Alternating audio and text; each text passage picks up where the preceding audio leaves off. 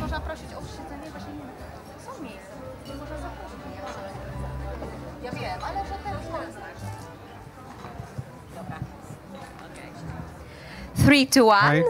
I think it's this moment where we can officially start our conference. Yes. Hi, everyone. Please take a seat. Good morning, everyone, and welcome to our European expert meeting on work-life balance, organized by Co-Facing Families Europe, Share the Care Foundation, and co-hosted by Zeus. I am Attila Böhm, Senior Policy and Advocacy Officer at Co-Facing Families Europe, and with Silvia Zimacka, we're going to guide you through today. And our conference, Equal at Home, Equal at Work, brings together leaders from across Europe to explore how we can create workplaces that truly support families and how equal caregiving leads to more inclusive, sustainable societies. And we are honored to open today with a few remarks from distinguished guests. To teraz może ja się wtrącę w języku polskim. Let me now interrupt in Polish. And I just wanted to make sure that everyone who needs interpretation already has taken their headphones. Headphones for translations, the devices are available in front at the reception desk. So because the conference will be held in 2 languages, we have our fantastic entrepreneurs, so they will guide us through, so everyone can take insightful insights.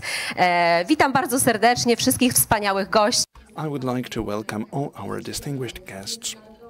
We are very glad that this international community has gathered in order here to represent this variety of perspectives, to seek solutions that would serve everyone. We have managed to meet here, and I would like to express my gratitude to all the people involved in organizing this conference. Let me stress this. The conference itself happens within the framework Equal at Home, Equal at Work. We would like to employ equal language in order to shed light the conditions at a workplace in the context of the conditions at home. We would like to thank all the partners who have committed themselves into our conference and our campaign. This conference is taking place under the honorary patronage of the Polish presidency in the Council of the European Union. Likewise, we would like to extend our heartfelt thanks to the Ministry of Family, Labour and Social Policy, Forbes Women, Rzeczpospolita, Onet, Personal i Zarządzanie are our media partners.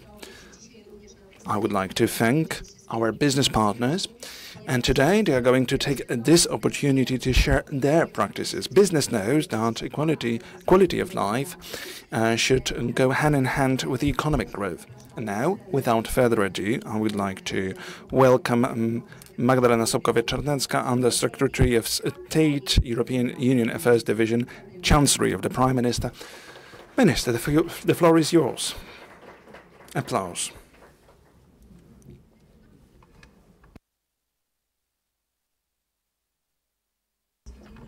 I was told to speak in Polish, so I would like to make sure that everybody has a translation. Yes, you do.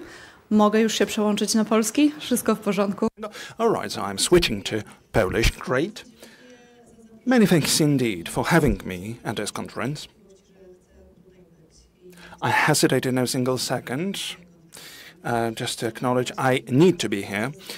It has been for years that I have been having my own foundation that is working towards equality, towards supporting women. These are the topics which are very close to my heart. Today, my pleasure is in co-coordinating the presidency of the Council of the European Union, and the main slogan for this presidency is Security Europe. Yet, I trust there mustn't be this whole feeling of security without equality. We might feel secure on condition that we feel equal and we feel secure and safe when we feel we are treated equally. We feel secure if we aren't discriminated by anyone. And this is at the corner, at the kernel of the directives of the EU that have supported women. There is one that has been in place for 2 years, that is the Work-Life Balance Directive. It has shown everything's surmountable, and this is evidenced by the statistics. It turned out fathers can stay at home and provide care to their children. Of course, women are needed to give birth to children. This is a matter of nature. But if you want to take your kid for a stroll, a woman is not as necessary as we once thought. Oftentimes I'm asked, what should we do to have full equality? I've got a feeling that a social change is needed. Equality has been anchored in all possible regulations. In the EU treaties, in the Constitution, there are guarantees for the equal treatment of men and women. But what we badly need is this social change, shifting of the mindset, acknowledgement of the fact that women can develop themselves as men do. When we established our foundation, Women at the Center, we asked women what they had to abandon just because of the fact that they are women. Well, if you, dear female colleagues, ask yourselves the same question, then it turns out that this litany of motives is very long. There are 2 directives to be put in place in Poland about the wages gap and the presence of women, representation of women in the boards of companies. And especially the latter raises many questions. How to put it in action? There are no so many female candidates as male candidates for the board position. But I believe to answer this question you need to review the whole life cycle of a woman's professional life as well as her family life. And these are matters which are intertwined. Work-life balance directive open up many doors. It made us aware of the fact that fathers can take over caregiving duties. Women, as a result, return to the workplace sooner. And as a result, women will be more numerous in the boards. I was myself not a great supportive of parities. I thought that everything must be developed naturally. I changed my mind. What is needed in the first place is some legislative boost, a boost in regulations. And so it happened for the Work-Life Balance Directive and for the latter directives, that is a Wages Gap Directive and representation of women in the board, or underrepresentation, gender underrepresentation in the boards, because it doesn't only have to do with women. For it to happen, we must give it a legislation boost. I would like to thank our organizer. I admire your work. I've largely have for years. But, well, if I may say something, I'm really glad this conference is taking place within the premises of the Social Insurance Institution. Natives know the image of ZUS, that is the Social Insurance Institution, concerns something else. Whereas here, we're shedding light on something beautiful. We introduce new regulations, and that's how we open up the pathway towards equality. We are fully aware that the result of equality, or the lack thereof, is the fact that women's pensions are lower by 40% compared to the ones of men in this country. And that's precisely the result of what the whole life cycle of a woman looks like. Their gap for children's upbringing, etc. It was crystal clear to me that the Polish presidency should take this topic up. And this is my role. Therefore, equality had to be embedded. In June, on the 24th, we are going to meet in Poznań on the conference dedicated to equality to speak amongst the colleagues from the member states what the conclusions are from the fact that these three directives are either entered into force or are entering into force. Well, there is no secret. There is some backlash coming in towards the topic of equality. I celebrated birthday yesterday, so this is my wish. Here I come with a wish for myself. I would wish for Europe not to abandon the pathway towards equality. Equality is no leftist dream. It is not. Equality is something which we should consider a fundamental right, irrespective of political inclinations. Equality should be well anchored in regulations. Everyone should feel convenient in their respective society, should be also enabled equal growth perspectives. Equality isn't about letting women abandon their life and their families. It is not. Equality means you can take any path for your development as you want, and the regulations are there as enablers, not limitations. I wish Europe stays the role model of equality and should not and will not take this turning that some other countries already have taken. We should be this green isle of equality. This should be our compass for growth. And again, let me stress, we don't feel safe unless we are treated equally. Thank you very much for having me. Again, heartfelt thanks go to the ones committed for the sake of equality. And another dream that I wanted to share with you. This is an important conference, but perhaps sooner or later we won't have to organize such conferences because equality will be something that will be taken for granted already. Thank you.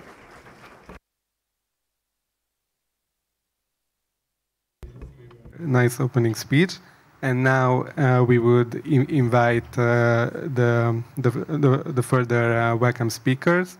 I like to call Carolina Adrian, founder and board member from Shadow Care Foundation, Antonia Torrens, president of Confessive Families Europe, and Marius Jadinak, board member at ZUS. So please come to the stage, and we call you.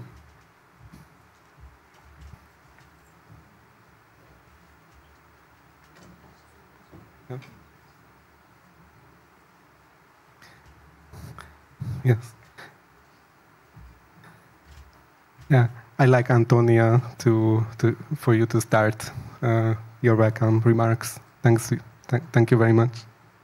Thank you very much, Attila. Thank you very much, everyone, ladies and gentlemen. Dear colleagues, dear friends, dear people and colleagues from this organization, they share the care for the wonderful preparation and the great hospitality you are giving us. Thank you very much indeed. So it is a true pleasure to welcome you here in Holland today for our European expert meeting, Equal at Work, Equal at Home, Equal at Work, organized under the patronage of the Polish presidency of the EU. On behalf of Confessive Families Europe, I would like to extend a heart-left thank you again to our generous hosts, Share the Care and ZUS, for bringing us together in this important space of dialogue and cooperation. Confessive Families Europe advocates for inclusive, family-supportive workplace cultures built on equal opportunities, non-discrimination, and a recognition of family diversity. We know that families today come in many forms: single parents, same-sex couples with children, blended and multi-generational households, families with members with disabilities, and many more. Excuse me. Supporting them all effectively means reshaping how we think about work-life balance. Our meeting today could not be more timely. In December 2024, the Employment, Social Policy, Health and Consumer Affairs Council adopted significant conclusions and recommendations on ensuring work-life balance and gender equality for all generations, especially in the face of Europe's demographic challenges. Among the recommendations was a clear call to promote efforts by employers and social partners to develop and implement policies that support mental health, gender equality, and family-friendly workplaces, including breastfeeding-friendly environments and targeted support for fathers. This is exactly the focus of today's gathering. We have brought together more than 100 participants from across Europe, family organizations, employers, social partners, researchers, policymakers, and practitioners. Together, we aim to discuss workplace transformation and explore innovative, practical solutions for a better balance between work and family life. The challenges we face are not new, but they remain urgent. A 2018 Eurobarometer survey already showed that a quarter of Europeans have trouble taking family leave, with over 27% discouraged by their supervisors. 1 in 3 still lacks access to flexible working arrangements. These issues have only deepened post-COVID, underlining the need for robust support structures, from job security and health benefits to inclusive, flexible workplace policies that work for both women and men. Today's program is designed to tackle these challenges from all angles. So, we will try to highlight key research on current workplace dynamics, engage directly with employers and policymakers to share experiences and identify barriers, and we will take part in hands-on workshops to craft actionable steps toward a more caring economy. We'll delve into topics such as engaging men in parental equality, supporting mothers to return to the workforce, and creating inclusive campaigns that reflect Europe's diverse families. Together, we aim to ensure that European legislation and initiatives like the Work-Life Balance Directive, the Care Strategy, and the Gender Equality Strategy translates into real and tangible process in people's lives. So let us take this opportunity in this great place we are today, and the so well prepared event, and the wonderful weather we have to share our knowledge, but to shape a new vision of workplace culture, one that values care, inclusion, and the full diversity of families. So I wish us all a productive, inspiring, and impactful day. Thank you very much.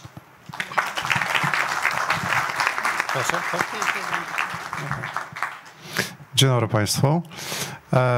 Good morning, ladies and gentlemen. Minister, Madam President, all esteemed guests who have gathered here from all across Europe. It is my pleasure to be able to host you here within the premises of ZUS.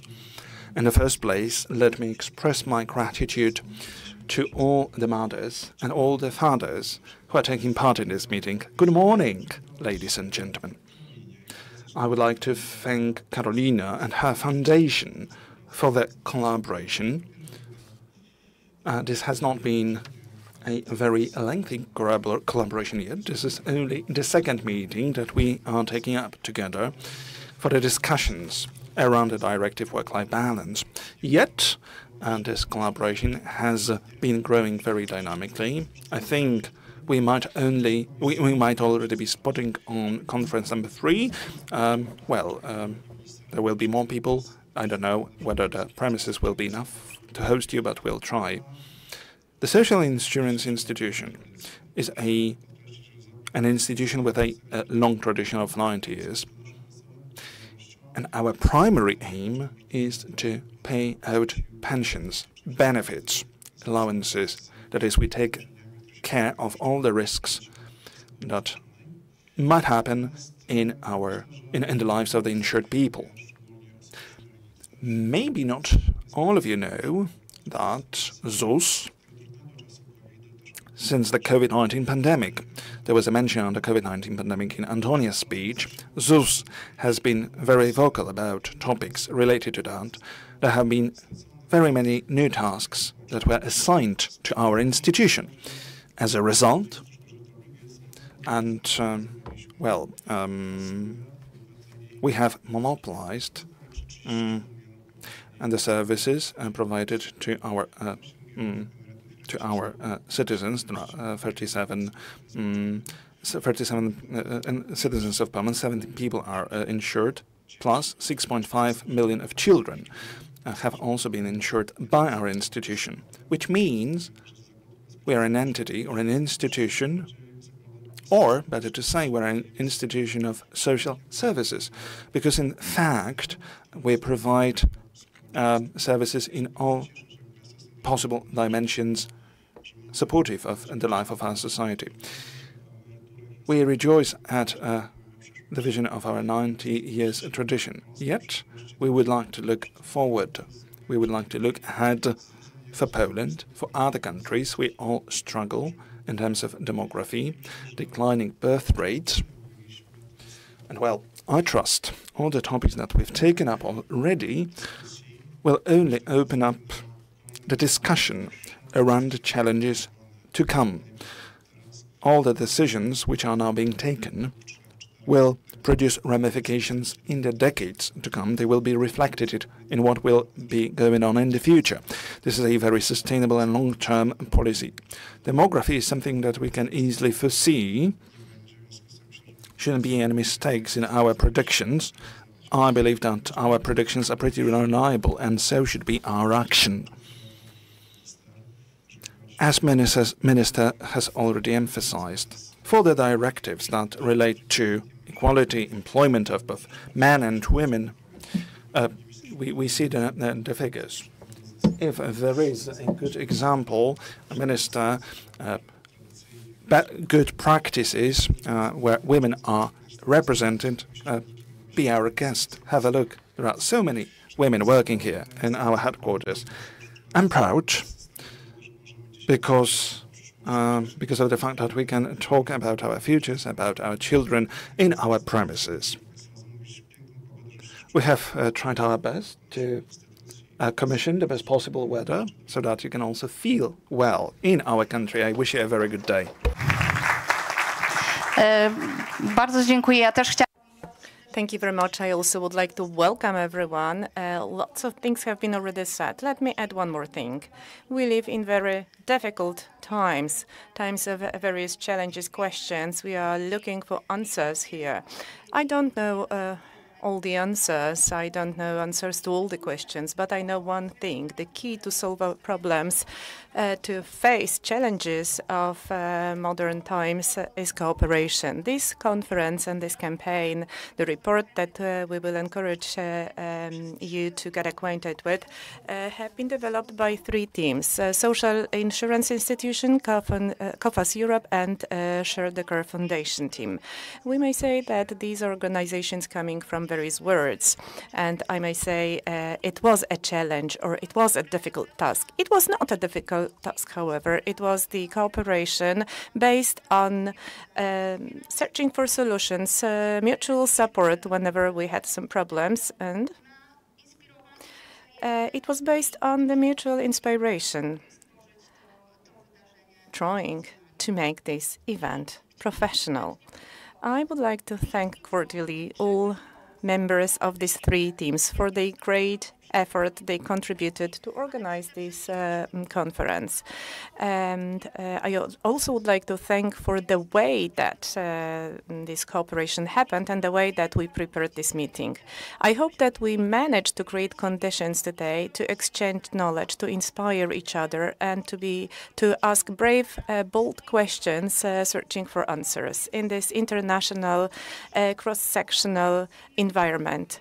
We have experts coming from various worlds, but they aim at the same purpose. I hope we will use this day to its utmost, and let's open the day officially. Thank you. And now let's start with the kickoff and keynote speech from Jasmine Thomas, from economist from OECD. I think for our discussions it's really critical to set up the stage, because maybe in some bubbles we would say that the topic of gender equality and work-life balance is clear and it's understandable, but we also know that to be honest and to really look for the solutions that can fit everyone, we really need to look at the topic from many different angles. And we mentioned already demographics, but we will mention here several times maybe business competitiveness. So I think each of the stakeholders in this area has a different perspective of the topic on social rights, on the quality of life, on the quality of work. So it's my great pleasure to introduce Jasmine Thomas. Jasmine, are you around? Yeah, oh, okay, yes, please. Let's welcome on the stage with the applause, Jasmine, and the stage is yours. And here is the clicker for your charts. Good morning, everyone. I was actually wondering which photo I would have up there, so now we know. So I'm actually really, really delighted to be here sharing some of the work the OECD has done in the past year. And I really want to start by thanking the organizers. I know how hard it is to put together a huge event like this, so really congratulations for bringing everyone together into this room to talk about this really important topic. Since it is the early morning, I'm so used to moving, so I'm going to try to talk into the mic for the benefit of the translators, but I'm sorry if I move a little bit. Since it's early morning, I'm going to try to be super captivating and fun and keep you engaged, but also hit all the super important key points that need to be mentioned. But before I do so, I have to give a slight disclaimer. The results and data presented here are not to be interpreted as the official views of the OECD or its member countries. I must also note that some of the results are based on an OECD report that has yet to be released and some proprietary microdata. So that means two things. The first one, you are the lucky ones who get a sneak peek preview. So really, consider yourselves lucky. But the second thing is for a couple of these graphs, it would be great if you don't take pictures or share outside of this meeting until after the report is published, which will be sometime this summer. So kind of like Chatham House rules. You can talk about the findings, but don't mention the specific results or the data points. So with that important disclaimer aside, I'm so sorry, I keep moving. Really apologize to the translators. Yes, okay. I definitely have a tendency to want to walk around and move my hands, so this is much easier for me. So now with that important disclaimer aside, before I dig into the data, I want to mention that I lean into a subtle pun that is hidden in the session title, which if you didn't read the session title is Why We Should Care, and it's written there at the bottom of the screen. And if English isn't your first language, care has a bit of a dual implication here, why we should care as in take care of people, which is what I'm going to talk a lot about today, but also why we should care in terms of being interested and curious. And so I kind of lean into that double pun a little bit, and possibly annoyingly much. We'll find out. We'll see how it lands every time I make a joke about it. So now that I've set that up, let me underscore the very first reason why we should care. The first is that, and you've probably heard this 1,000 times already, but it can't be emphasized enough, gender equality is not a zero-sum issue. It is a driver of macroeconomic performance. This work from the OECD shows that closing gender gaps in labor force participation and hours worked could increase potential GDP per capita by 0.23. Now, this probably seems small to some of you if you're not familiar with how GDP per capita growth works, because it's less than 1. How big can that be?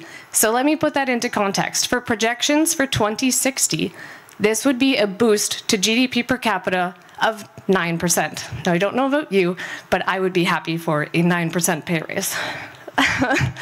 But all of this suggests that one of the reasons we should care is because gender-equal labor markets are more productive labor markets. But we should also care because gender-equal labor markets are more resilient to demographic change. As is probably no surprise to anyone in this room, and I heard it was talked a little bit about yesterday, is that there is population aging. The old age dependency ratio is rising. We have fewer working age individuals and a growing number of older adults. This will place pressure on pension systems, on healthcare systems, and on public finances more broadly. And this is some of your proprietary data that you're going to get a sneak peek of. It appears that citizens are aware of this potential negative impact on economic growth and social protection systems, including long-term care. Because when we ask in this proprietary survey of 27 OECD countries, a survey I am particularly attached to as one of the lead researchers, we find that 65% of people, on average, are concerned about population aging beyond the next 10 years. And I think this is a really important result because it says to me that it's not just governments and researchers that are concerned. Your average everyday citizen is also concerned. So it's not just us in this room, it's not just policymakers. Your everyday citizen is concerned about population aging. So now, how does this relate back to that key question of why we should care? So as is probably also no surprise to anyone in this room, population aging has several different tools and policymakers can leverage to try to overcome potential worker shortages. And some of these are shown on the screen. In that survey I just mentioned, we asked people what their preferences were for policy action and how much they would support different policy actions. Well, you can see that the strongest support exists for growing women's labor force participation.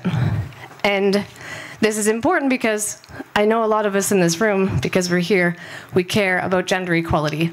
And you have a lot of government workers who also care about gender equality and trying to implement these policies. But again, just like with that last slide, this shows that your average citizen also thinks that one of the best policies for dealing with worker shortages is increasing women's labor force participation.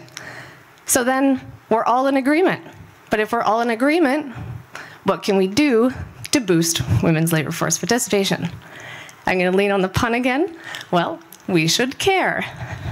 So yes, I really did like the pun when I was given the session title. All kidding aside, care services are really, really essential for children, for young people, for people with disability, for older adults, and they need to be accessible, they need to be affordable, they need to be of high quality. And when they are, they can really, really help reduce unpaid care responsibilities, make them manageable, and increase labor supply, especially among women. Now, I can't help but point out, because it was also mentioned, I'm told, a little bit yesterday, one policy option here is encouraging people to have more children. Now, it's not the preferred option. It's a little further down in the chart, but it is still an option that people express support for. And a notable share of people do want to see boosts to fertility to address worker shortages.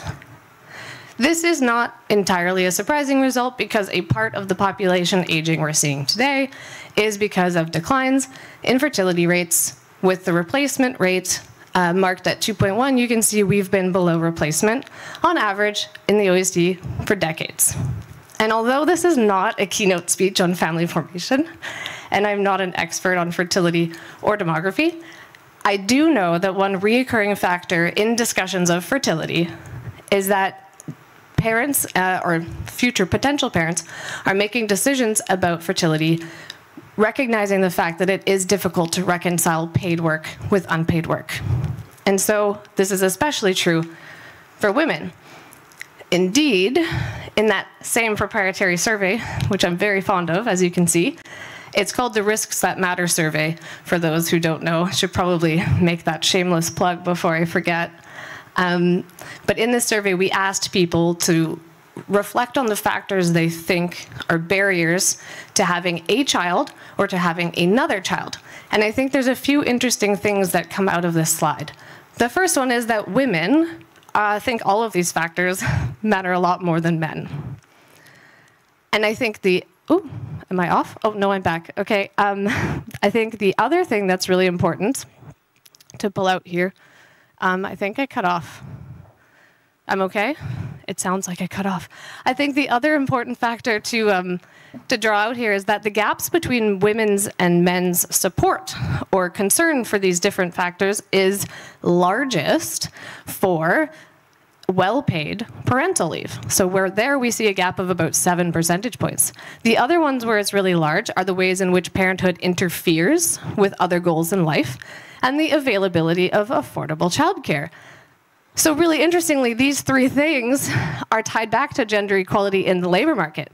The 3 things where you see gender gaps are the largest as a factor limiting people's belief in having children. The gaps are the largest for the things linked to the labor market. So this brings us back to that main theme and the pun in the session title, we should care because gender equal labor markets are more supportive of family formation, a factor linked to population aging, linked to worker shortages, linked to difficulty financing social protection systems.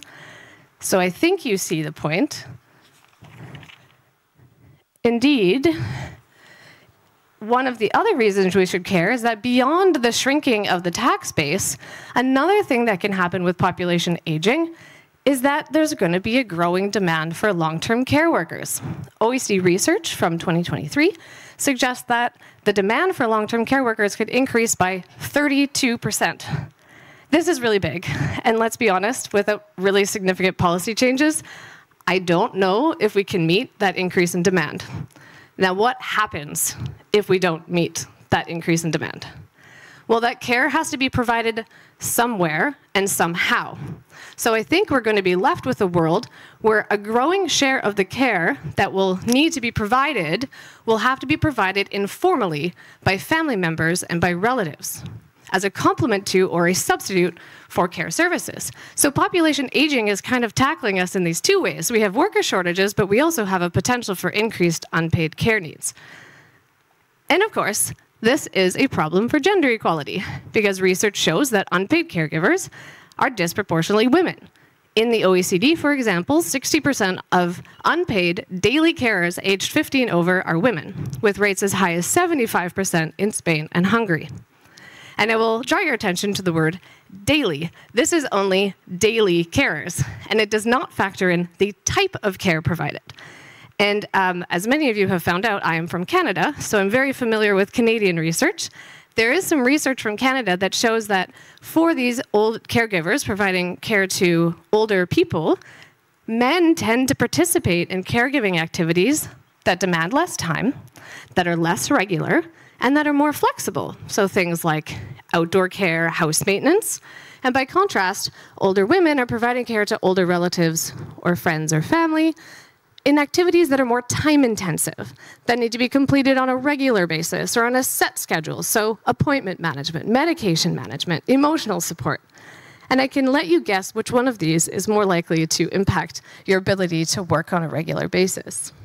And this isn't just theoretical. In the Labour Force Survey for the European Union, there was a special edition in 2018.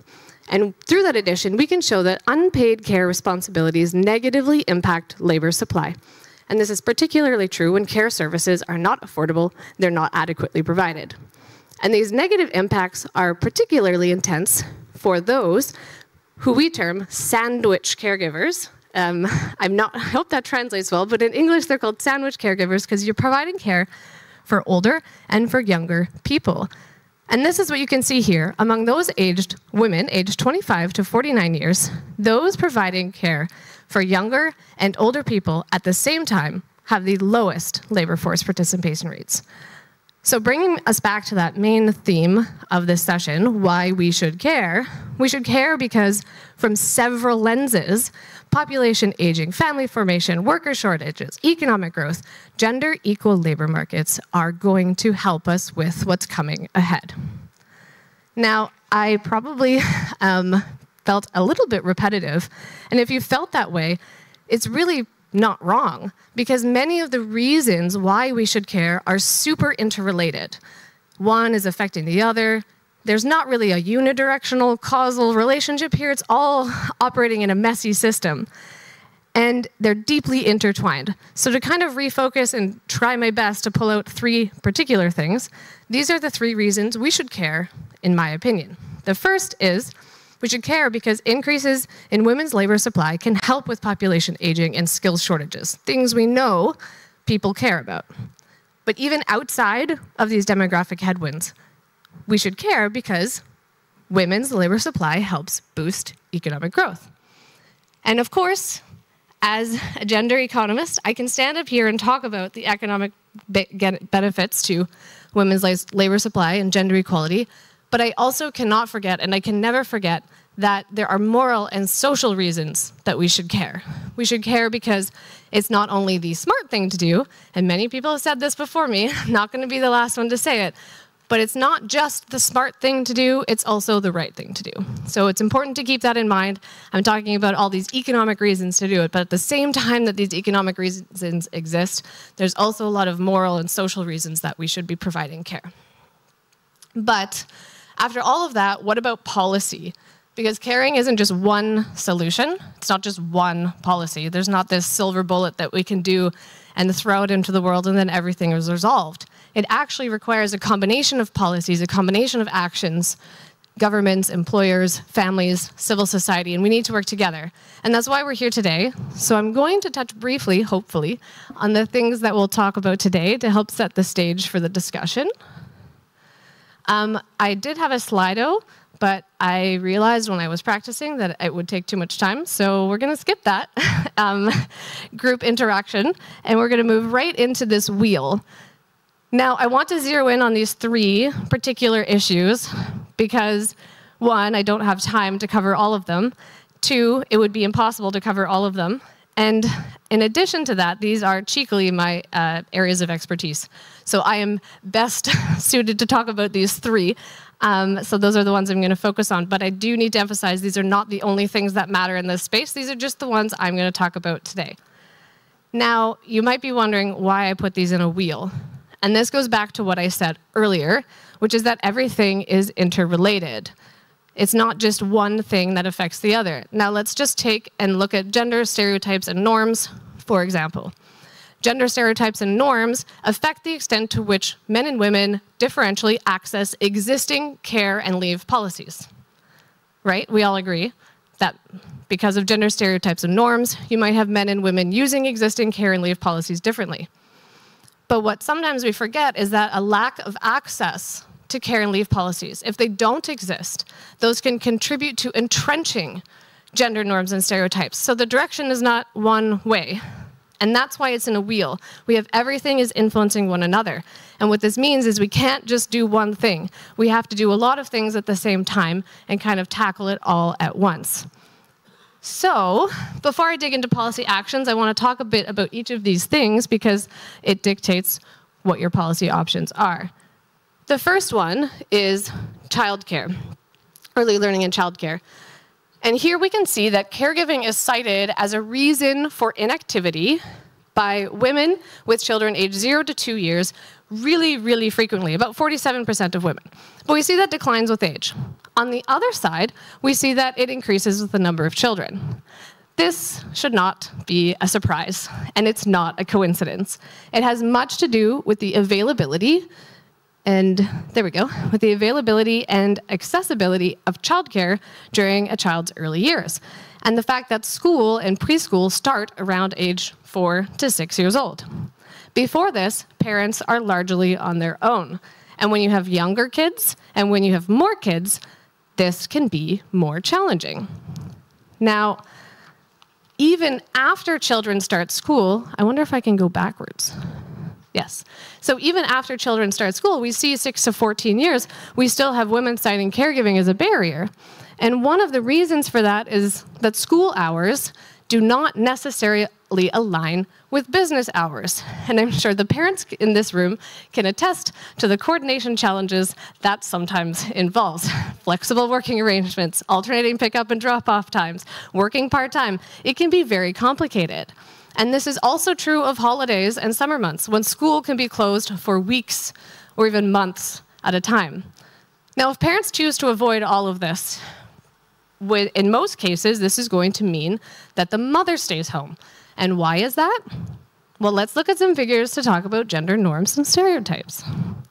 In the World Values Survey, about 1 in 3 people in the European Union believe that a child suffers with a working mother. And in some countries, these shares are over 50%. Now, this is a societal pressure that exists and layers on top of the policy environment, making it difficult to have 2 parents working. So if this societal pressure is layering on top of this and you decide to avoid all the complications of childcare and out-of-school care, and you need someone to stay home, the societal pressure is going to dictate which parent stays home. We see the same thing in a 2022 IGA survey, where about only 84% of people believe that a working mother can establish just as secure and warm a relationship with her child as a mother who does not work. Again, pointing to these existing societal pressures. And they reflect deep-rooted cultural beliefs, which were mentioned before me, that need to be tackled in order to reach really gender-equal labor markets. And I think... Oh, I'm going to go back 1 second. I think what's also important, and something I was thinking about last night, the fact that surveys even have questions like this for women, but not for men, is a testament in and of itself to the existence of these deep-rooted cultural stereotypes. Why aren't we asking about whether a father can establish just as warm and secure a working relationship if he's working? Why are we only asking about women? So now, let's talk about family leave. Immediately after the birth of a child, a woman is more likely to take time off to care for young children than the man. And this is shown by the statistics at the OECD Family Database, a really awesome database where 70% of users of publicly administered paid parental leave are women.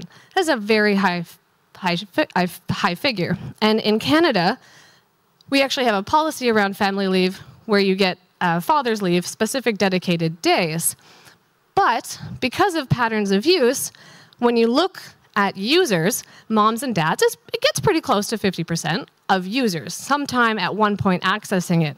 But then you look at days, and that really changes the picture. Because the dad might go on leave for 2, 3, or 4 weeks, the mother's going on leave for 16, 20, 25 weeks. And so it's really important to think about things when, like this type of stuff, these nuances when we're looking at the data. And these gender differences in use reflect not only the gender stereotypes and norms we just talked about, but they also reflect policy. So, for instance, as we know, especially with the EU directive, a lot of countries are now offering fathers paid leave. But most leave, as this graph shows, still privileges mothers. And even when the leave can be shared, the replacement rates, so the amount of money you get back, and the benefit generosity often create strong negative implications for household finances if the father earns more than the mother and he goes on leave. And then even on top of that, in some cases, there are father's leave benefits that are less than mother's leave benefits, which adds an extra layer of complication. But let's just pretend that none of this exists. Everything is perfectly equal. Men and women have the exact same number of days, exact same number of entitlements, exact same replacement rate. All of these things are equal. I want to draw your attention to this survey question in a 2024 Eurobarometer, I think it was. Oh, did I go? I missed it. I went 2 over. The Eurobarometer, where over 40% of respondents disagree that a father should give up work to look after a child if the pay is lower than the mother's and the father wants a child to stay at home. Now, this is a mouthful, so I'm going to rephrase it a little bit. We have a family. We have a mom and you have a dad. The mom is earning more than the dad, and they've decided together as a family that someone stays home. So we're all on board. When presented with this hypothetical scenario, 40% of people disagree that the father should stay home. So to me, this says that even if you have the policy parameters, and even if you have the economic incentives, you still have gender norms and stereotypes dictating who is staying home. And that is something that needs to be changed.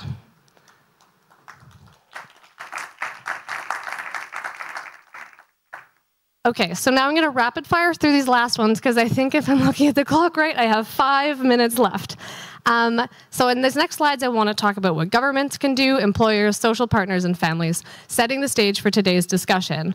And as context, a lot of what I'm about to say comes from a European Commission report that we've been working on for the last 18 months. The title of the report is at the bottom of the slide. It's not yet out, so do keep your eyes peeled. It will be coming out shortly. And we would love to have all your eyes on it because there's lots of interesting information in there, and I can't resist a shameless plug. Now, on this next slide, I've put up a whole list of actions that governments can do, and this is not intended to be comprehensive. I'm done showing proprietary data, so if for some reason you want to take a picture, please feel free. But I'm not going to go through this list because 1, it's boring, 2, I feel like most of you probably already know this, and second, there's nothing innovative here.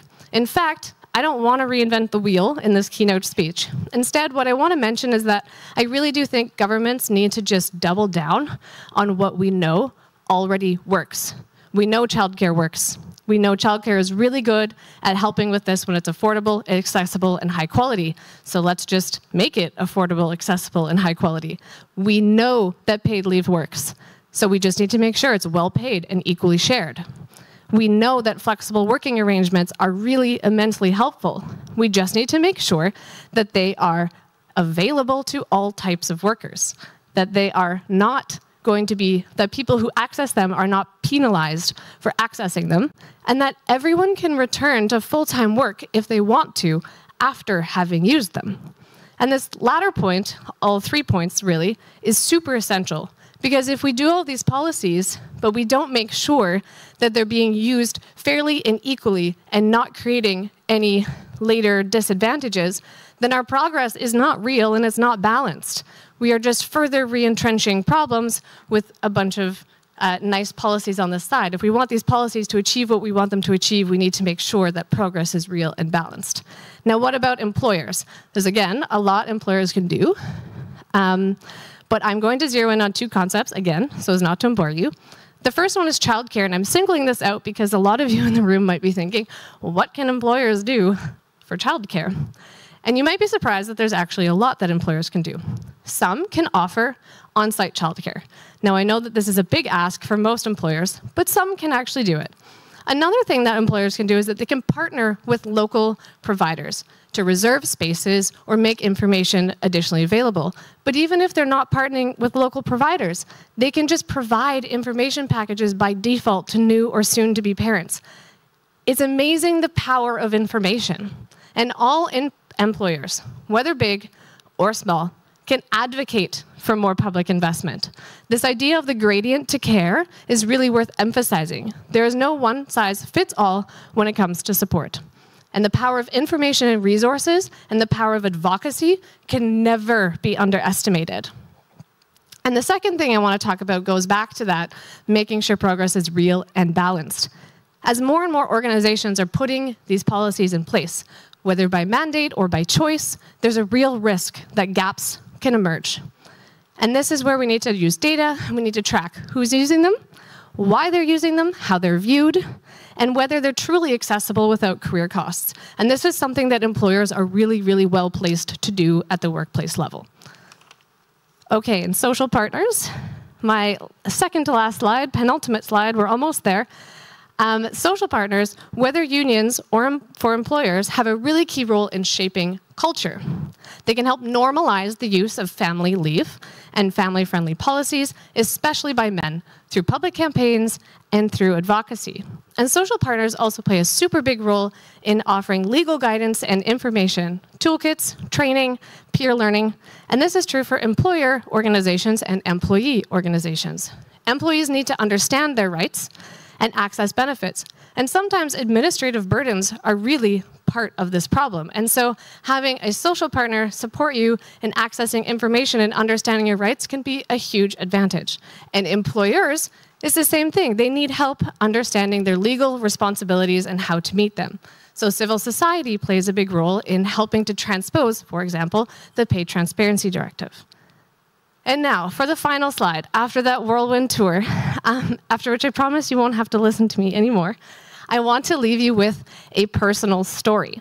one that speaks to the quiet ways that all of us as a society can challenge and change the status quo. And this is kind of a call to action. So let me start. In my household, we've actually flipped the traditional script. I do all of the paid work, and my husband does all of the unpaid work. And whenever people find this out, the questions start. When is he going back to work? What did he used to do? Isn't he bored? Is he going to go back to school? When's he going to go back to work? All of the questions, and honestly, sometimes from the same people, just different times, different months apart. And I sometimes wonder, and I obviously don't know the answer because I have no counterfactual, but would he face the same questions if the roles were reversed? Would people be so curious? And sometimes it even feels like concern if the roles were reversed.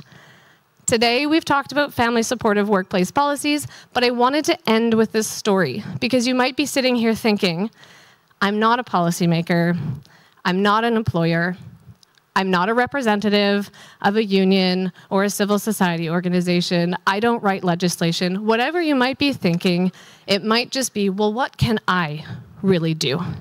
And the thing is that you can do a lot. So today I'm going to ask you to reflect how you might perhaps unintentionally be reinforcing gender norms and stereotypes. And I tell you, I do this every day.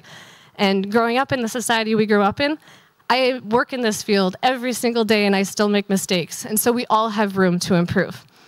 And so just as importantly, when you find that you've made a mistake or you've made a blunder or you're contributing to gender norms and stereotypes, think how you might help to then dismantle them going forward. Whether you're a friend, a spouse, a parent, a colleague, a leader, or a policymaker, or just feel like an individual on this planet, each of us has a role to play. Every conversation, every decision, every assumption, every meeting you book. Change starts with individuals, but it doesn't, of course, stop there. So I encourage you throughout the day not only to think about the policies that we need, but about the perspectives that we hold. And this is where change for gender norms and stereotypes can start. So I'm now done, and you don't have to listen to me anymore. Let's continue to make positive change. Thank you.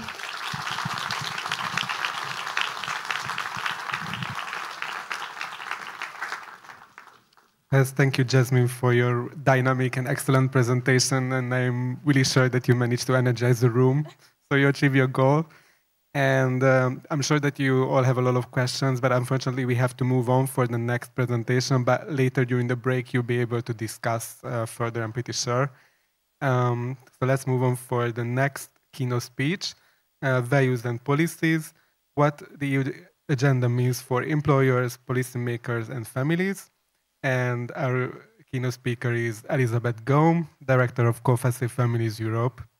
And in this presentation, we will hear a policy overview of the EU frameworks that shape family-supportive workplaces, from the EU Work-Life Balance Directive to broader strategies on quality and care. So, Elisabeth, the floor is yours. Thanks a lot. Thank you very much. Thank you very much. Thank you, dziękuję. To reflect on Jasmine's latest, sort of the last comment, what can we do? Well, I try to lead by example and transmit these values to my daughters. So, you know, I think everyone has their bit to do. I've been asked to reflect today on what the EU agenda means for employers, policymakers, and families in relation to the topic of the conference, work-life balance. So let me start with the reality of families as the starting point, namely the core challenge affecting families of today, work-life imbalances.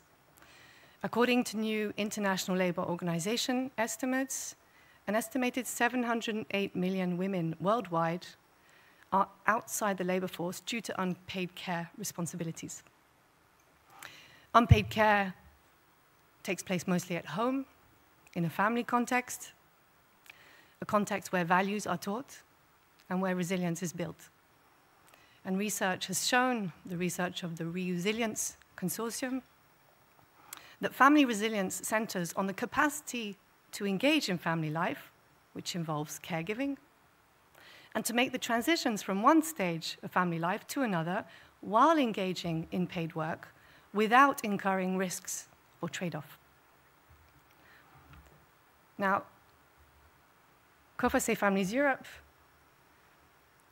advocates daily in Brussels and across Europe to ensure that the European Union agenda not only acknowledges this work-life dilemma, but that the agenda also actively empowers families through strong policies, particularly during these key life transitions, such as the birth of one or more children, a major change in employment status of one or more parents, the transition of a child through the school system and into work, and of course, transitions later in life for family members. So what role for employers in this context? Well, for employers, the EU agenda offers both challenge and opportunity.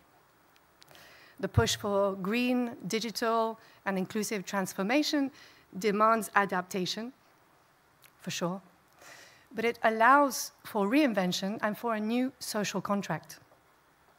In Brussels, we work with the social partners, so the representatives of employers and trade unions, and they negotiate and adopt agreements and statements in many fields. In fact, a shout out to them if they're following the live stream. They develop European legal agreements, as they did in 2010 on parental leave. They adopt joint statements, for instance, as they did in 2020 on childcare provisions. They have not yet taken position on family-supportive workplaces and parental equality, however. Yet their voice matters, very much so. Employers must not just be recognized as economic actors, but as partners in shaping social progress.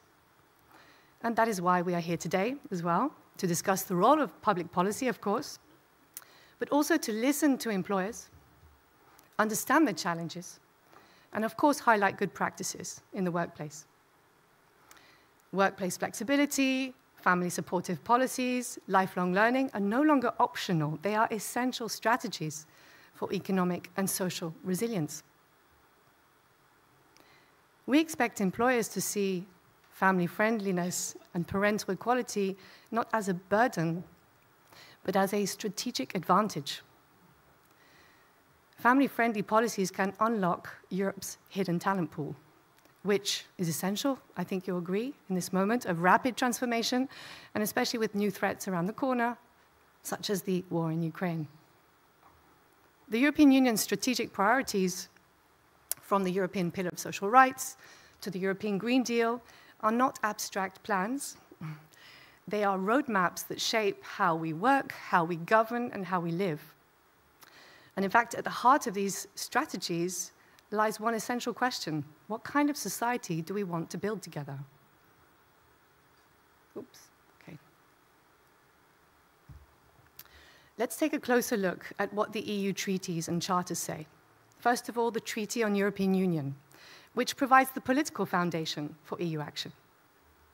Article 3 of the Treaty on European Union states that the Union shall combat social exclusion and discrimination, and shall promote social justice and protection, equality between women and men, solidarity between generations, and protection of the rights of the child. Note this Article 3, please. Let's look at the Treaty on the Functioning of the European Union, which is the operational framework for EU action. So Article 153 of the Treaty on the Functioning of the European Union provides that the European Union shall support and complement the activities of the member states in the field of equality between women and men with regard to labor market opportunities and treatment at work. Article 153. This was the legal basis for the EU Work-Life Balance Directive. As for the Charter of Fundamental Rights, its Article 33 provides that the family shall enjoy legal, economic, and social protection.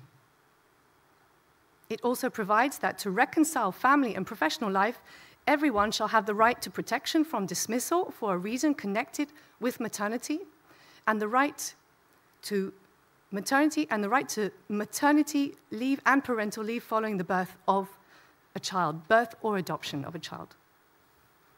I mean, these are not just words. These are legally binding texts which enshrine values of gender equality, solidarity between generations, social inclusion, human rights, non-discrimination, and work-life balance. And it's based on these different legal articles that the EU proposes measures which impact families, which impact family policies, and which impact employers, of course. So even if policies for families remain very much under national jurisdiction, the EU influences them through legislation, strategic guidelines, funding programs, technical assistance, transnational exchanges, and more. And some examples include policy frameworks, which provide benchmarking and strategic guidelines to reduce gender inequality in the labor market, but also to consolidate support and care services for families. This is done, for instance, through the European Pillar of Social Rights, the European Care Strategy, the European Child Guarantee, the EU Gender Equality Strategy, and last but not least, the EU Strategy for the Rights of Persons with Disabilities. These different strategies all have very clear strategic guidelines for member states. We also have laws which provide minimum standards on working conditions, on family-related leaves, and and flexible work arrangements, such as the 1992 Pregnant Workers Directive, or, of course, the 2019 Work-Life Balance Directive. We also have European funding streams that provide direct subsidies for service provision and training of professionals to support families and children.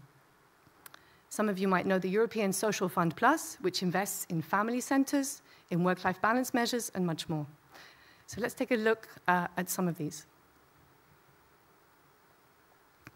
The action plan for implementing the European Pillar of Social Rights was adopted in 2021 and is currently under review. That action plan has a target to at least halve the gender employment gap by 2030 compared to 2019. So here we're looking at equality at work. The gender employment gap refers to the difference between the employment rates of men and women. And reducing this gap matters to ensure that women and men have equal access to employment opportunities regardless of their gender. Halving this gap would require a decrease from 11.7 percentage points in 2019 to 5.8 percentage points in 2030. Now, the data for 2024 showed there was still a significant gap of 10 percentage points. So we still have a long way to go and really only 5 years left to reach that target. But if we look more closely at the differences between countries, some countries have a bigger gender employment gap than the EU average. And these countries are Poland, Czechia, Malta, Romania, Greece, and Italy, with the highest gap of 19.3 percentage points. Of course, in some countries like the Baltic countries, Lithuania, Estonia, and Latvia, they have a much smaller gap of 3 percentage points or less. And in Finland, the gap was almost negligible in 2024 with 0.7 percentage points. So obviously, there are many differences across countries, but member states are invited by the Commission to take action to reduce that gap in order to reach the 2030 target. And this is monitored through Eurostat data, which I'm showing here. How can I not mention the Work-Life Balance Directive? In fact, you have the hashtag here and the penguins we used back in 2017, 18, 19 to support this legislation.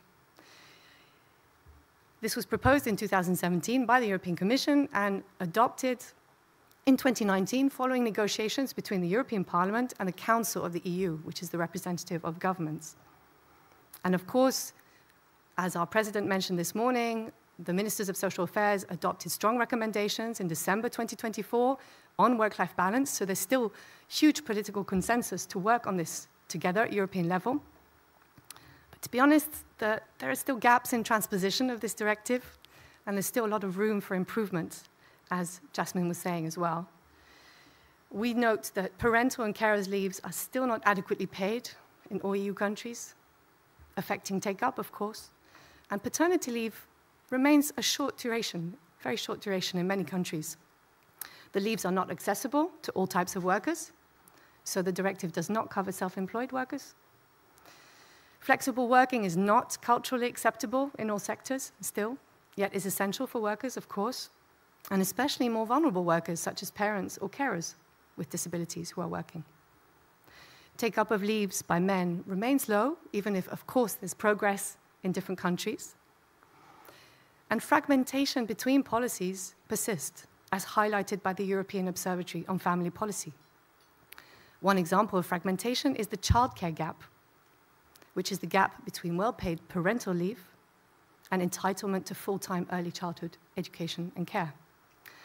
So the Work-Life Balance Directive itself foresees a European Commission review report to be submitted on the 2nd of August, 2027. And this report may be accompanied by a legislative proposal, if appropriate. So let's see how things evolve in the next year and if member states adopt higher standards. A final EU initiative, which I think is worth spotlighting, is the European Social Fund Plus. It currently funds the development of services that support parents in balancing work and family responsibilities, such as childcare facilities, parental support programs, and family centers. It funds projects that aim to expand availability and quality of early childhood education and care. It also provides opportunities for enhancing education for children, with a specific focus also on inclusive education for children with disabilities. It also funds parental skills development, so really developing programs to support parents in that specific skill that they need to develop to help their children's education and social development. And this is all under the current European Union budget, which will last until 2027. So negotiations are now underway in Brussels for the next 7-year budget from 2028 to 2035. And of course, we need a strong social fund moving forward. So we are doing our best in Brussels to advocate with key partners to ensure we have a strong social fund in the next budget. To conclude, equality at home and equality at work is a shared project, as reflected by the multi-stakeholder audience that we have today. It's not only a national project, but a European project. And by European, I mean the European continent, and not only the EU. So I'm also talking here in the room, but also in the live stream to people from North Macedonia, Kosovo, Norway, the UK, Georgia, Serbia, Bosnia and Herzegovina, and many more. Really, we are a European continent and we need to work together. We invite employers to see family friendliness not as a burden, but as a strategic advantage, as I said. Fostering a workplace culture that respects boundaries, work should not overtake family life. We believe employers have a crucial role in both economic and social progress. From policymakers, we expect full transposition of the EU Work-Life Balance Directive beyond the minimum standards, as well as strengthening policy design and implementation by closing the obvious gaps between different measures for families. To families, we need to share the care and show that parental equality is possible. It's possible for penguins. I think we can manage, to be honest. Family is teamwork, and you have a great opportunity to transfer these values to new generations. We need practitioners, strong practitioners, NGOs, trade unions, local authorities, educators, to show leadership in implementation of social rights, ensuring service quality and family support close to communities, inclusive of all types of families, and also inclusive of fathers and men. Finally, we also have many researchers here today, providing important analytical work to help us understand the impacts of policies and services. We need a sound knowledge base to help drive policy reform and develop strong policy and service models. So we all have a stake in building a Europe that is both compassionate and competitive. Thank you.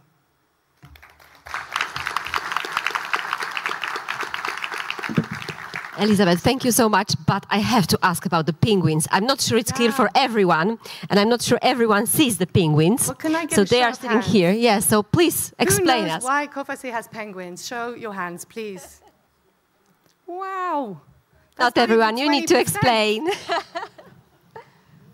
but I'm very proud of those who do. Thank you so much for knowing. If you have seen a documentary called The Emperor Penguin, have some of you seen it? Thank you. The father stays with the egg. Have you noticed that? While the mother goes to hunt for food for months. And then she comes back, feeds, and then the mother stays with the baby, and the father goes to hunt. Happy feet, also, yes, good reference. So if, you know, penguins are really a truly natural, fantastic example of parental equality.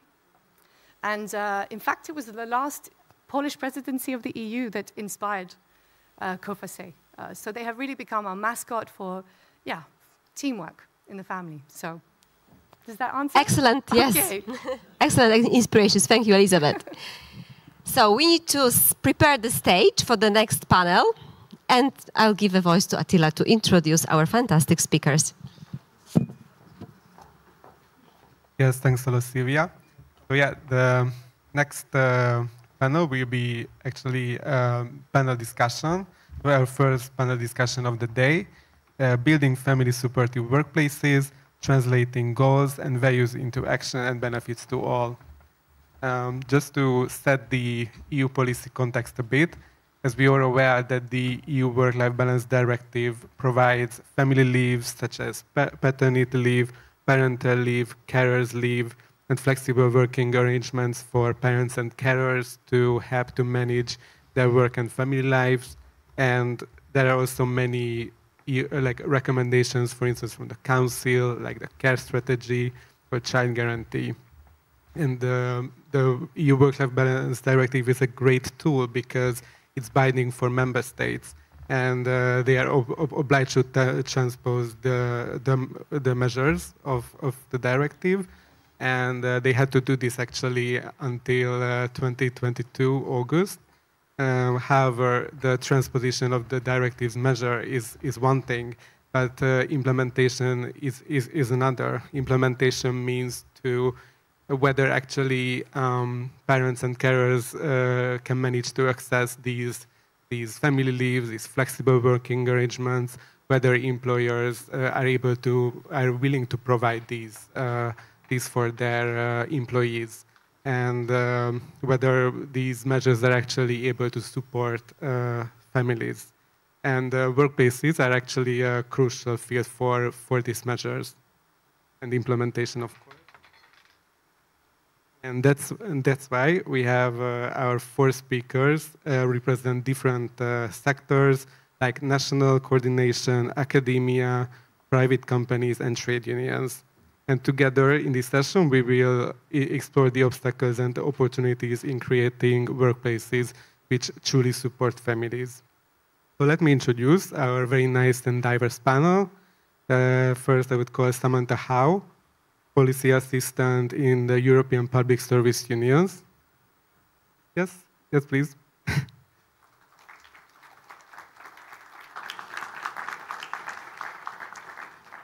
We also have Magdalena Jarzyńska, HR lead at Mattel Poland.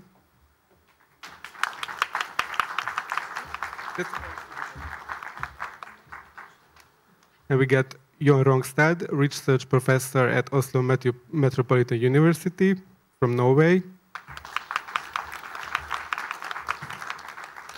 And Elisabeth Wenzel, director at Family und Beruf Management in Austria.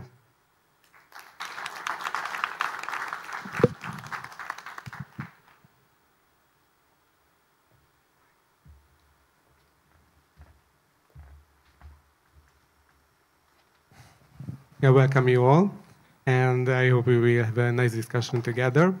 Just to keep things focused, we'll go through 2 rounds of questions, and in the first round we will talk about challenges, the main challenges that you see in your respective fields, and in the second round we will talk about practical recommendations and solutions. And each speaker will be provided 5 minutes per answer. Is that okay for you? So, you all have the mics.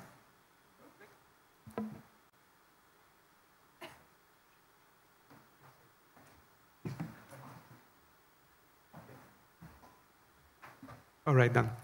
So let's start with Elizabeth, with your national perspective. As we all know, Austria offers a great model of how national level coordination can help bridge policy and practice. And for your perspective in coordinating work-life balance efforts in Austria, what challenges do employers face when they implement family-friendly policies? So first of all, thank you for the invitation. And to kind of clear up my background, we work with around 450,000 employees in Austria who work for around 900 employers. They did the family-friendly certification program, so my reference are the good ones, the 900 ones that do already a quite good job in Austria.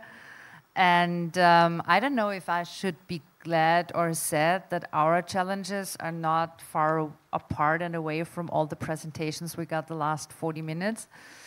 But in special, our employers still fight for finding people, even it changes around crisis and inflations.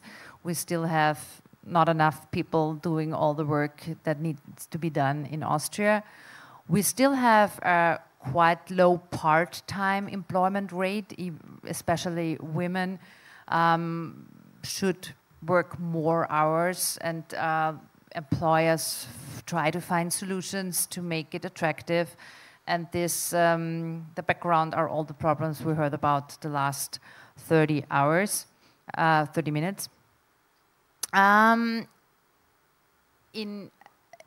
a quite new view to the problem is that empower women and support of women on top market needs men's participation. So the trend right now is to find solutions. We still have a part-time employment rate of men around under 14%, which is not really high, and it's increasing 0.3% per year. So I think that's a baby steps. We should get quicker or do it quicker. Yeah, and this many employers try to find campaigns. I think this is a best practice from my second questions, that the man participation increases. When you do measures and when you do work with your employers, a really tough moment, and it's still something they try to find their way, is, are the measures targeting the right audience? Well, if you are, like we heard about childcare, not for everybody it's possible to do it, have an own kindergarten or something like that, and you really have to find precise measures. And do the measures meet the right, or are they announced and communicated the right way? We never had so many different generations at labor market at the same time as right now, and this is a second trend or problem: how to reach them, how to communicate with them, how to find solutions to keep elderly people longer in the market or on the labor market, and how to find an acceptance between all these groups for all the different measures. And the third thing, which is still reality, is that work-life balance needs flexibility, but the work councils are always a bit afraid of flexibility. So social partners, employers, and the government still need to negotiate as equal as possible that this experience and this participation is well done. So that's reality. I don't know if it's the same all over, but in Austria we have a quite tough balance and coordination challenge between these three powers in a firm or in an organization. Yes, thanks Elizabeth a lot for highlighting the key challenges in Austria and also raising some more provocative questions whether these measures actually targeting the right audience. I think it's quite important to note this. And now let's turn to Jon. So building what you've heard from Elizabeth, and also based on your research, of course, which focuses on how employers perceive ideal employees. In your researcher perspective, how do employers' ideas of what makes a good or attractive employee influence their support for family-friendly policies? Thank you. Thank you for the invitation. And I registered that, of course, Norway is not part of the EU. That's why you didn't see the statistic from Norway. I would like to start to say that Norway is a very strange country. I mean, this is far up north, it's small, and it's very rich. People always say that. And that's, of course, true to some extent. And everyone thinks that's because of the oil, that's because of the industry. But it's not.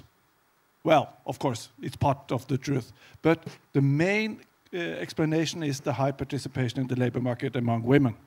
So it's the equality of opportunity, which actually has contributed more to the economic success in Norway than the oil and gas.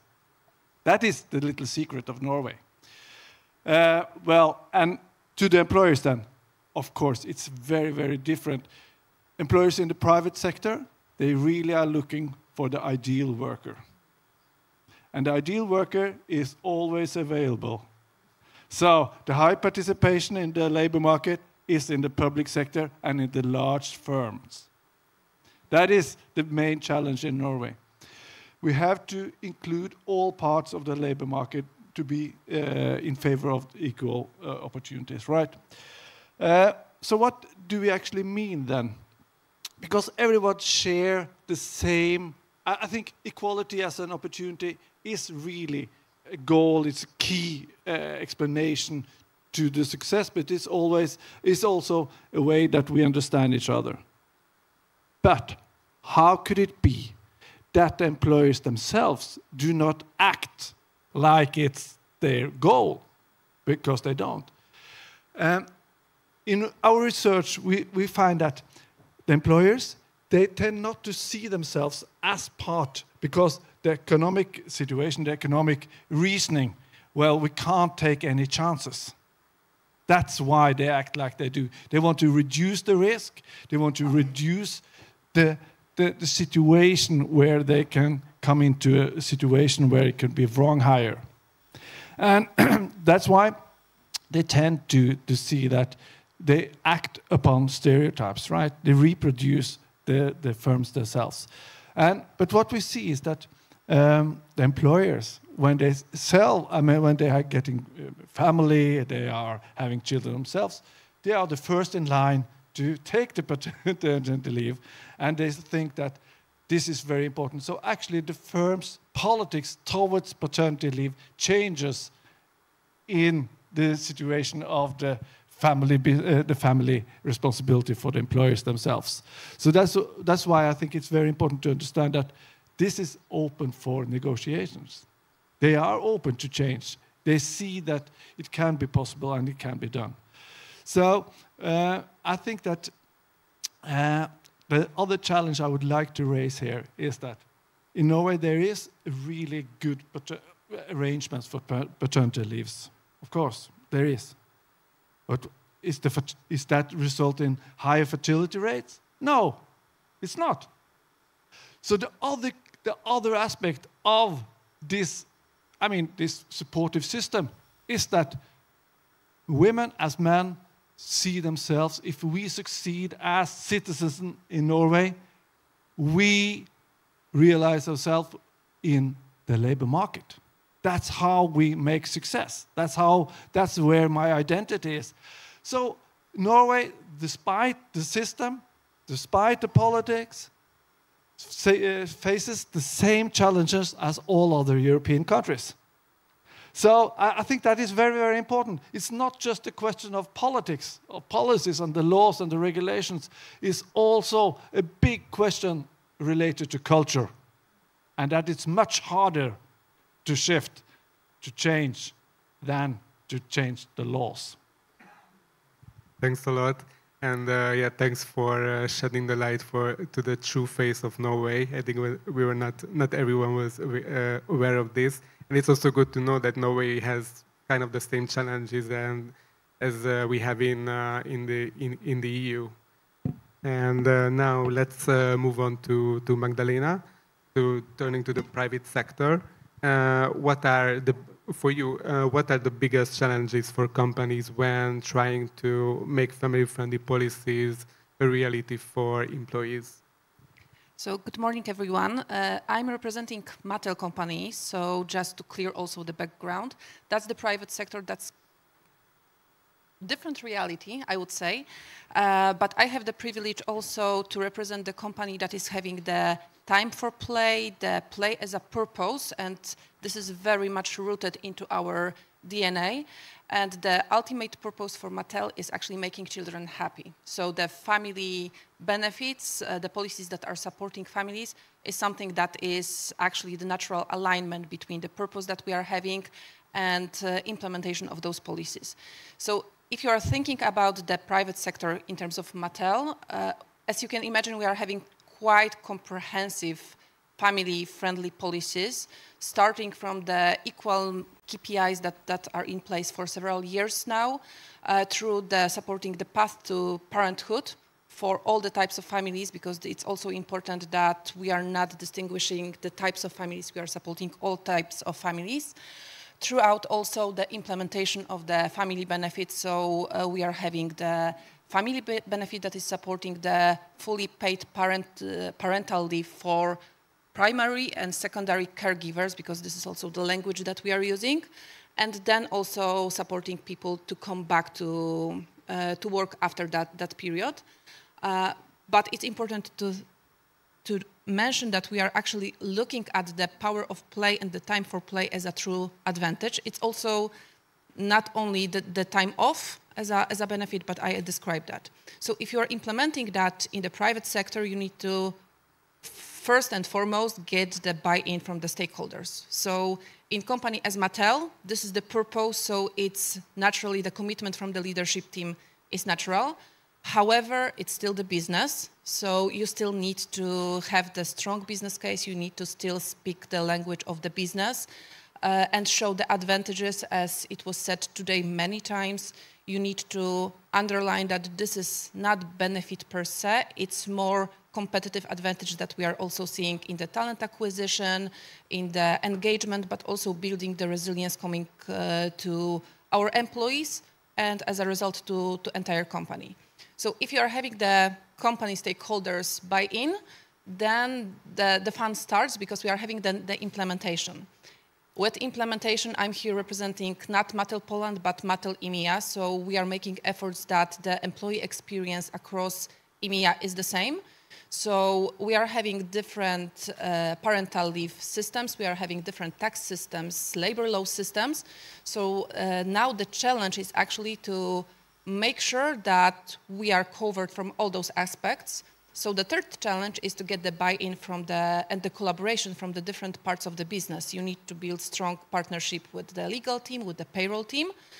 And then the communication. So when everything is in place, you need to make sure that the proper communication, proper materials, and the meet management is also in. All the questions are answers, all the materials that you could provide to them are in place. And when the benefit is on, the most important part is to make sure that the benefit is not only available, but it's also used. So we need to embrace that, we need to normalize using that, we need to make sure that the leadership team is also celebrating the parenthood, the family moments, but also that they are using that and role modeling that, so this is not becoming the burden. Yeah, thanks a lot for highlighting or introducing Mattel's actually quite inclusive and family-friendly policies, and also walking us through the different aspects like legal, communication, HR, and also highlighting the obvious roles of stakeholders when we speak about the private sector is actually quite crucial. And now let's move on to Samantha. As we all know, that the care sector workers are often quite intense pressure. And how does this affect their work-life balance? What are the main challenges for workers in the care sector? public care services when it comes to achieving work-life balance? Okay. Thank you very much. First of all, I would like to thank COFACI for this fantastic event, also for inviting the trade unions to speak as well. I represent EPSU, which is the European Federation of Public Service Unions, and my particular speciality is the social services sector, which is long-term care and early education and care. And I would also like to say I would love to have given my intervention in Polish. My Polish is non-existent, so I apologize. I will be speaking in English, but I promise maybe next time if I come again, I'll have a little Polish ready for you. So, long-term care, and the question, what are the biggest barriers to workers in the public care sector? Well, as you can see, I've come up here with a sheaf of notes in doing a little bit of background here. There are a lot of barriers. I promise I won't go through all of them. I think a lot of the things, the barriers, have been mentioned already this morning, one way or another, the particular individual barriers. The care sector in Europe, and I think not just in Europe, is in crisis. It's in absolute crisis now. It was in crisis before COVID-19. After COVID, it's just gone into a declining spiral now. The biggest major problem we have is staff shortages. Retention and recruitment in this sector is very difficult. We are hemorrhaging workers, and the sector cannot continue like this much longer before it will simply cease to function.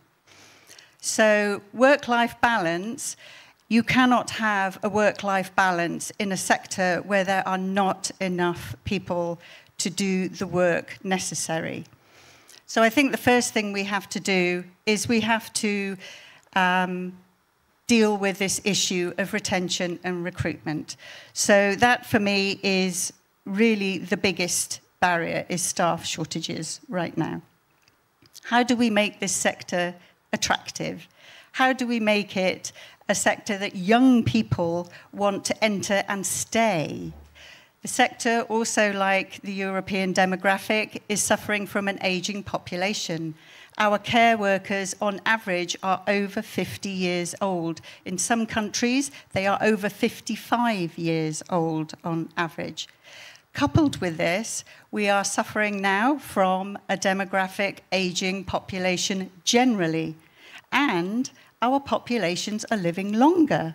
So we have a longer lifespan of aging people who need care.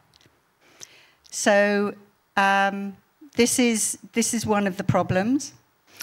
Care, and we're talking not just about long-term care, we're also talking about early childhood education and care, is a very particular sector because it has a unique set of problems. They have musculoskeletal disorders. A care worker and an early childhood care worker, long-term care as well, spends most of their day either on their feet or lifting children or lifting and moving older people. This has a severe impact on your physical health as well. Psychosocial risks as well. Talking to some of our affiliates in the early childcare sector, often there will be one worker to about 30 under 3 years old children. The psychosocial stress on somebody is immense on that. Long-term care workers deal with very, very difficult situations. They deal with people who are nearing their end of life, people with health issues, also people with maybe dementia and other issues. Again, psychologically, very difficult to deal with. And then we have the issue of third-party violence. We have the issue of our care workers dealing with families or other related individuals being harassed and being physically abused as well in care homes and in early childcare centres as well. How can you then go home and deal with your own family after a day like that? After a 12-hour shift or longer sometimes, how can we ensure that these people who give so much during their working day and longer can then go home and have a balanced and normal working life or normal life at home? Time, not just physical time, but emotional time and space for their own children or their own elderly parents that they look after, their own husbands or partners. So those are what I would say for us as unions. These are the main barriers that we have to overcome.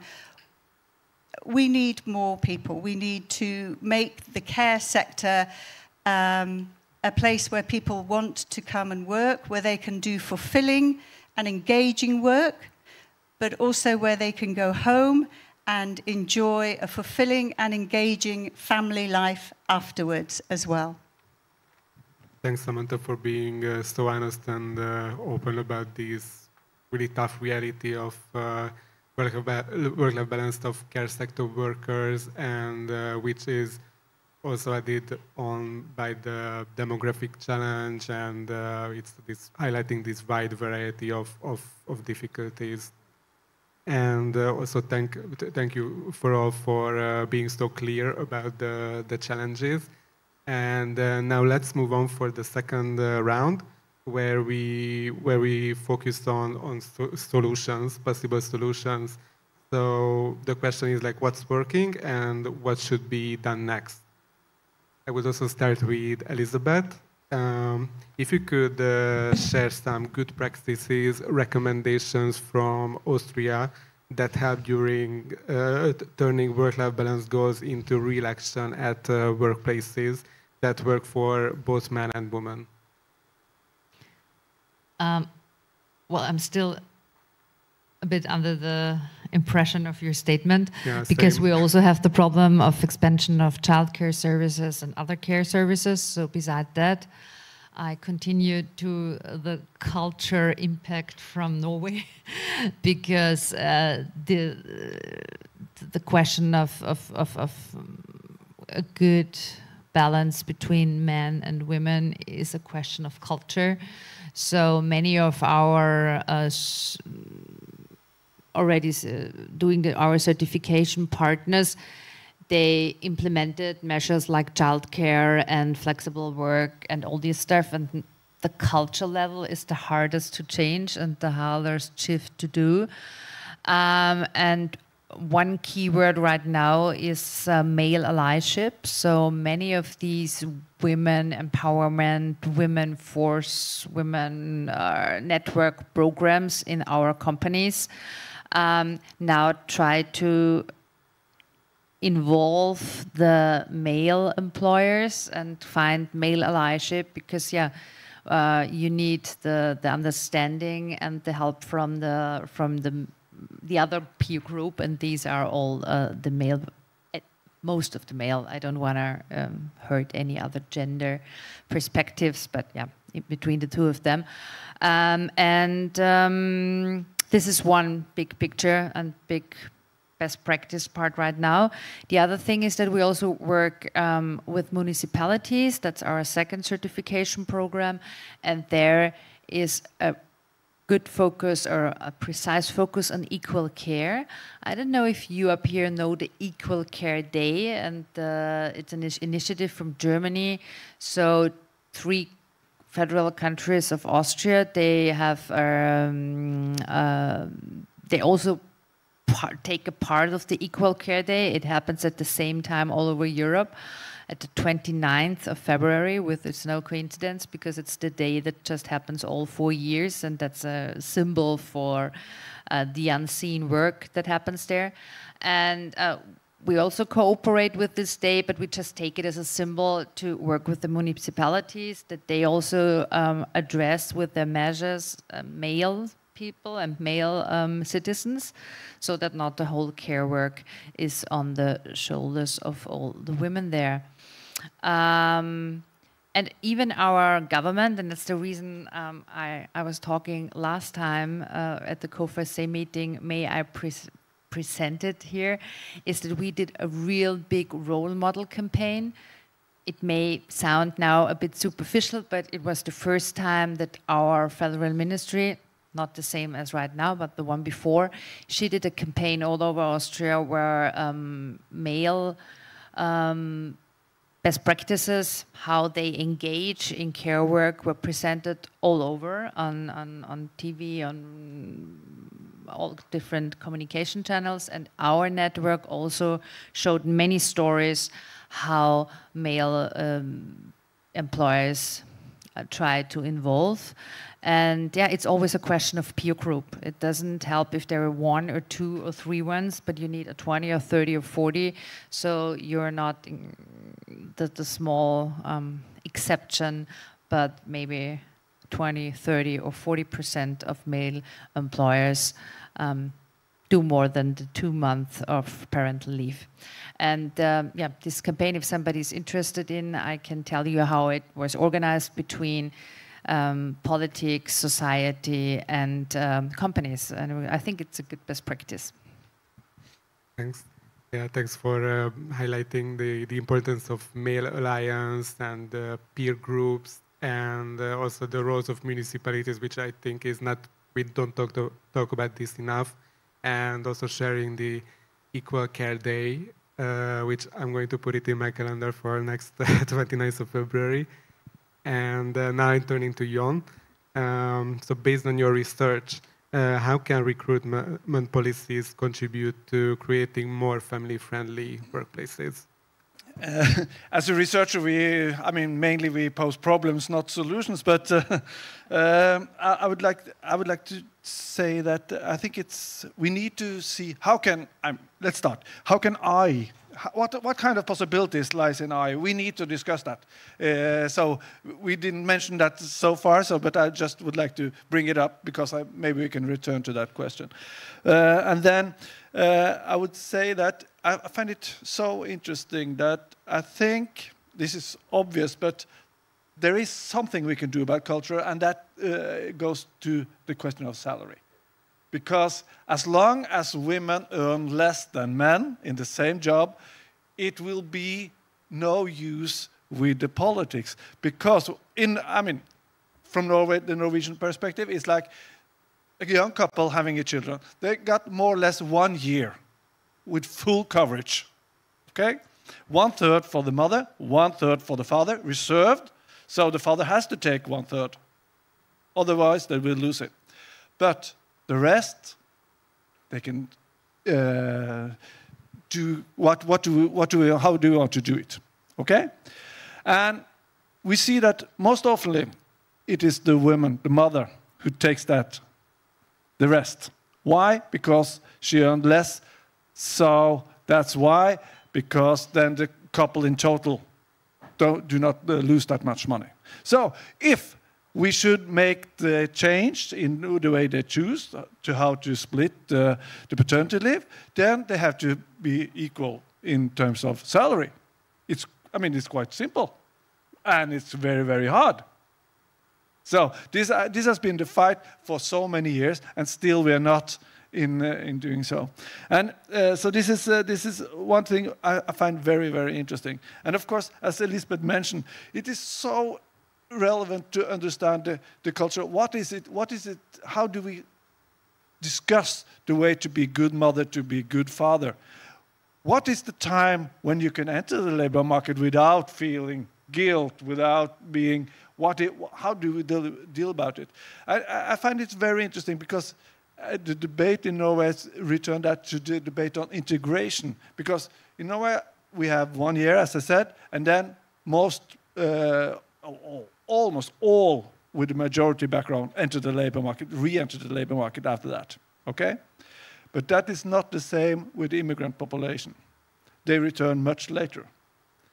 And this has been a big debate because the integration is not just about rights, it's also about duties. And one duty is to go into work, to pay tax, to contribute to the great society at the total. So it's really a big debate. What are your duties as a citizen in a country? So I think we really need to discuss that bit, because on the one hand it's how to be a good parent, on the other hand how to be a good citizen, and that is not always the same answer to that. The answer is not always the same. So, and then I think really it is really interesting. And I think that is the most important advice. How should we communicate to the employers so they really understand that equality is good for business? Because we say that over and over again in the seminars, but we don't succeed in getting them to actually listen to the message. So I really think we should rethink how we communicate, because up to this day, we haven't succeeded. So how can we do that better? What are the solutions? Because we should not just continue with saying the same thing over and over again. So this is the main challenge and solutions at the same time. Okay, thank you.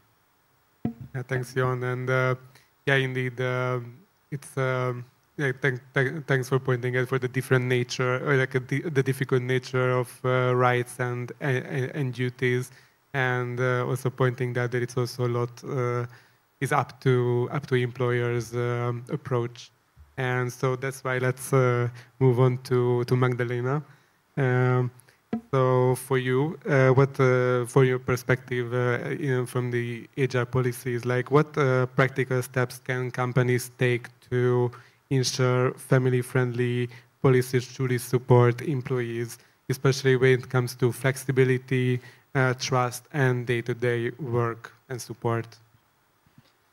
So basically, I would start with connecting that with the purpose. So thinking what we are trying actually to achieve. So being very practical at Mattel, we are truly believing that, and we are actually trying to embrace the workplace that is treating the time for family, time for play, and family in general, not as a burden, not as a disruption, but actually as a important part of the meaningful full. So this is how we are treating family, and this is the beginning of thinking what we are trying to achieve. So then, of course, we are having the benchmarks. We are partnering with the compensation and benefits team just to see also what is the market standard and how we can actually marry the purpose that we are having with the market standards. But at the same time, we are also listening to employees. We are having many touch points with our employees from the engagement surveys, but also day-to-day contact. We are very flat organization, so we are actually hearing them. So listening to them and listening what they need is a key factor. Secondary, the policy needs to be designed for life, not to be the policy. So we as Mattel, we are seeing the families, we are seeing the reality, we are seeing that the family is coming in many different shapes and forms, and we are fully supporting that. And all of our policies are actually encouraging, to Jon's point, also the equality. So we are naming that primary caregiver and secondary caregiver, but at the same time what we are seeing, and this is actually to the first point about the challenges, it's still, especially in Poland, the mothers are the first caregivers. So it's also very important to make sure that the leadership team is supporting the employees. They are role modeling the fact that fathers are sometimes the first caregivers as well. They are encouraged to also take the time off, which is funded, and this is not tied up with the financial pressure for employee. So this is also important. And the last but not least, what I mentioned also in the first question, it has to be designed in the way that employees need that. If you heard them, this is what they needed, and you're making sure that this is actually something that is in the DNA of the company. This is normal to take the time off. It's normal to have the flexible working hours. It's normal to switch off and sacrifice some time to your family, because if the policy is available but it's not used, it's not useful. Yes, I completely agree, and I also agree really a lot that policies need to adapt life. They need to adapt realities of employees. So it's actually, yeah, it's really crucial. And Samantha, let's close with your trade union perspective. Can you share some union-led or sector-specific initiative that improve the work-life balance of carers? Yeah, thank you very much. Yes, I would like to start by sharing some very positive news in the care sector. Many of you may know that back in 2023, the European Commission approved the 44th Sectoral Social Dialogue Committee, and they approved a specific Sectoral Social Dialogue Committee for social services. So we were thrilled with that. We had our first meeting in December of 2023, and one of the things that we first agreed to do, and we have been working on for the last 18 months, is we have been negotiating with the employers a framework of actions on recruitment and retention in social services. One of the biggest chapters in our framework of actions is work-life balance and gender equality. How can we encourage more men into the care sector? The care sector, as we know, is a highly feminized sector, and because, as we've heard just now, wages are much lower because it's highly feminized. So we are looking for ways, and we have negotiated various different actions. The framework of actions has 11 chapters, and has a total of about 18 different specific actions covering all aspects of work, right from the first day of work and welcoming new employees, right through to career prospects and career progression as well, and also how to integrate and assist older workers and end of working time as well. So this is my positive sort of news at this point. It is due to be signed. We have finished the negotiations, and it's due to be signed at our Sectoral Social Dialogue Committee in June. So watch this space, because we are very excited about it. And then the committee's work will be to implement that framework in the coming years. So the other thing I think we need is more collective bargaining as well. We need better and stronger collective bargaining agreements that cover work-life balance, particularly in the care sector, flexible work arrangements. Individual aspects, I think we've covered a lot of those today anyway. We could talk about workload management, we can talk about flexible working arrangements, we can talk about parental leave. Yes, we've talked all about those individual things, but from the union's point of view, I think one of the biggest things in the care sector that has enabled the promotion of better work-life balance is the formation of this new Sectoral Social Dialogue Committee. And we are all very excited and very keen to promote our work on that. So I'd like to end on a good note. Yes, indeed, and it's great that you managed to share some positive news as a closure. And of course, the collective bargaining cannot be emphasized enough. And yes, I also want to thank you all for being so clear and being so insightful and concrete about the different challenges and putting forward recommendations to move forward. And we can see that these challenges existing and they will remain, but through correct implementation and cross-sectoral participation, there is the way through. And we saw, I think, a good example already, at least a great dialogue. And let's carry on with these messages for today, because we will talk about these topics a lot in the rest of the day. But if I may interrupt, we are very good on timing. Yes. We are very good on timing. Noticed, yes. That means that we have still some space for questions. So, if anyone has questions, I'll be happy to pass the mic. Anyone? Yes, actually, on most of the tables we have some microphones. I think that there were a lot of different aspects discussed. So, let's use the opportunity for questions.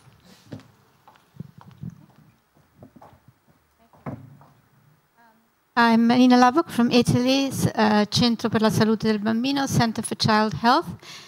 I was just wondering if we couldn't strongly consider adding another dimension to our work on work-life balance, which is very focused on gender equality concerns.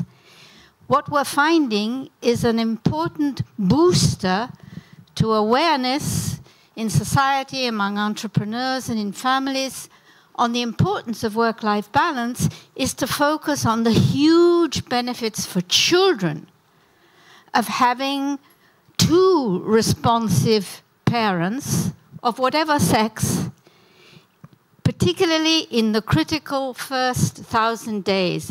There is a mass of literature that tells us that children who have had exposure to that kind of responsive parenting have huge benefits later in terms of educational attainment, of relational aspects, of less problems during adolescence, less drug addiction, less crime, less bullying, less everything.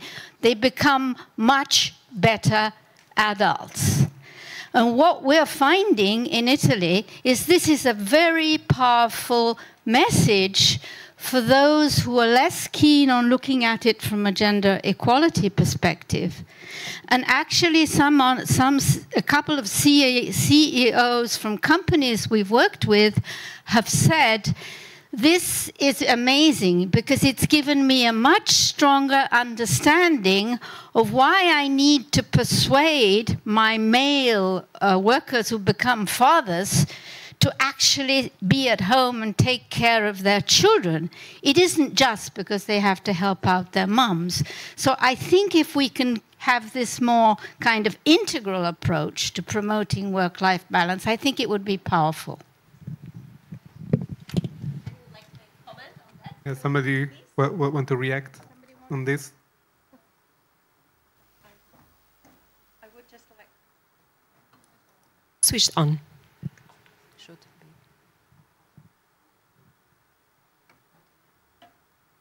Yeah, I would just like to also respond very quickly on that regarding quality early childhood education and care, because the other thing we need is affordable, accessible early childhood education and care, because as you were saying, statistics show that children who are in good quality early childhood education care are also more likely to go on to further education, they have better long-term prospects, they're less likely to get into trouble, return to drugs and things. So absolutely, I have to agree that family-based, but also that's why we need, when two parents have to work and there isn't this availability, then we must ensure that all children and all families have access to this really good, high quality,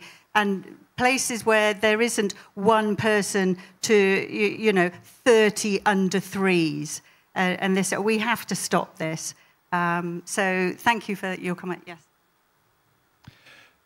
Thank you. I think you raise a very important issue. Though I'm not really sure what you mean by responsible. Responsive, not responsive. Aha, responsive. Okay, because I think three... Not responsible, responsive. Okay, because otherwise I would find it a bit challenging because 1,000 days is really a lot, right?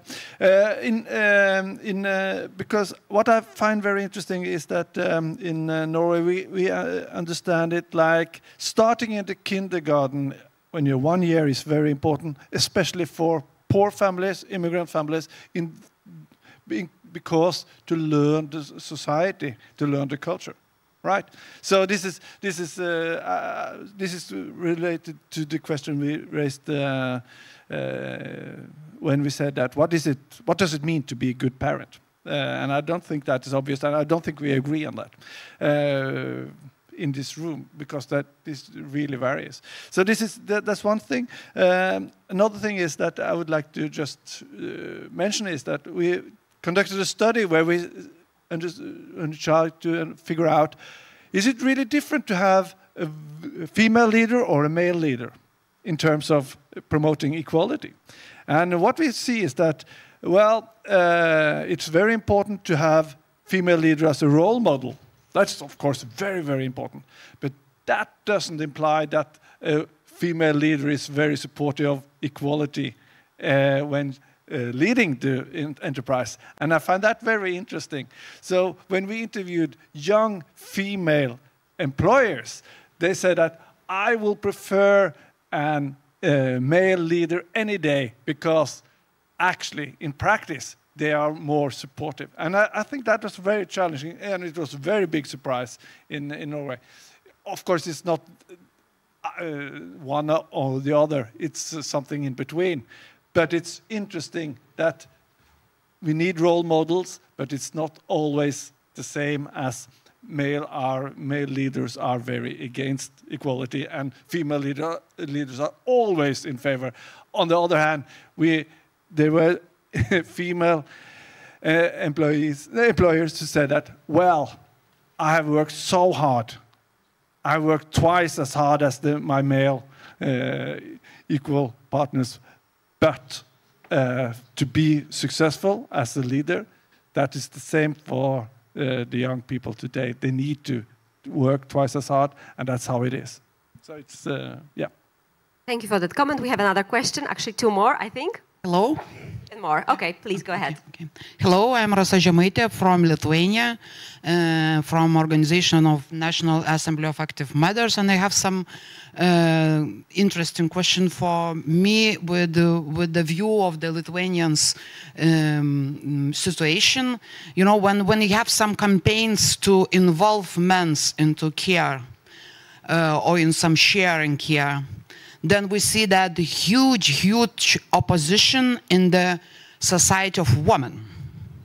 So maybe do you have some answers or some minds how because sometimes it looks like somebody have to prove us, women, to think about the equality and to let the men help us, you know. Just it's like so just let's talk about this, because it's about the culture, of course, and it's very important to understand why women don't want to prove equality so as we need it. Very good question, very relevant. Would like to pick that up?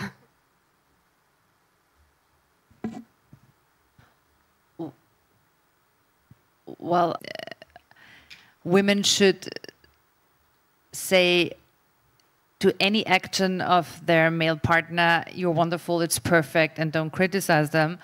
And this is maybe, and even if he does it differently, the child will not kind of die or be cold or whatever. And yeah, we have this discussion of female perfection or perfectionism, but it's not a public discussion. And at least we have maybe 3 or 4 or 5 men who do more parental leave than the 2 months or the 4 weeks. And we try to find a 30 or 40 or 50. This is still no majority. And I think it's not done yet that these male employers who want to do it don't feel any pressure from their peer not to do it. I think our problem right now is not the female, I don't know, barrier. We try to open the possibilities in the company, and maybe the next level is the society pressure. Maybe I can come back and tell you more in 10 years, and we do some survey, but right now we really try to, I don't know, there's a saying in German, you have to go through very big walls. I don't know how to say it in English. Maybe you can help me with your native English.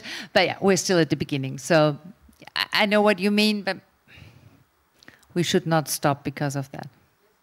That's it. Thank you. Kamil. Thanks. Hello.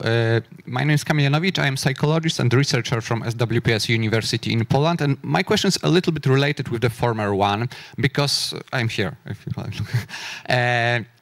I heard about the need of male allyship to support women. And I'm actually agree with that. But what I haven't heard about women allyship for supporting men and fathers, because we have at least a few areas of significant inequalities affecting men and limiting their possibilities to be involved in that. For example, you know, the amount of maternal and paternal leave. It is usually mothers get more weeks. The level of payment, the access to antenatal education, for example, in Poland is not granted by law, and as far as I know, in many countries it looks similar. So, for example, man is not allowed to prepare as good as his partner to become involved parent, and for example, unequal retirement age. So what do you think about promoting this allyship from women? Because, to be honest, I don't see it. And in many cases, when I work with fathers, with men, they feel they are asked to support women, but they don't see anything, you know, in revenge. How you see it from your countries and your areas of experience? Of course, anyone in the room is also encouraged to take a voice and make a comment. So it's all for our experts, but also if anyone has any idea, comments, or reflections on the topic, please just raise your hand.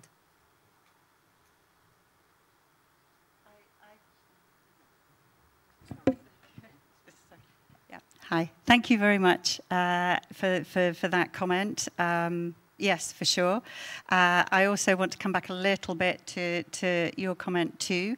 I can only talk from the care sector, because that is very much my sector. And as I mentioned previously, the care sector is a very highly feminized sector. And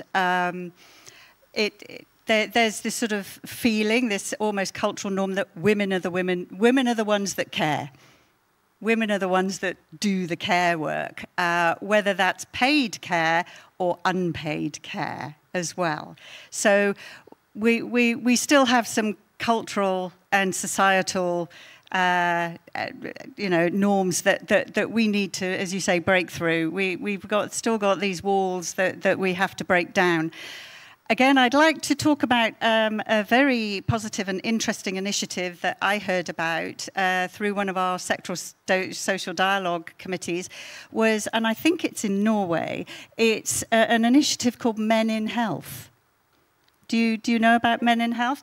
And this is an initiative to encourage men into the healthcare sector and break down those barriers of the fact that it isn't, you know, men don't work in care, men do man's work and that kind of thing.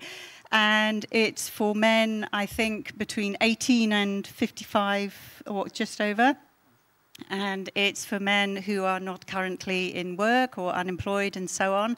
And they go through a training course, and then they can be employed in the care sector. And my understanding is it has been incredibly successful. Also, coming back to what I was talking about in the care sector in terms of staff shortages, it is alleviating the issue of staff shortages. It is alleviating the issue of gender balance as well in this sector. So that, again, is just a piece of good news. Look it up. It's called Men in Health. It originated in Norway, I think. I think it's also migrated to Sweden. I'm not sure. Yeah. But in terms of improving this gender equality, the more staff, again, the better work-life balance, and so on. So, yeah, that was my comment. Any more questions? Yes. Anna.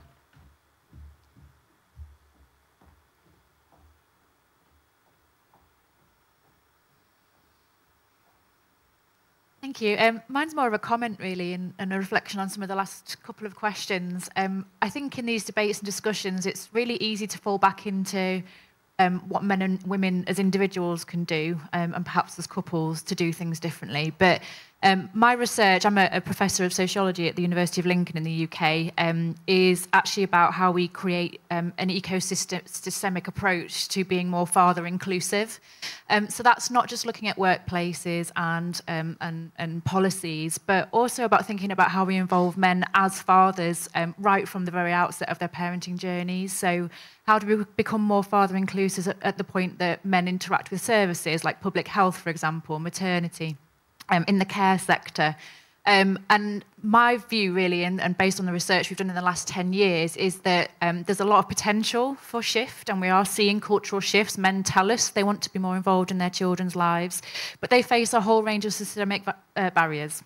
So we need to think about that broader ecosystemic view, I think, which will then help to shift some of the behaviours where people might be more resistant to allowing men into care in particular ways. So I just wanted to make that comment, really. Thank you. Thank you. Yes, Nikki. Hi, I'm Nikki van der Garg. I'm an independent consultant and a senior fellow with Equimundo that works with men and boys all over the world. And I just wanted to come back to your question. I think it's a long discussion about women's resistance. But I think one of the things that's really important to think about is how we educate boys at a very young age that their role is equally to care with girls. And I think if you can start that very young, and there are some new initiatives now starting that younger, then you won't get to that problem later on. I mean, I think there are lots of things you can do in the current situation with adults as well, but I think the point I wanted to make is that we're not thinking enough in schools, in youth settings, about supporting boys to care and supporting girls to see that boys caring is equally good for them. Yeah, thanks a lot. Next question, over there. Hi, my name is Maciej Andruszko. I'm from Better Tomorrow Association. And I have a question, I think, especially to Samantha, because you were talking about staff shortages. And I think one of the solutions for the staff shortages are illegal workers, I mean, employed illegally as a care workers. And I think especially that's a Polish problem in a sense that a lot of Polish women are working illegally in Germany, almost 200,000 when compared to 50,000 employed legally. And I would like to ask you, what's your take on how can we provide protection for these women, especially with the issues that you were saying, such as protection from third-party violence, and also the fact that the work can be very health straining. Thank you. You, Samantha? Or anyone, if you want to take this question or comment on the previous. Thank you very much. And an incredibly topical and pertinent comment, and one we talk a lot about in terms of migration and migration of the care workforce. Illegal migration too, and the use of illegal immigrants in the care sector. It's a huge problem. EPSU is actually involved currently in an initiative with the European Labour Authority, and next year their focus is going to be on care and migrants in care. and we are involved in that initiative. You also have the issue of care drain and taking care workers away from other countries as well. We obviously we are, yeah, there's no easy solution to it. You know, everyone who works, not just in care, but everyone who works should have fair working conditions. They should have a written contract. They should be treated with dignity and respect. They should, you know, the workplace should be free from violence. They should work in a healthy and safe workplace as well. So whether you're a legal worker or an illegal worker, nobody should work in unsafe and unhealthy and bad working conditions. In care, we also have this issue of care workers who work individually in homes, and that is very, very difficult to police or to check on people because they are alone and they're very difficult to find apart from anything else, and they're very difficult to check on the conditions that they're working in. So quite a lot of these illegal care workers do work in individual homes, and they're very difficult to find. Yes, we have to stop it. We have to stop it. We have to make sure that they can come, that they can work fairly, and that they can be, you know, they can enjoy all the employment laws and regulations that exist. They can enjoy them as much as a national person can, and we should give them decent routes that they can come and work legally as well. Yeah, so I hope that answers a little bit, but it's a real tough one at the moment, yeah.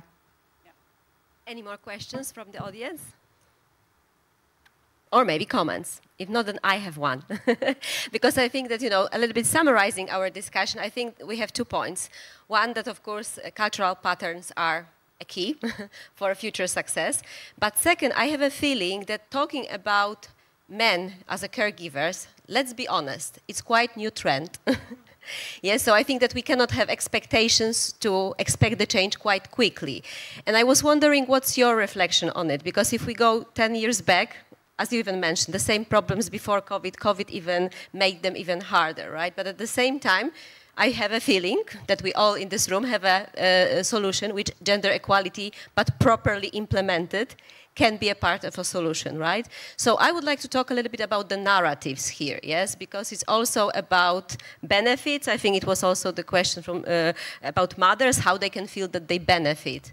So how can we make everyone benefit? Because currently I have a little feeling that, for example, if we talk about women activization on the labor market, we talk about we need more women, but we don't focus on their potential and competences and talents.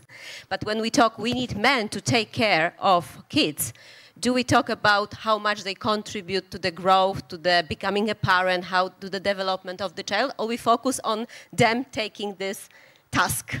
So I would like to, a little bit maybe ending this discussion, to ask all of you about the narratives, your experiences on that topic. I think your role model campaign can be a good...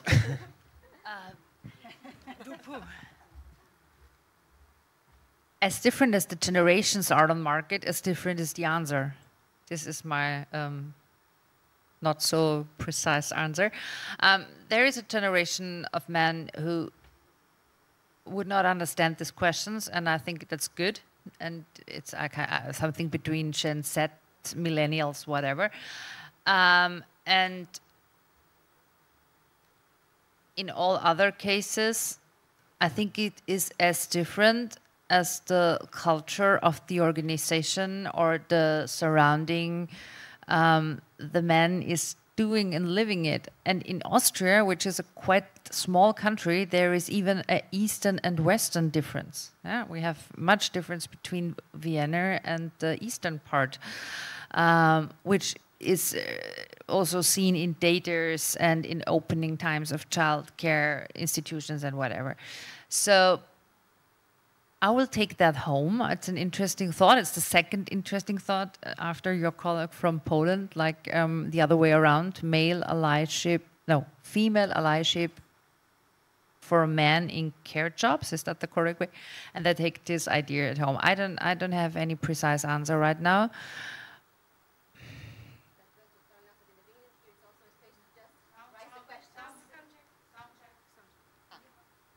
This is my opportunity to... Thank you. And as said by Carolina in the beginning, actually it's good also to have a straight, direct questions. And, you know, let's try to answer them in the second part during the breakout sessions. I think you're very, very to the point here with raising this question, because I registered that there is the debate on the new masculinity, or defining the masculinity role, being a father, being an employer, whatever it is. That is something which has really starting to grow now. It will be a big debate. So I think to be part of that debate, because maybe it shouldn't be like, how would the mother do it? So let's try to do it just the same. So the father should find their own way to do it, and that's also part of the discussion about flexibility, isn't it? To widen out the role. So I think there is, of course, a great challenge that the young kids, the young boys, who do they meet in the public institutions? Is women who are the teachers, who are working in the kindergartens, and that is a problem because of the situation, but it's also a problem because they don't face any role models. They don't face anything that it can be done differently. So, and maybe we should focus on how can we contribute to the discussion of a new way of being, or a more wide way to do the parenting. And I think that would be very, very relevant and very interesting. And I see it coming. So just one comment, because I absolutely agree with your comment that this is also the narration, and I absolutely believe that the language is creating our reality. And what we are seeing actually is the consistent narration that if mother is taking care of the children, that's the obligation. When father is doing that, he's supporting the mother. So we should start from the very small steps and creating, because this is very much rooted in our culture. To your point, like why women are so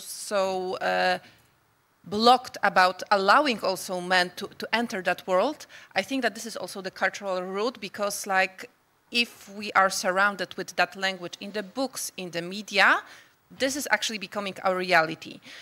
This is why I also mentioned in my part, like if we are having the family benefit, we are not naming motherhood, fatherhood, we are mentioning caregiver, and we are having examples that actually high-level managers were taking the full-time parental leave as a primary caregivers, and this is actually setting the tone, because this is giving the example that this is normal. Are we there yet? Are we happy with the statistics? Not yet, but I truly believe also about the consistency. So it's like coming to the gym. Like first time you are going to the gym, you are not seeing the results. Second time you are not seeing the result, but the day will come. So this is not stopping us. We are just doing our thing because we know that the direction is right. Thank you. Final comment from Samantha. Yeah. And finally, I agree certainly with all of that. I think we are changing things. The fact that we're sitting here talking about this today shows that things are moving. They may be moving at a slightly glacial pace. It would be nice to see things move a little faster maybe, but we are talking about changing a lot of cultural, deep-rooted cultural beliefs and feelings, and these are personal beliefs to people as well, which is also something very difficult to overcome. In the workplace, I think we have to normalize family needs. So they shouldn't be seen as the exception, that just because you have a family. So we have to normalize the family needs and like flexible work arrangements and things like that. But for me, I think this is a very positive step. We're here, we're talking about it, we're talking about gender equality, we're talking about blended families as well. So it isn't just fathers and mothers in the gender sense. We should talk about caregivers just generally as well. So, but again, to end on a positive note, I think the fact that we're here talking about this and there's so much discussion and so much research, I think is a very positive aspect. Yeah, thanks, Samantha, for concluding again with the positive message this discussion. I already said my goodbyes, so I just want to ask for a huge applause for the panelists. Thanks a lot. And yeah, as I said before, let's keep the discussion ongoing for the rest of the day. Thanks a lot again. Thank you very much. Now a little time for readjusting the stage for our next part. This time it will be best practices.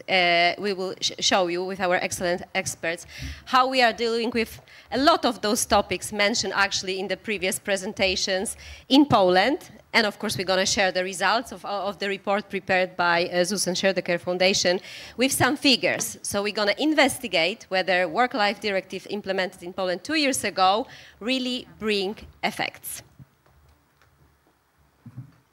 So just in a moment, it is my great pleasure to invite to the stage Aleksandra Gajewska, Secretary of State, Ministry of Family, Labor and Social Policy. Maybe I will now switch to Polish because this part will be held in Polish. So yes, translation devices please to everyone. Dzień dobry. Witam serdecznie. Karolina Andrian, the board member of Share the Care Foundation, Mariusz Jedynak, the board member of Social Insurance Institution, and Marcin Stanecki, the Chief Labor Inspectorate from the State Labor Inspectorate. I can assure you that we have a very diverse group of speakers. That's why we approach these parental aspects in a very serious way. Our presentation will cover 4 parts to show how complementary we approach the topics. We have to build a new ecosystem of support where various partners, private, public sectors and partners supplement each other in creating great conditions for development of the families. In the beginning, I would kindly ask Karolina Andrian and Mariusz Jedynak to present data from the recent Social Insurance Institution publication. The report is already available on our website. It will be available also in English. Then we will ask Madam Minister to present the latest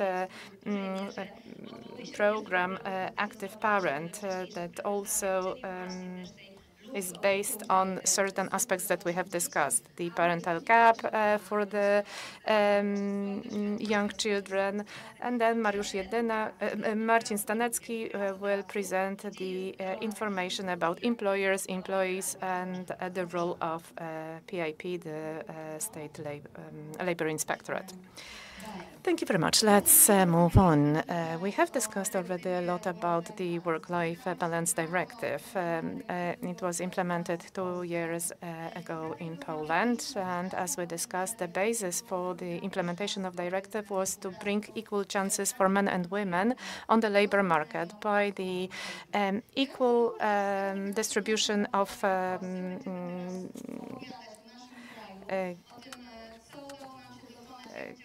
caring duties. We will discuss what we've managed to achieve in Poland and what our plans are. The professional activity ratio is dropping among women when new children come to this world. So before 86% before having children drops to 86 when the woman has children. So the pay gap is also a very important aspect while taking decision on caregiving. The corrected gap in Poland amounts to 17%. This is a data that shows actually in which age group this pay gap is the highest one. This is a group of 35-44 years of age. Let's move on. Let's take finance. We compared the average basic allowances and benefits, and this is a daily average benefit paid to fathers because of the parental leave, and the average daily allowance for mothers. The difference between these two benefits, this is a difference of 30%. Another leave, which is also important, the parental leave, where the difference, the gap remains the same, 30% also in this benefit. However, the financial consequences for the finances of the family, finances of women, do not stop here.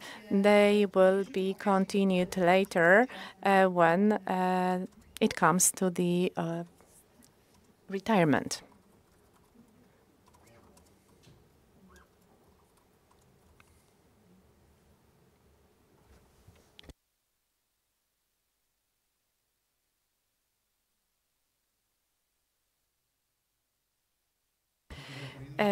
Good morning, ladies and gentlemen. Karolina discussed the consequences of the pay gap and the issue related to the maternity, because it is also translated directly into the size of the old age pension paid at the later stage. This is the information that shows the huge disproportions between the old age pensions. This is the current data, and the old age pension for men and for women. And the average old age pension, 3,700, 3,800. This is it a lot? Is it only little? This is less than 1,000 euro, but the difference that has been maintained for years already at the level of up to 40% proves that the professional career, all the exclusions from the labor market related to the parenting, leads us to a situation that when a woman reaches the retirement age 60 years and men 65 years, then the capital that was actually all the assets accumulated for the retirement will be translated into old age pension, the size of the retirement paid. This is just one picture related to the old age pension. Of course, we could organize a separate conference on this topic, but what is really important here is that if we set the border at 3,300 zlotys for retirement, then this is the retirement of women. 70% of women actually receive this kind of size of retirement, and men, of course, receive much more. And you can see on the slide the how big the gap is. Many women receive the minimum old age pensions. 400,000 actually receives only 1,800 zlotys. Can be 100, 200, 500 zlotys. And there is 80% of women who can receive this little money. This is showing this growing trend, the huge scale of the problem related to equality or inequality. It also results from the professional careers and the way it was shaped, taking into consideration certain models related to parenting, some parental allowances, benefits, and calculating it into the old age pension. We may say that one child means a 3.2% old age pension lower than originally. So if you have few kids, you will receive 10% less as retirement. So this is like a punishment for women if they want to have kids. The topics that we discuss shall be taken from various perspectives. These problems relate to the labor market. We talk about the very low unemployment rate in Poland, which is very good. On the other hand, we talk about the future of the labor market. We also we say that in 10 years time, we will disappear 2 million people who are vocationally active. Almost 4 million people in 10 years will start receiving old age pensions, and we will only have 2 million young employees that will enter the market. So the gap, 2 million people, will also impact the labor market dramatically. The unemployment that we experience in Poland, this is the voluntary unemployment, and in fact, when we look at the future perspective, all the solutions designed right now should use our potential and natural resources that will allow secure the labor market in the future. The birth ratio in Poland, unfortunately, remains on a very low level, and I think this is a phenomenon that is very well known in other countries as well. And I believe that many countries are really concerned by this ratio.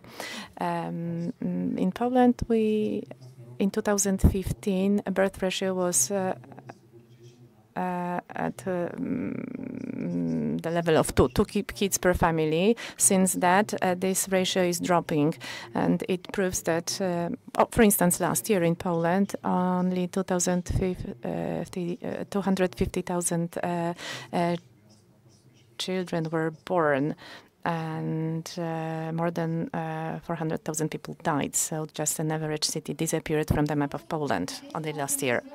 So we discussed how to tackle upon these challenges, and one way was to support vocational activities both for mothers and fathers. How do we approach it in Poland? Right now we are going to discuss four main areas of support.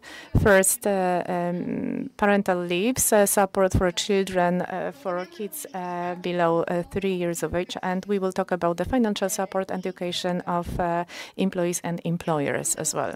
So what is the system for the parental leaves in Poland? This is the information for our foreign guests about this. This system is actually very rich on the one hand side, on the other hand it's very complex. We will just outline the main assumptions. When it comes to pregnancy, the sick leave during the pregnancy amounts to 100% of your salary. Another allowance, the maternity leave, that is paid 100%, 20 weeks. Then parental leave for fathers for 2 weeks, paid also 100%. Another change that was introduced recently, thanks to the Minister, Madam Gajewska, this is the supplementary maternal leave for hospitalized children and prematurely born children, so that the kids who are hospitalized after birth do not waste, so that the women don't need to waste time from their parental or maternity leaves. And that's not all. We also have 41 weeks for parental leaves, 9 weeks non-transferable, so each parent receives 9 weeks that cannot be transferred to another parent. It is paid up to 70%. Then parental leave for disabled kids, kids with disabilities, 24 weeks, paid 70%, and unpaid upbringing leave available for 36 weeks. Months. So this is a broad range of various types of leaves offered to parents of newly born children. What is the direction for children? So what is the direction for changes? First and foremost, we want to maintain the financial support for families. Mariusz will discuss it, including both parents in caregiving system. First, provision of the parental leaves for both for mothers and fathers, then leaves for the prematurely born children, dedicated to men and women as well. The active parent program will be discussed by Madam Minister. This is a program addressed at parents, and two important activities, measures that are also very important: elimination of the caregiving gap and elimination of the pay gap as well, so that the funds do not constitute obstacle in taking decisions on who shall take care of children. Because, of course, we can take it from the perspective of caregiving, but on the other hand, perspective on development of bonds and relations with children. Now let's have a look at the outcomes of the directive, how the parental and leaves for fathers are used in Poland. The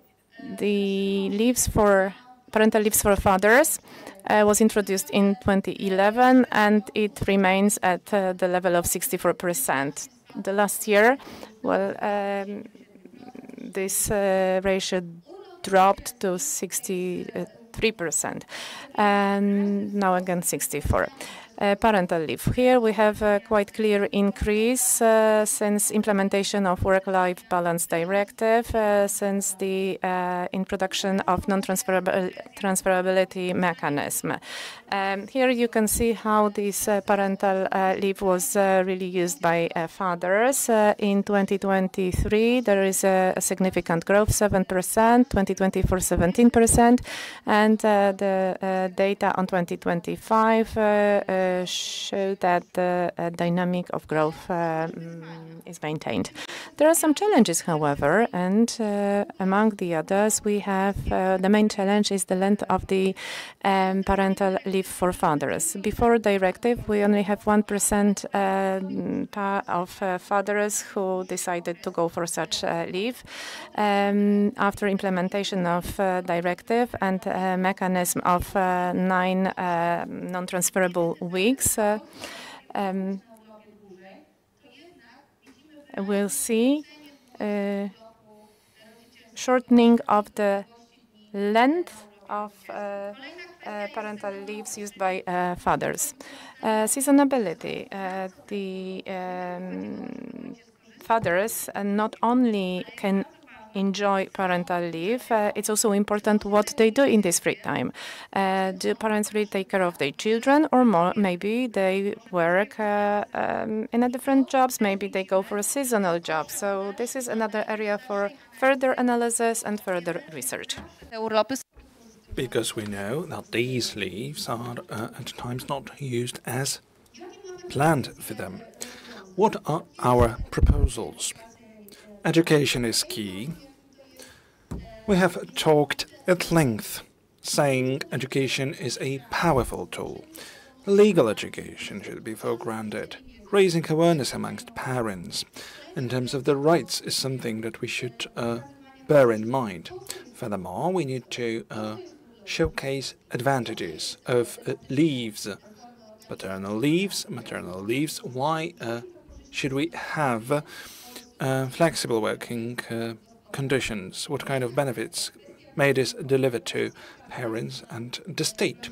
And second of all, promotion of parenthood amongst citizens. 56% of Poles prefer partnership in their households. Nevertheless, we must admit there are tangible advantages, and this partnership can be something carried out in your life. And again, we must have a very reliable portal of information concerning parents' rights. For the time being, the code or the legislation in the area of parenthood is still a challenge in Poland. Therefore, we need a reliable source of information for parents, how they can take advantage of their rights. Education of employers is something very important. We should have correct procedures. Moreover, employers should be included, especially employers who only employ men. Such employers are of an opinion that this is not a topic of their concern. Another thing is to encourage employers to use flexible working conditions. And now let us move on to discussing financial advantages for parents. Ladies and gentlemen, there are different schemes of support for the birth, and there are various benefits and leaves schemes. This is one side. Another component of support is something that has been in force since 2020. We assumed the responsibility in this question, and this is providing support for parents, and it is of common nature. So since 2020, we have been paying funds for every kid from 0 to 18 years of age. It used to be 500 plus, now it is 800 zlotys plus, irrespective of the income of their parents, plus 800 plus benefit is paid every month. There are also some benefits paid once per year for the start of the school year. That is the form of support to children who go to school. And there is one change, one modification here. Minister Gajewska will surely speak about that. There are now some solutions which are in the pipeline, and they are going to provide flexible replies. So we are an institution that has taken over all the benefits to children. We are now a single institution who manages the model of payoffs for children, which is based largely on technologies. We include modern technologies, plus for the applications, these can be submitted only online. If you want to apply for any of the benefits that you can see here in the list in this slide, this is a package which is called Active Parent. You can apply only online. Various channels can be utilized. We have entered into agreement with the banks, and 20 different banks makes their platforms available for these application processes. You can also resort to our institution's platform, but you can also use your mobile app to submit an application. Most of the apps which are dedicated to these services have been commissioned in a way that for the data that you have to submit, you get some support also in this respect, and it takes you very little time. So these are the common activities that we're involved in, and this is something very common, also from the perspective that it has gone online. And now for the scale of support. Have a look. The programs that we manage as the social insurance institution, we have managed the portfolio of 172 billion PLNs. These are direct funds for families, and it keeps growing. So monthly, we pay out around 5 billion in support for families. Also in the area of upbringing support, and this has largely contributed to boosting the quality of life of households. It has made public services more accessible, and some chances wouldn't be there for children if it hadn't been for all the schemes that I've talked about. There is one essential component of support, that is benefits for parents that we manage as the social insurance institution. Yearly, 10 to 11 million applications are submitted to us, and only 250 people are on board for the personnel who tackles this whole number. And now I would like to hand over to Minister Dominika, to Minister Aleksandra Gajewska. Good morning, everyone. Thank you very much indeed for organizing this conference, and this conference is happening in a field of topics which is very important to us. I'm glad I can be the part of this. I'm glad this happens on partnership conditions. I'm glad we can develop some solutions together. for our ministry. The outcome? Improving life standards of Polish families. As of October 1st, 2024, active parent law came into force. This offers an integrated package of solutions for all households with children, age 12 to 36 months. It happened in the spirit of declaration by Prime Minister Donald Tusk, which was uttered in 2023. Back then, he announced the program, which is called Babciowe, so grandmother's money, and it has stayed so up till now. What's the assumption? There are parents who return to work after their parental leave. They get support, but we don't prefer any of the ways of supporting such parents. In December 2024, we took over the government in Poland, and since then we've intensified our efforts in this field. We've worked really hard from the point of view of legislation, from the point of view of analyses, committing ZUS as well. There were various stakeholders present, NGOs, representatives of caregivers and parents. We wanted this very tool to be a tangible support for families. We accentuated the need that this legislation also is here to integrate various forms of support. So we didn't want another thing. We just wanted to have a more comprehensive approach to what parents actually need, because we know the needs of households are very diversified. What I wanted very much was that the whole tool should be, well, user-friendly and should be easy to implement in the whole country. So, households can now freely choose which path of support to pursue. So there are 3 equal forms of support granted to parents in line with their needs. Number 1, first component, active parents at work.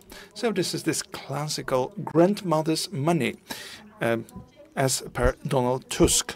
So 1,500 zlotys for parents who are now returning to their job once their child is already born. So they take advantage of the care provided by their relatives. So what's possible? It is possible to sign an agreement with such a caregiver from your family. It is very important, especially for pensioners involved, because it also improves their standing remuneration-wise, so to say. The second component, active daycare center, 1,500 zlotys provided as reimbursement for the cost that you have to incur if your child goes to a daycare center. And active at home, another component, 500 zlotys per month per parents who decide they will provide care to their children on their own. Beforehand, it had looked different. You could have a surplus, or you could have a reimbursement for the daycare center cost, like at a height of 400 zlotys. Now it's been replaced by 1,500 zlotys. In the past, people would get 500 zlotys per the second children. Now, these benefits are equal for all the children, but the amount of support is made dependent on the kind of action or activity their parents are carrying out. Vitally, parents can change decision when they see fit. Their life standing may change. They may want to act differently, and it is possible under this scheme once their life situation has changed or once their professional situation has changed. There's been an entire team involved in that. We have actively worked on that. There's been the total of 608,500 applications for 613,400 kids. and 180,000 applications from this so-called grandmother's money. So as you can see, our approach is very tangible, has this tangible dimension, and we want to alleviate the burden from families, from households. So parents get money to ensure their kids can stay in a daycare center. And I wanted to say pretty clearly, we've been analyzing data and we've been comparing data month on month. Preceding our program, that is, preceding August 2024, on average, the payment of parents per daycare center was equivalent to 999 zlotys, 93 groszy. I.e., it was a little accessible. It was very well restricted to the most affluent parents only. In April 2025, the equivalent level is 85 zlotys. So in the past, it would be 1,000 zlotys that parents would have to pay. Now, parents have to pay less than 100 zlotys. So it has boosted accessibility of daycare center care for many parents. I've got another priority in my actions, and this is also a priority for my team.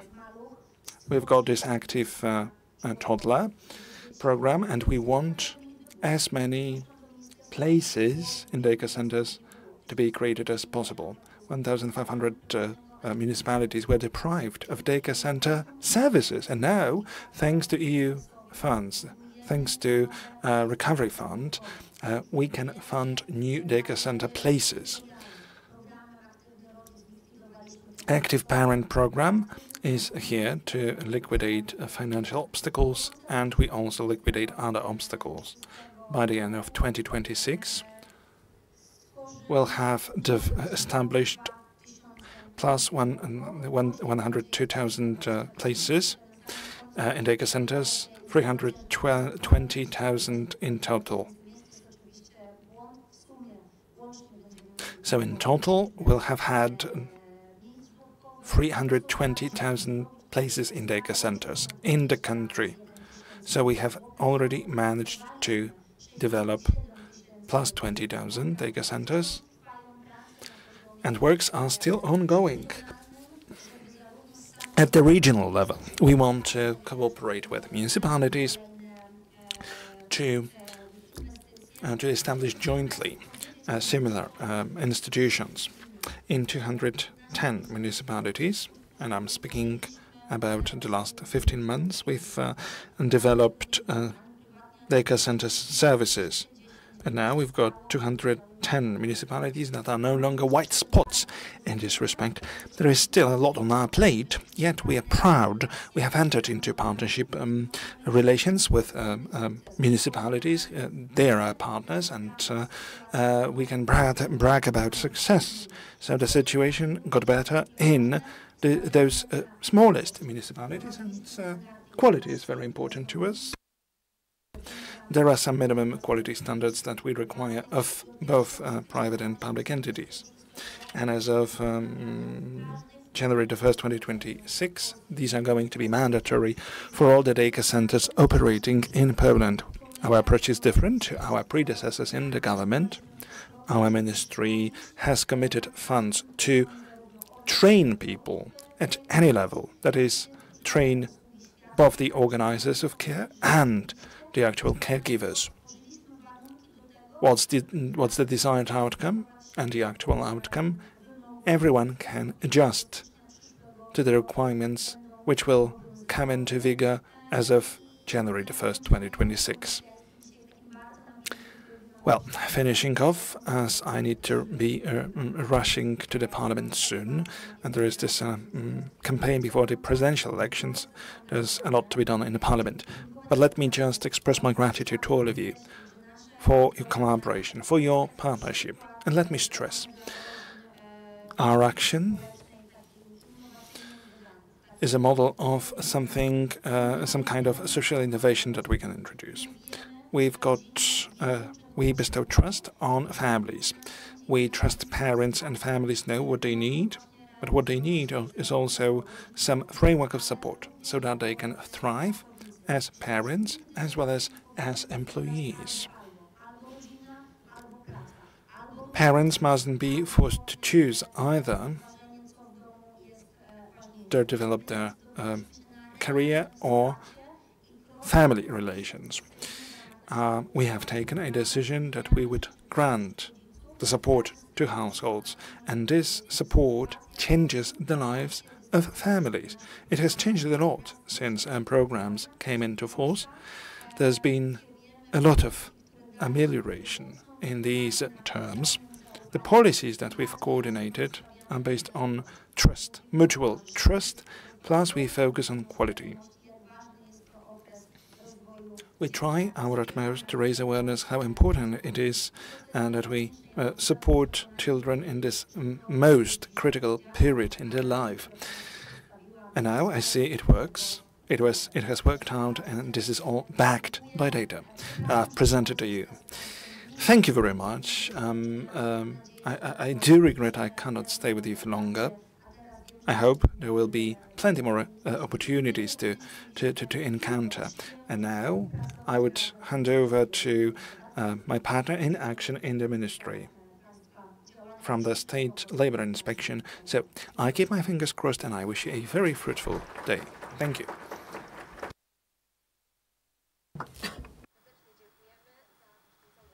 Dziękujemy za przedstawienie.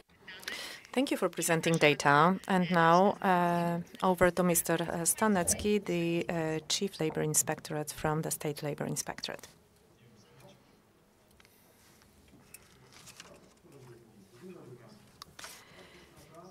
Good afternoon, ladies and gentlemen.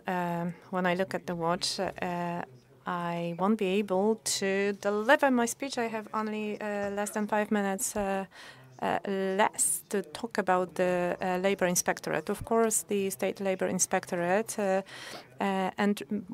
happily entered the activities by Share the Care Foundation. This year we also have our own campaign organized for Parents at Work. As PAP, we run the broad range of activities, and today we would like to invite you to the conference that will be organized on the 13th of June in the city of Kielce. We will share our experience, practical experience, and we will invite representatives of the academia and practitioners, experts who also will share their experience and knowledge. The Labour Inspectorate is organized this year 60 conferences. Not all of them happened already. The 60 conferences are devoted to the aspects of legal protection of labor and health and safety at workplace. 60, this is a huge number, quite impressive. As Labour Inspectorate, we provide also consultations, 21,000 of various consultations given last year.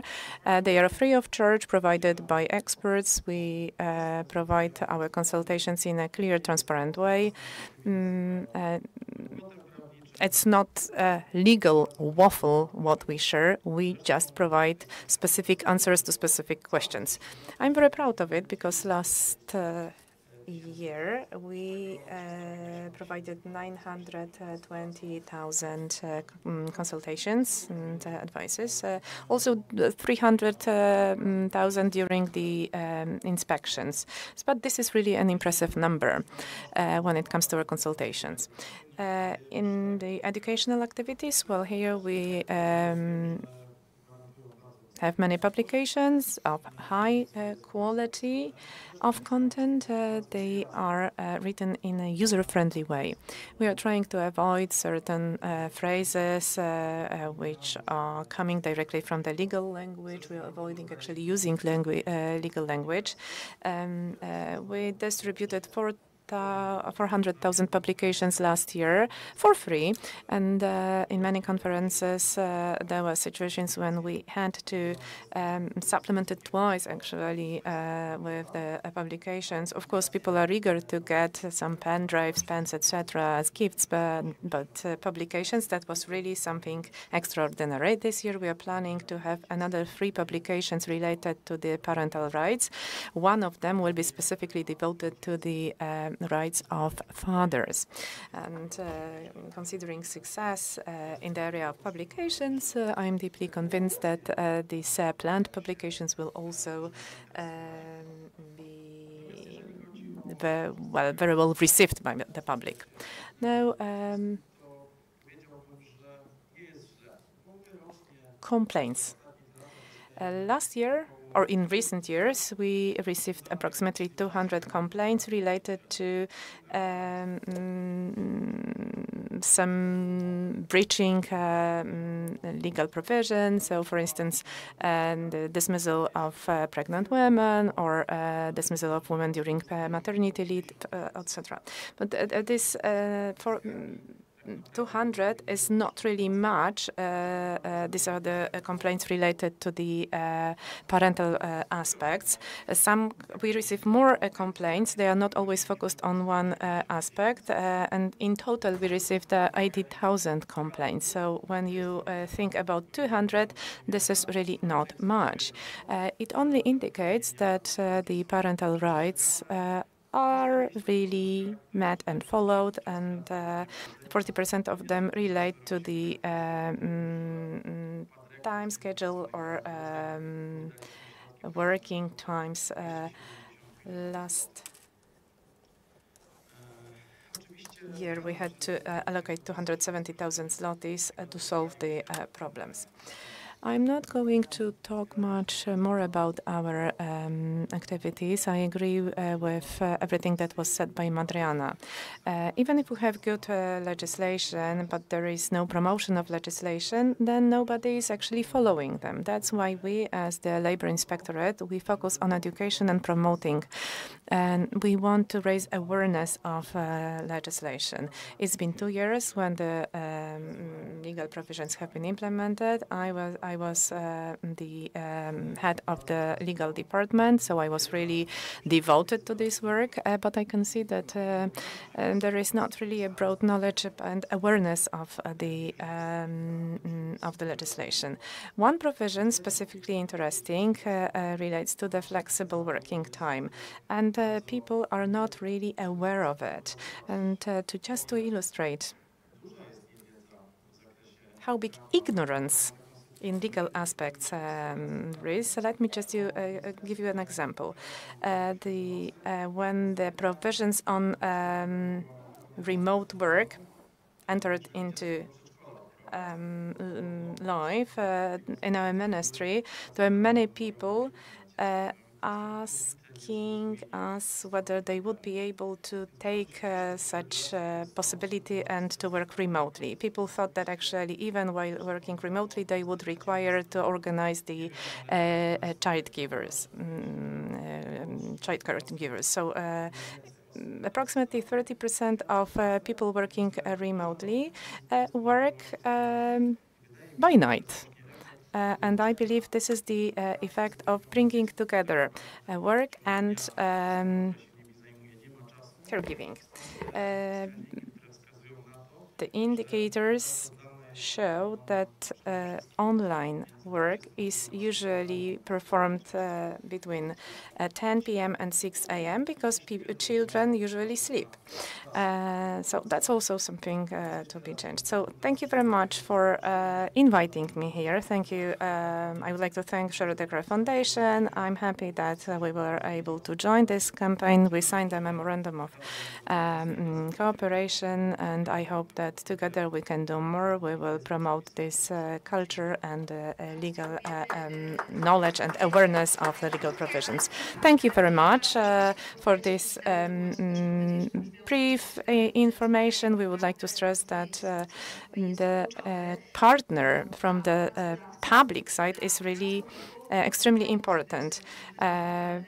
because we have also, we need this reference and this place of reference also on the public website. So the source of information must come from the very formal place, such as State Labor Inspectorate. We are waiting for further steps of the campaign, Parents at Work, and I hope that both employees and employers will use the benefits of this campaign. Thank you very much for presentations. They will be available in Polish and English on Shared the Care Foundation website. Now I would like to invite you to lunch at 1:10. We shall reconvene here to continue. And I think we are all waiting to hear about solutions introduced by employers to help parents, mothers and fathers in their very important roles. Thank you very much.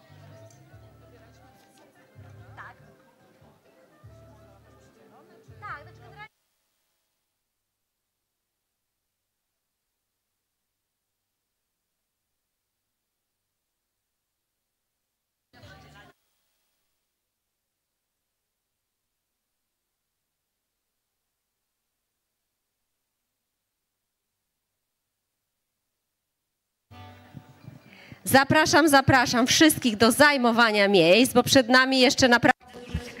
Ladies and gentlemen, please get back to the room and take your seats. We have yet another discussion panel about the practices undertaken by the employers, and then we will have some discussion sessions. We will discuss various aspects that have been already discussed this morning, and we would like to confront them with your practical experience. So without any further ado, please take your seats.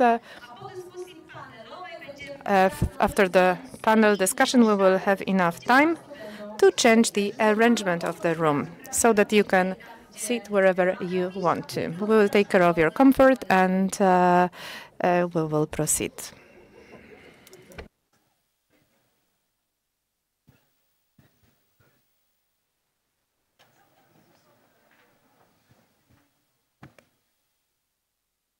This panel will be in Polish, so if anyone needs translation devices, please, there is a moment to take them.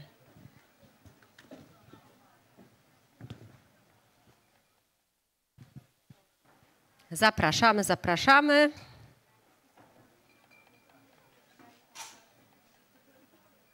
Dobrze, będę zaczynała. Mam ogromną przyjemność. Fair enough then, let us begin.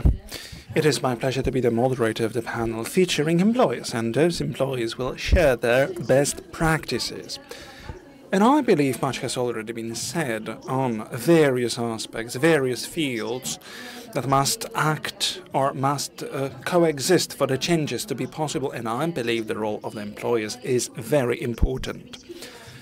The practices of the employers, who will be our speakers, showcase that we've done something right, and once we've done something right, everyone benefits.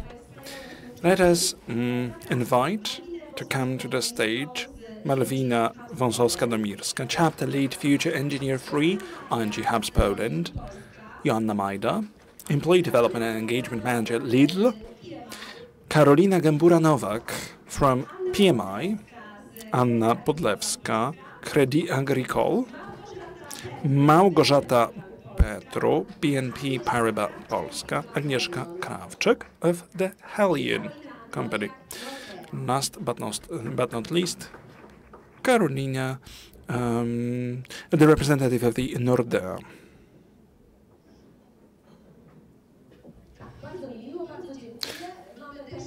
I'm delighted to have you all. Our time is limited, of course, so let us focus on some tangible solutions, good practices, so that we can come from theory towards practice. Let us begin with question 1. That is on the kernel of Jasmine's presentation. Why should we care? You're employers, dear ladies, and you train every sinew in this field. You have taken up the topic of work-life balance. So what was the impulse for you? How come your organization reflected we should do something about that and open up a pathway towards change? Let us start, and then we shall have an interaction. I'm speaking on behalf of Nordea. Well, Nordea is to be considered different. It is all embedded in our DNA.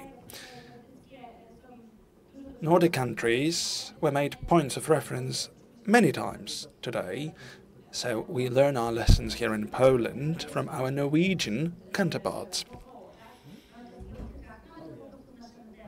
So as said, the change is in our DNA. The average age of employees of Nordea at Nordea is 34, in other countries 39 years. So this is the age in which people normally become parents.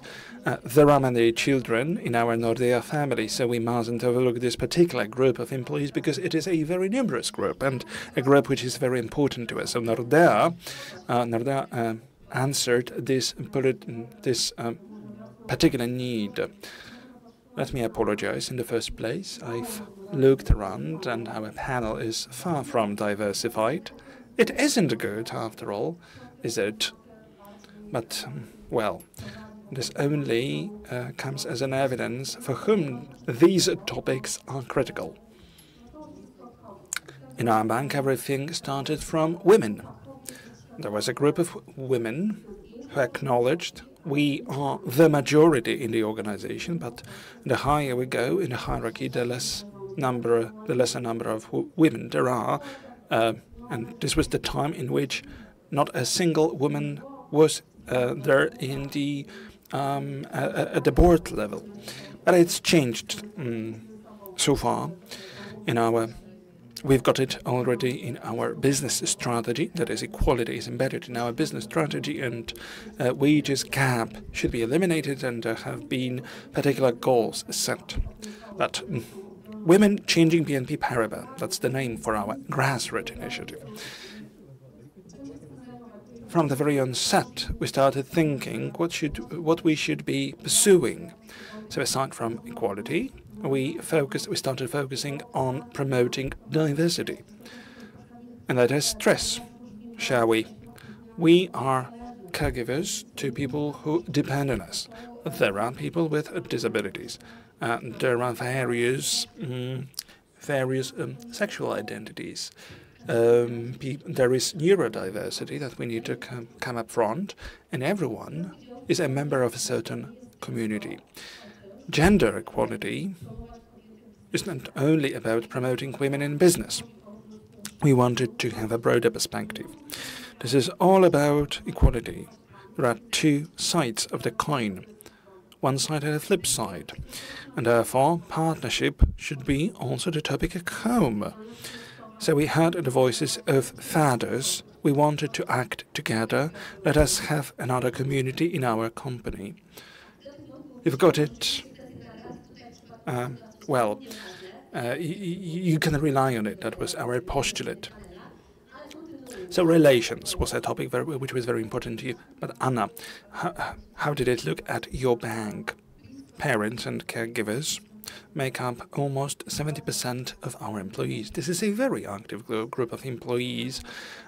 No way you disregard them. So we encourage people to share their experiences, to come about with their ideas, to tell us what they need. So, as far as grassroots initiatives go, there was one particular group that was set up for mothers in a corporation, then fathers in a corporation, so two groups. And I believe we have taken a step forward. There is another group dedicated to parents in a corporation, so they talk these matters through together. So it came about somewhat naturally that we started encouraging these communities at the headquarters level. Carolina, good afternoon to everyone. Philip Morris. Looking at parenthood in our company had another point of departure. We once were a tobacco company. Now we are more focused towards high tech.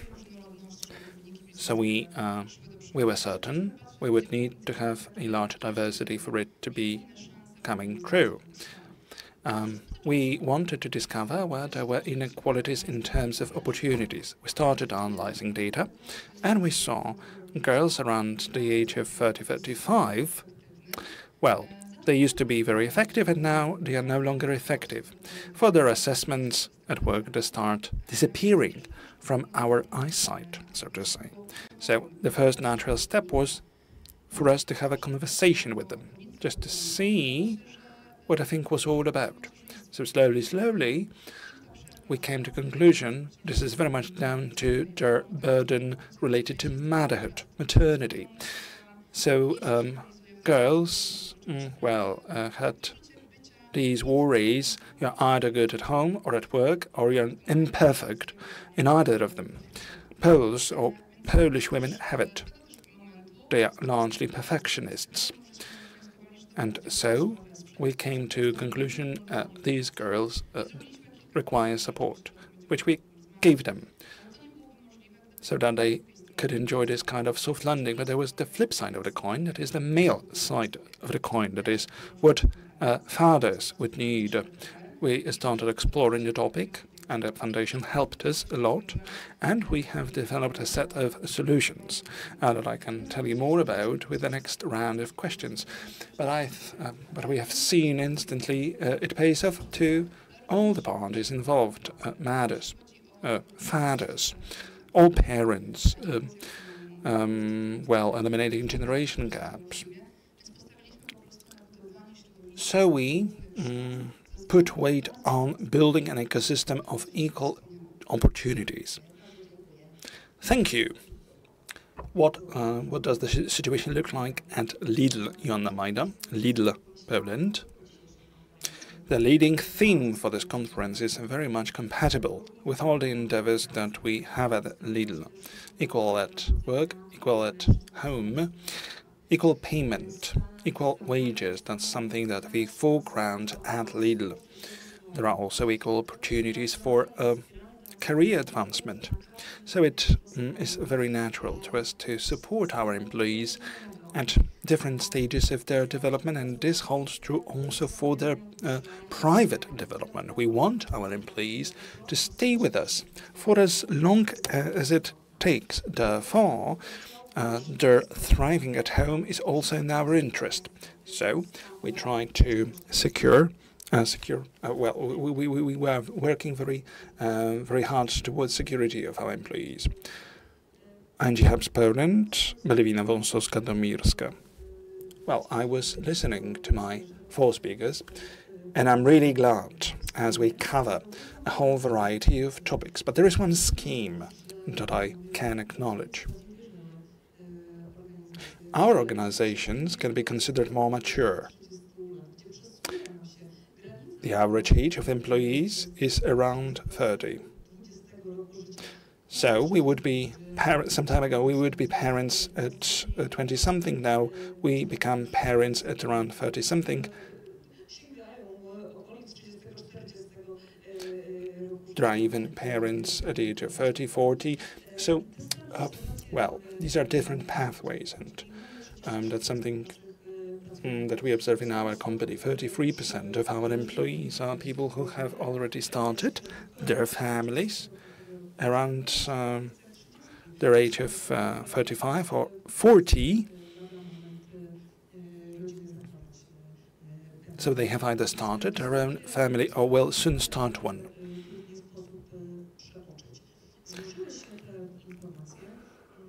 So what's the picture in our company?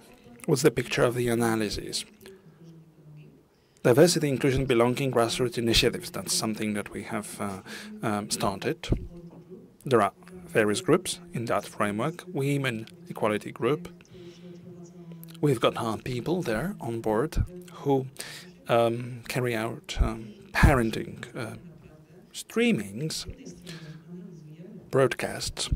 So on the one hand, we carry out analysis of needs amongst our employees, but we try to come them up front. Why? Increasingly, people grow in loyalty to our company. I'm referring to the group of employees, and this gets reflected in satisfaction surveys. So our employees, to cut the long story short, feel better in our company. Better and better. There is a lesser turnover rate. 66 respondents of our employees value these topics. So there is this combination of your company pragmatism and then acknowledgement for the needs of the employees. Agnieszka Krawczyk from Helion. Health sector. Well, I might say all these topics are embedded in our DNA. I will reiterate what others said. We are confronted with a demographic change, including one in our company, to which we have put together various solutions for the support of parents, younger, older. But we do listen to our employees. We try to spot on various needs of various people. If you want to address them, you have to resort to innovative solutions. If municipalities do their job, then great, but there are other things that employees can do for the sake of promoting equality. And we did it in Poland. We did it also on other markets where we are present. It's good. It has reverberated. Well, we've got our ideals, but also money talks, especially if we look at demographic trends, data from the labor market.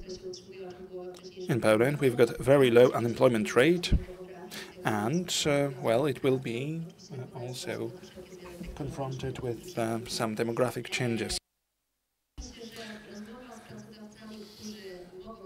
I reckon to have a conversation with employees who can shed some light on their best practices, can also do some bragging about their solutions, is something very important for the sake of education. Great. There are regulations. What may follow is education plus the labor code. But there is yet another powerful tool that is best practices of employers. I believe promoting them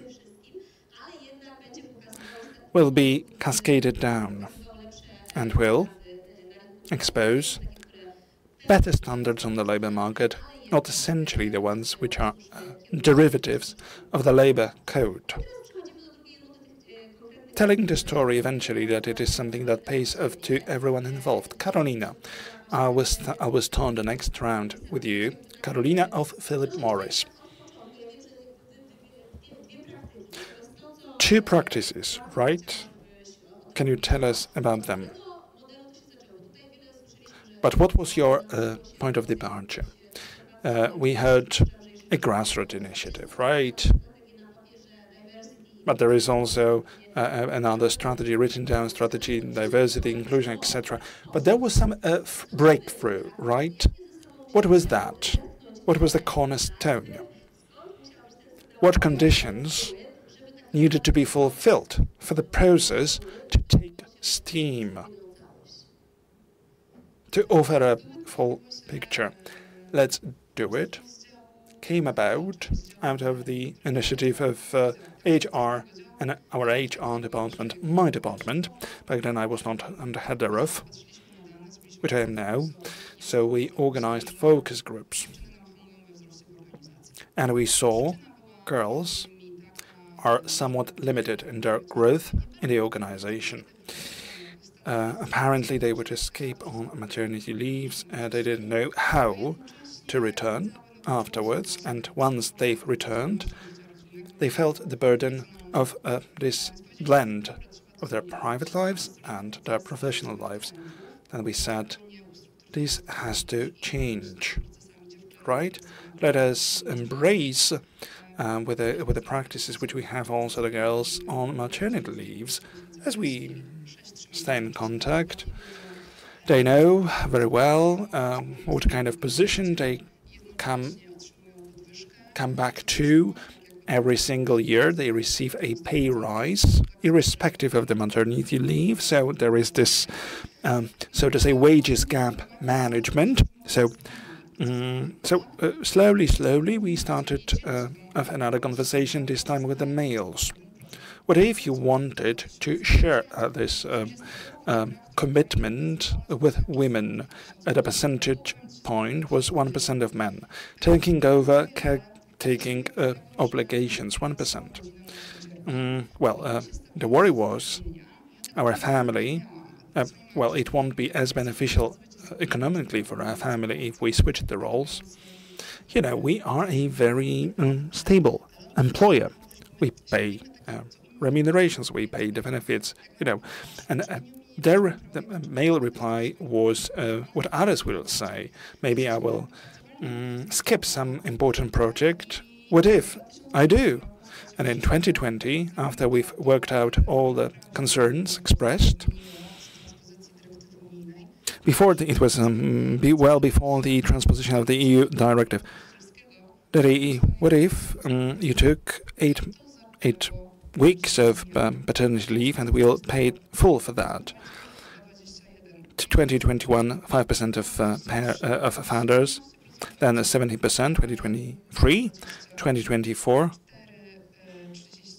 The respective number was 34% of founders that would go on a founders leave, and then this figure skyrocketed to 80-something%. It, of course, went well in line with the transposition of the directive. So we've got also a whole set of program of awareness raising, podcasts, webinars. We had e-books that we prepared for them, so that we lay some groundwork for them. So it was a strenuous task for us to prepare all the materials. And now we've got 19 applications for parents, for them to submit. So these are all the essential formalities that they need to comply with. So we're trying to speak to them in a plain language so that they understand what will follow. So for the executives, it is good to start a conversation what the prospects are before going on a parental leave.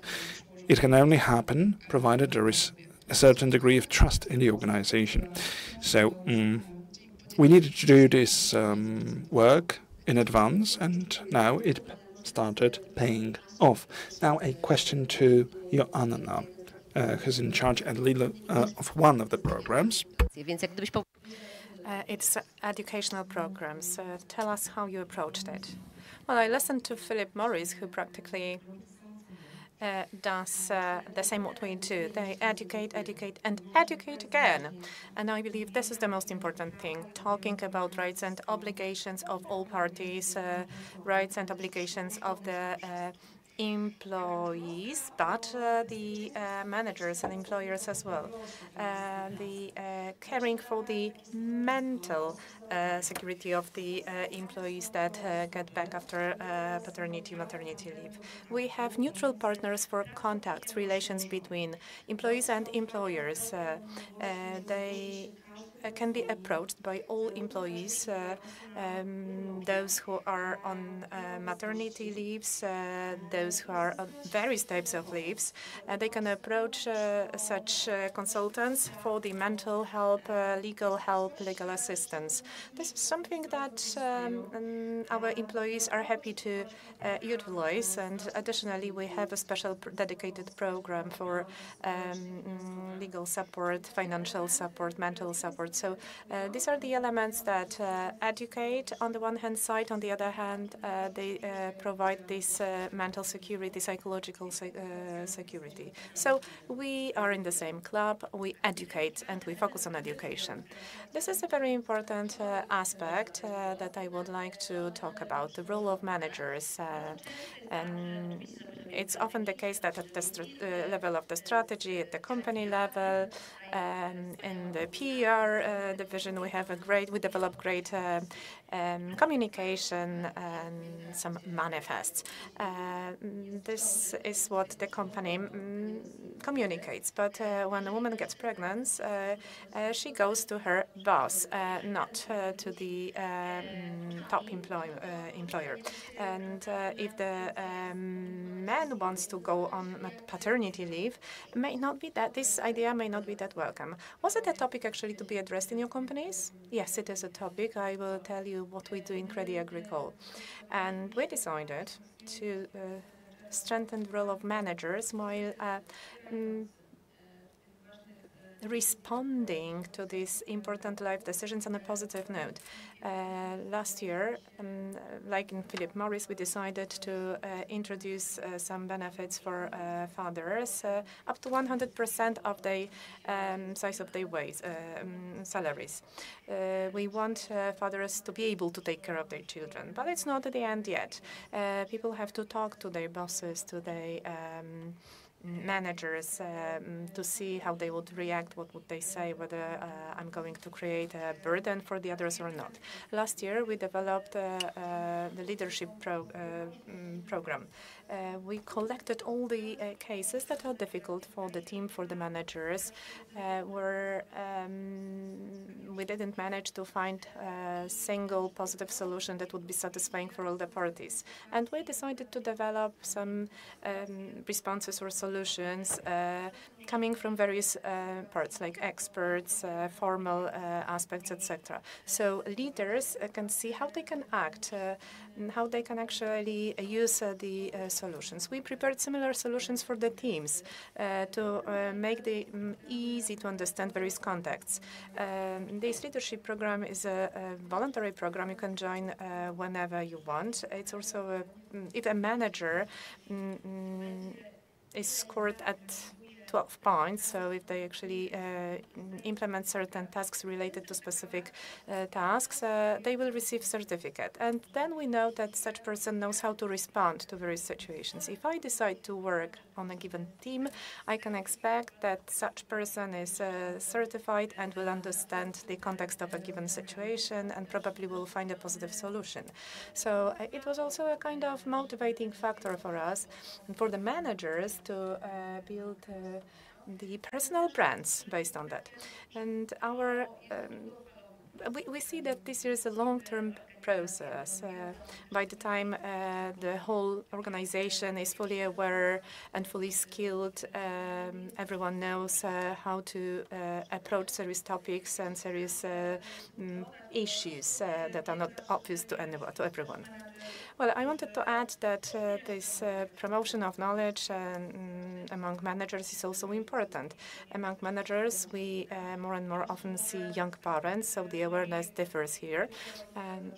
Being role model is always such a driving force. If a father, a manager who goes for paternity leave, and by the way, we developed a solution where we offer 26 weeks of the paid paternity leave and maternity leave. So this is a solution where, depending on local conditions, we aim at this 26 weeks. So in Poland, fathers can go for paternity leave up to 26 weeks, and it will be the time that is fully paid. So the breaking through moment was the first father who decided to go for paternity leave. We shared this information, promoted this knowledge. There were some people approaching me asking, Agata, can I do the same? I said, yes, if you have a child up to 1 year old, yes, go for it. So we are encouraging people. We are sharing good practices, best practices. We show that it's possible to combine private and professional life. Another success factor is another thing. From the perspective of employer, it is difficult to find replacement for these 26 weeks, but if we manage to translate it into a kind of rotational time when people can actually enter the role that was not offered to them yet, it may end up in a certain sequence, an opportunity to develop yourself. So this perspective was also quite interesting for our people. From the perspective of manager, I see that I don't lose a certain employee, I gain some employees who can replace a given person with new ideas and new attitudes. So I think it's a good solution. So probably you have to look for such positive solutions and promote them in the organization. Well, this organizational culture area is very important. We will talk about it more. We were talking about cultural patterns in the society, but they are also very important for the organizations and businesses. But before that, over to Malvina. Thank you. When I listen to you, I see that we really focus on education, promotion of knowledge, what is important here? We have to strengthen and foster the psychological safety and security within the organization, within the company. ING Hubs has an interesting observation. The fact that it's a bottom-up initiative was very important in our company. In our company, we have many men who really act as ambassadors of our program. A lot of members of our group, these are leaders who cooperate between departments. They really promote this information or the positive attitudes and behaviors. And these ambassadors, they play a really important role here. They participate in various meetings, various fora. They participate in MT meetings. They participate in other circles. They promote this knowledge and awareness of regulations and emotional, psychological safety, as well as promotion of the this bottom-up promotion of such concept is very important. So people see it's not like a top-down approach, and it is impacting dramatically the reception of our activities undertaken in the organization. And we see that this concept, this idea was really welcomed. Yes, and all this makes the whole activity more credible. Gosia, I want to talk to you about the bottom-up initiatives that require support of the organization. Is it obvious that, you just walk around, you think there are so many fathers in my organization, maybe we should create a network in our company, because I suspect we may have we may face similar challenges. So what are these prerequisites for the company to establish such network of parents? Well, I would not create any preconditions to discourage anyone. We'd rather should encourage people. There are many stories of success. We are in a moment that everything is embedded already in CSR strategies or ESG strategies, HR strategies. So we promote diversity. We are open to diversity. This openness strategy and diversity strategy was embedded in our company strategy years ago. Experience of my company proved that a very good foundation for this grassroots initiative is to involve some voluntary activities. We know that actually the voluntary work does not trigger any negative emotions. This is a place where you build people sensitivity, where you start to understand needs of various minority groups. We, of course, in our company offer many voluntary initiatives. Szlachetna Paczka, which collects really thousands of employees collecting gifts for poor people. But this is also about inclusion, equality, including people with disabilities. So involving people in voluntary actions would be a great starting point for promotion of a broader knowledge on the whole organization. So once you are sensitive, you always have someone who will start. But if you want to promote an idea, it's good to find people who think similarly, who want to do the same what we want to do. And of course, the organizational culture can help a lot. Once we have these partners, allies, it's worth to knock the board's door to find someone that would support our idea from the board level. Then next step would be to build the financial freedom. Of course, money means a lot. It gives us certain freedom. It helps us to structure certain activities. We can use good business practices in the voluntary actions. At the end of the day, we talk about bottom-up initiatives that are voluntary actions. We can organize regular meetings. This is the key aspect. If we women were to say what made us actually so successful, and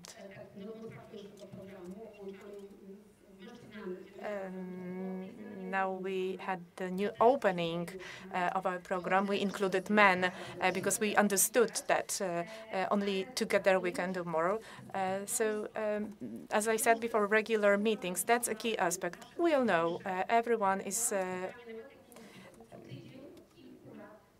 short of time. We have many meetings on our agenda, but since years we have been meeting on a regular basis. Even though we can't do it on a given week, we always meet next week, because this helps maintaining the engagement. And it's good to have one success that will give you some engagement, strength, power. Let us ourselves actually to celebrate success. Let's communicate it internally in the organization, outside of the organization. People have to know what we do to be able to join us. That's why communication is so important. In the company, we have to look for our partners, for some entities, units who will share their competences and skills with us. And I believe these are the key elements for success. This whole initiative started with women. Now we have 6 bottom-up initiatives focused on various employees' needs. And my current experience shows that now we are getting united. We see that many initiatives are somehow common for different groups. Parenthood group, what do you think? Who do they cooperate with? With neuroatypical people. This group with special needs come together with parents. This group is so strongly involved, and they cooperate close with parenthood group on various events. They organize common events. So it is quite surprising, but we should focus on things that bring us together and not on the ones that share us and divide us. Okay, we get back to this kind of evolution. We told that certain aspects are new. It's worth mentioning. World is changing, and we can be proud of the fact that we notice these changes. This is already a big step ahead. Now I want to ask Karolina from Nordea about their experience. I know that voluntary actions are used as a tool, but maybe you would like to share some other experiences with us. Yes, I will repeat a lot because we also focus on education, promotion of knowledge, sharing ideas and novelties. We want parents to be updated, and we want them to know their rights. But sometimes we see situations where somebody is approaching us with a topic that we somehow did not notice before. One of the example was the situation of parents on paternity-maternity leave.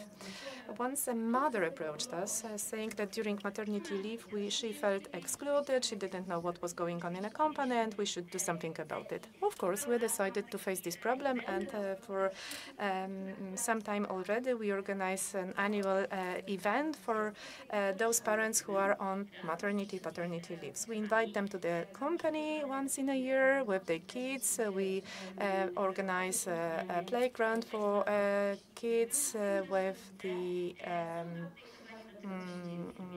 child caregivers, and meanwhile parents are updated on the company situation, what's going on, what happened when in the time of their absence.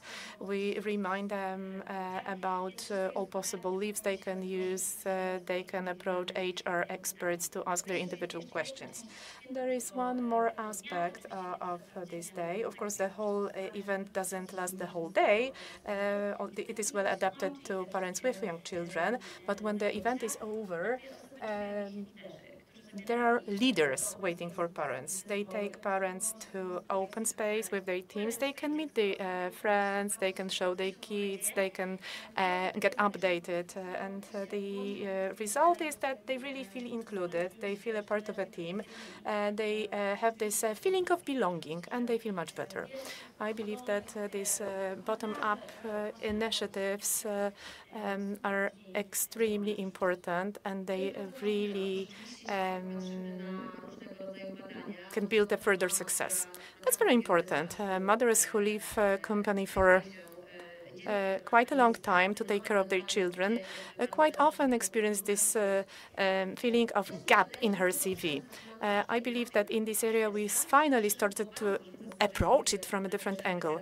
As a foundation, Share the Care Foundation, we strongly focused on fathers, and we're looking for arguments why employers should take this paternity leave on a positive, from a positive perspective. So this was one of the core topics, soft skill trainings, and mothers did not really mention that they approach their absence at work from a different angle, but this topic starts to be addressed. Do you have any reflections on that? Do you take any actions in this area?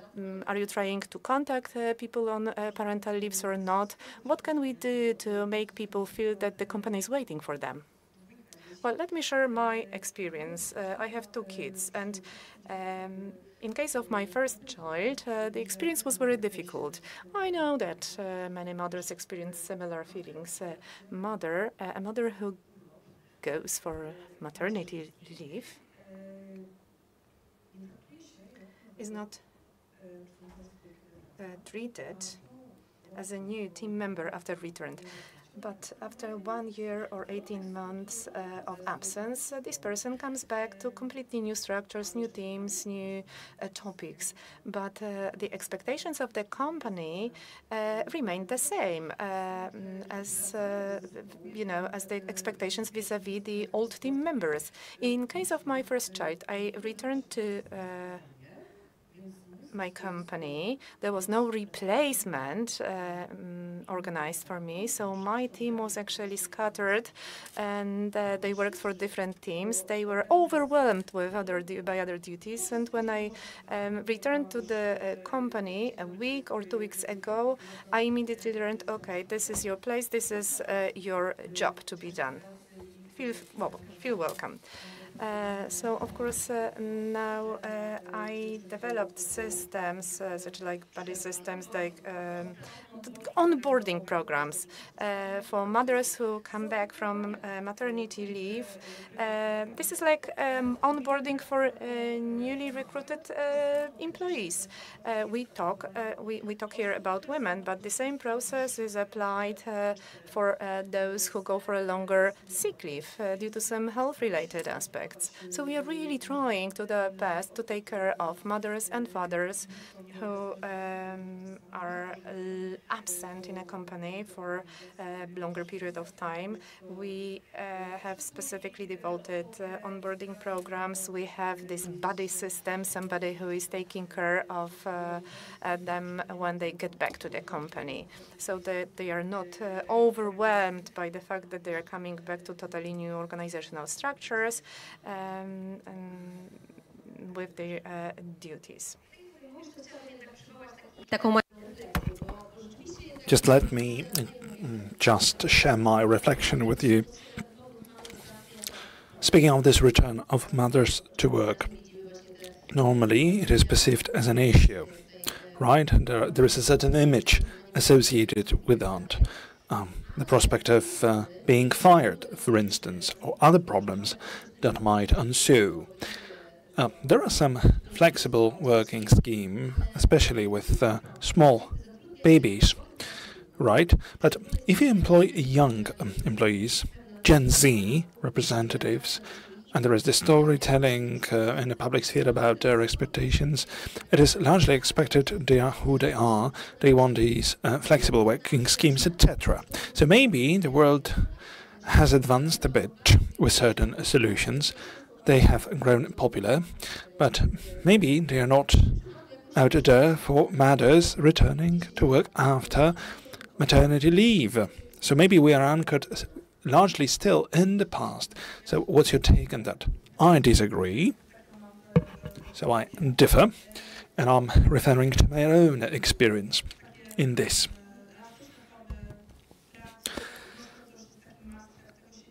Certainly, flexible work is or has become a must. Wherever you can have it. But my experience is this. There are parents who return And if they can, some of them, and not all, some of them communicate. It is far better for them to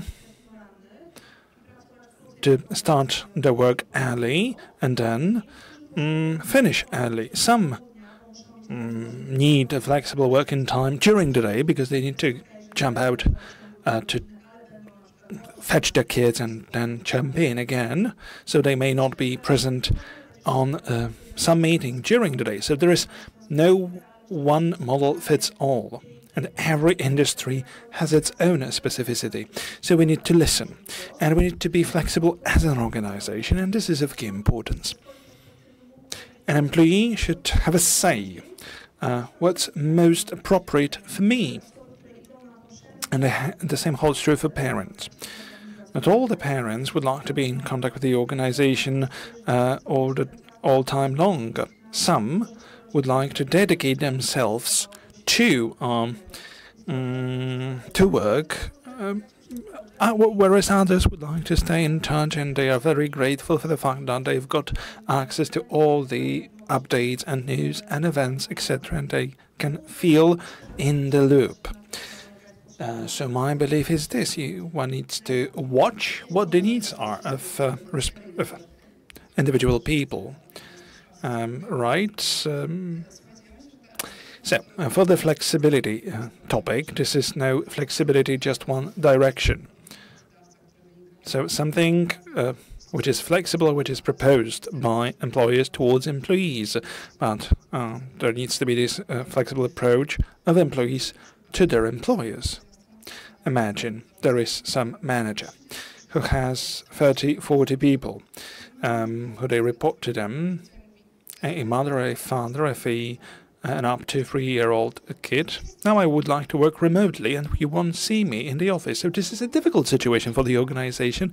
It exerts impact on the whole team because they won't have contact for their boss throughout a period of 4 years. So there needs to be a certain degree of maturity on both sides. Some needs are temporary. Some things are rooted in the specificity of a given position and work that we do. And if there are very demanding employees, this is the labor code. I apply. I submit an application, that's done. So there needs to be this space for talking, for a conversation, and conversation leads to consensus. What's appropriate for me and what's appropriate for my employer. So let us stay open-minded, and let us embrace dialogue. So there needs to be flexibility on both ends. Let me make a quick reference to this flexibility. If there is a manager who won't make any appearance without 4 years, and there is a shop and it won't open, and you won't be able to do your shopping at your favorite little shop, what then? Let us agree. Without education, we've got a lot of impact. 20,000 employees, 23,000 kids. So a small town, basically. So if we have an impact, what goes on in a given town where Lidl shop is present, and we, by the way, we promote equality in terms of getting access to benefits, getting access to leaves, and our benefits are adjusted to both the needs of employees, but at the same time, they are, and we've got a total of 26 of them, they are also addressed at the families of our employees. So we contribute a lot, finance-wise, to the budgets of the households of our employees. So flexibility is important, right? But we need to have a consensus. There are two other aspects that I wanted to raise. Number one,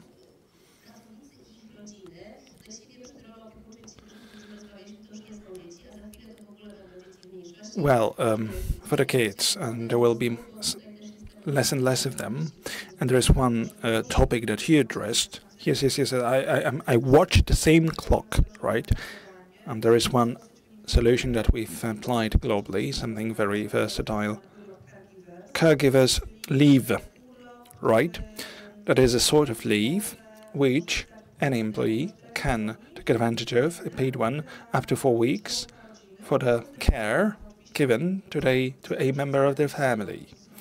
For instance, to parents of a certain age. This might be something temporary, like providing care to somebody who is now returning to health after some health problem.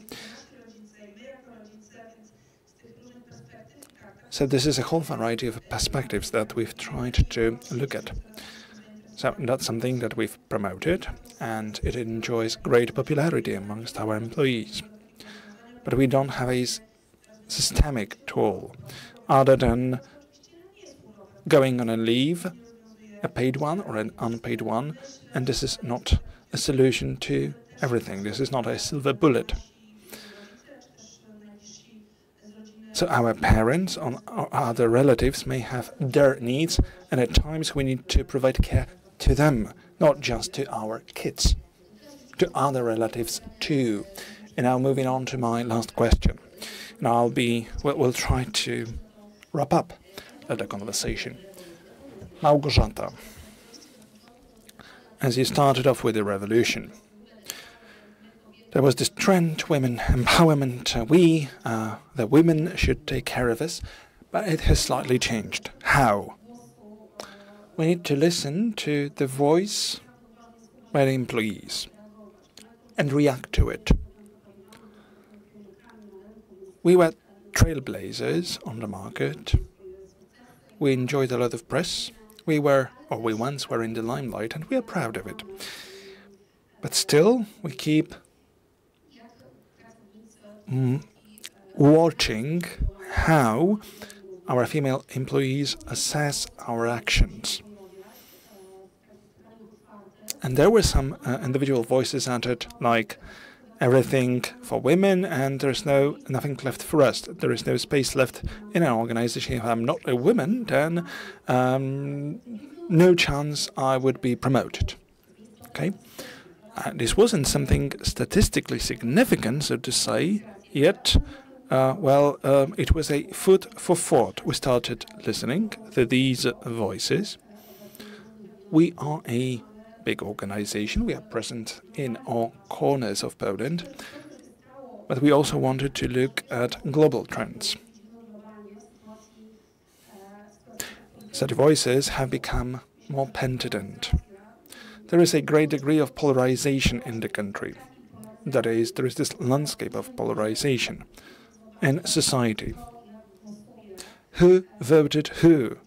That's the best parameter to know what we're talking about. So women tend to vote one way, men tend to vote the other. So the latter part might have been unheard, and this might have given rise to isolation, aggression, self-aggression, and this has become evident. There is a certain degree of crisis of male identity. So in this contemporary world, in a new world, in a world which has changed and transformed itself, for the new landscape we have not been building it together. And it doesn't pertain to men only.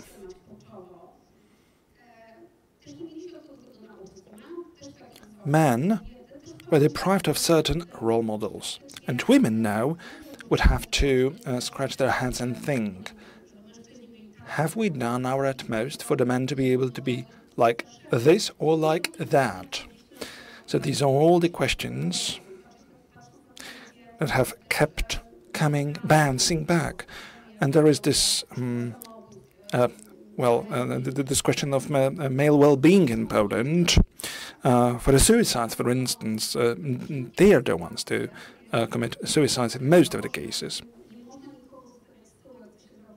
So we mustn't leave anyone behind.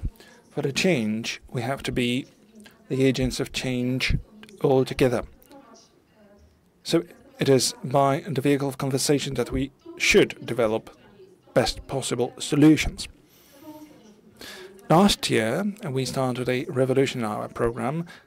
We have invited over men to be also leaders in our groups. Oftentimes, they've got their own routines.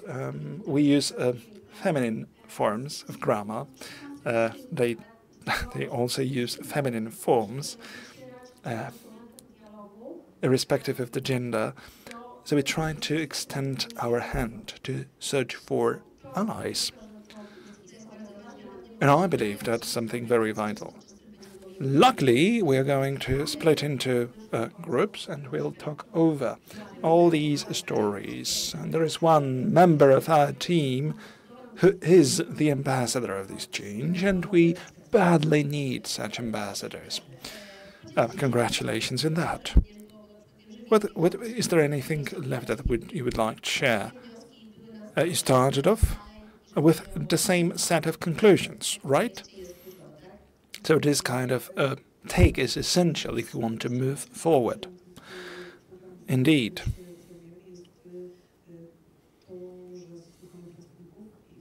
Importantly, we listen to the voice of our employees.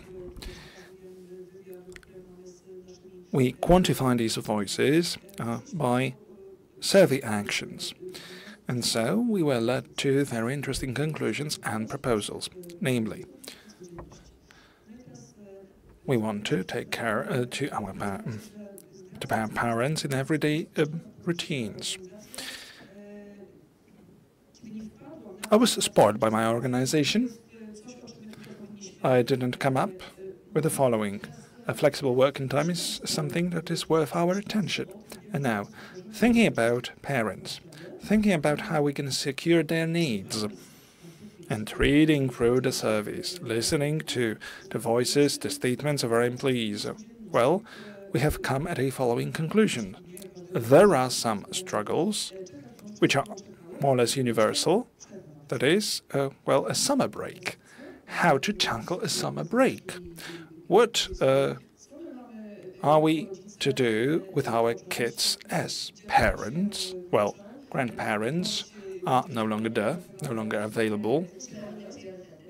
Or our parents have other priorities. These are different life stories. So, how should we tackle our summer break at school? What do we do with our kids? And Kamil will tell you more about that. Kamil is a leader of one of the leaders of our parenting broadcast streams. What do? We organize summer camps for our parents. Apparently, our parents struggle with the summer breaks. And to a great degree, we organize a few rounds of summer camps, and this gives parents this certainty that their kids are taken care of in a professional manner, so they don't have to worry. This program is announced well in advance, and for the details, we'll dwell on them during the breakout sessions, right? So everything boils down to listening to employees and parent employees, and coming up front, their very particular needs, and this is a very essential step that one can take. Can we also hear a voice of the people who haven't taken the floor in this round? Any surprises here?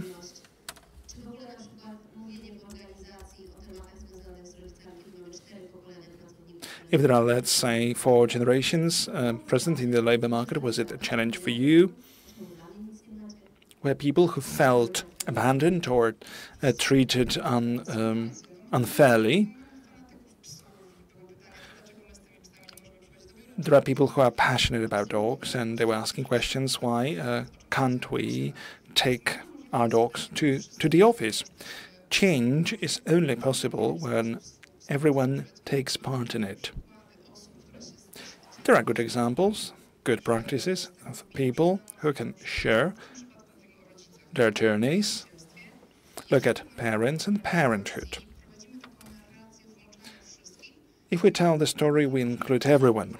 And there is this change that makes opportunities more and more equal to everyone. Then it's good overall. My colleague from Lille said, well,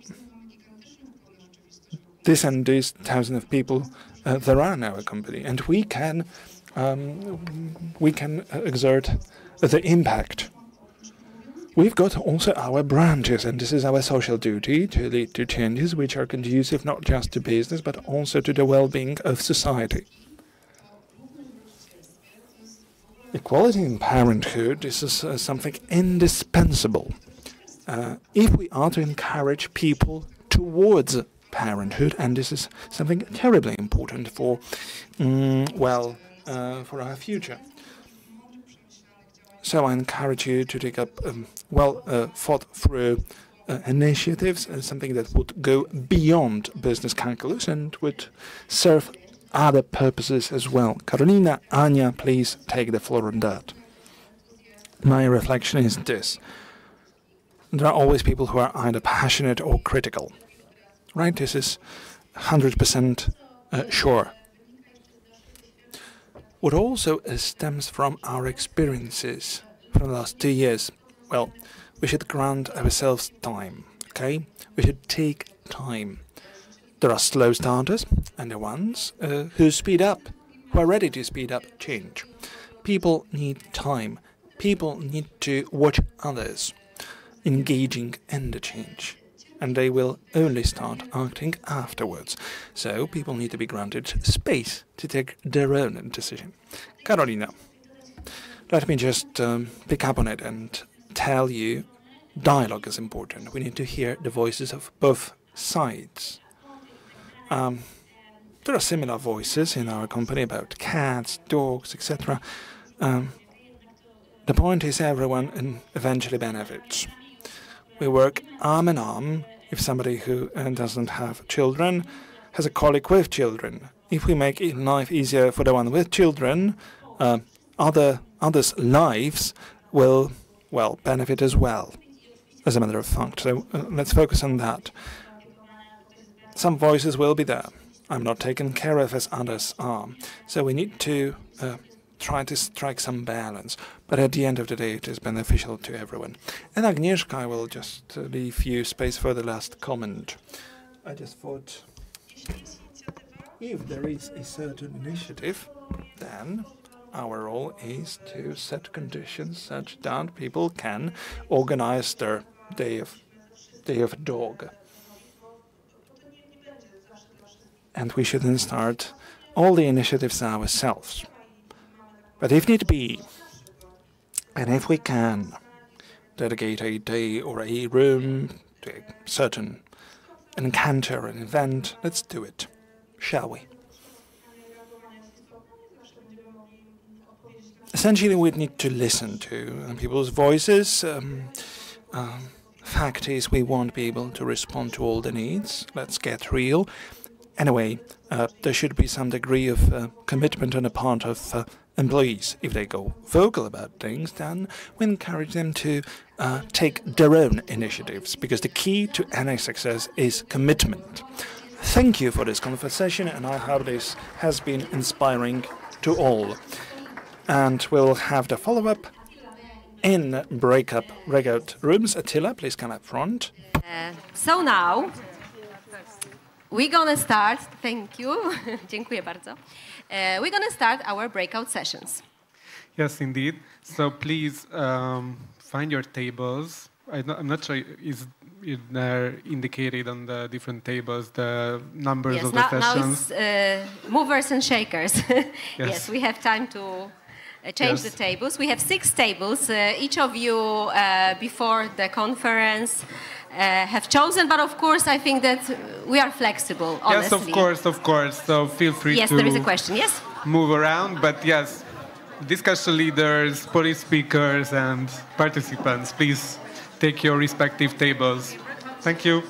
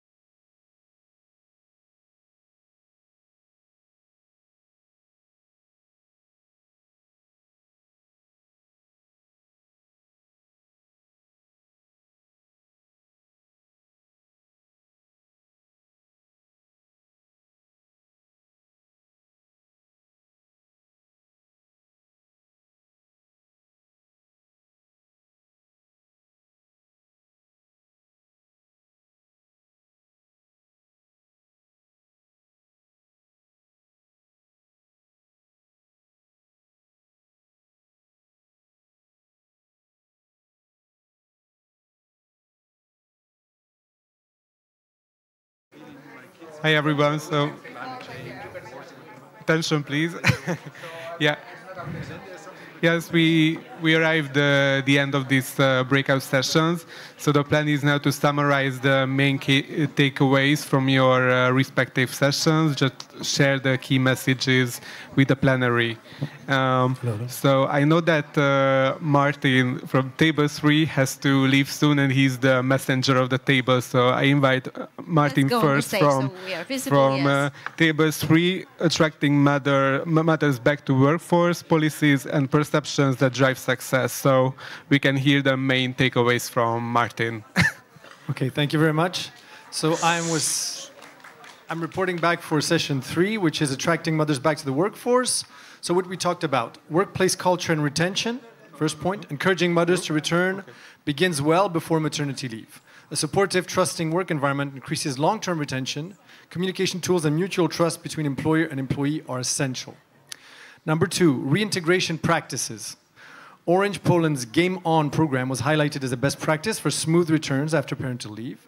It includes re-onboarding checklists, community support meetings, hybrid work options, and automatic salary adjustments during absence in certain conditions. Number 3, childcare access and equity. Lack of accessible and available childcare, especially in rural areas, limits mothers' ability to work. Policies must address both affordability and geographic availability. Poor working conditions in childcare also undermine service quality and availability. Number 4, parental leave and gender equality. Cultural norms often place caregiving on mothers. Parental leave policies should incentivize fathers' involvement and include salary protection to reduce financial barriers for both parents. Number 5, psychological and peer support. Support for mental health is vital. Some companies provide counseling and peer groups, especially during key parental transitions. These services are mostly limited to large firms, unfortunately, in many cases. Number 6, flexibility and misuse. Flexible work is sometimes misused to extend hours. It should be based on clear performance goals, though this may not suit all roles. Number 7, gig economy challenges. Non-traditional work, like for instance gig jobs, complicates access to parental leave and benefits, and so this should be also taken care of at the policy level. Number 8, additional support needs. Parents with children with disabilities require greater financial and caregiving support. Some childcare systems exclude non-working mothers, which also create barriers to job re-entry. So that'll be all from my group. Thank you very much. Well, quite impressive list. Thank you so much. Now let me invite the leader of the table centering families in social policy and amid declining fertility rates.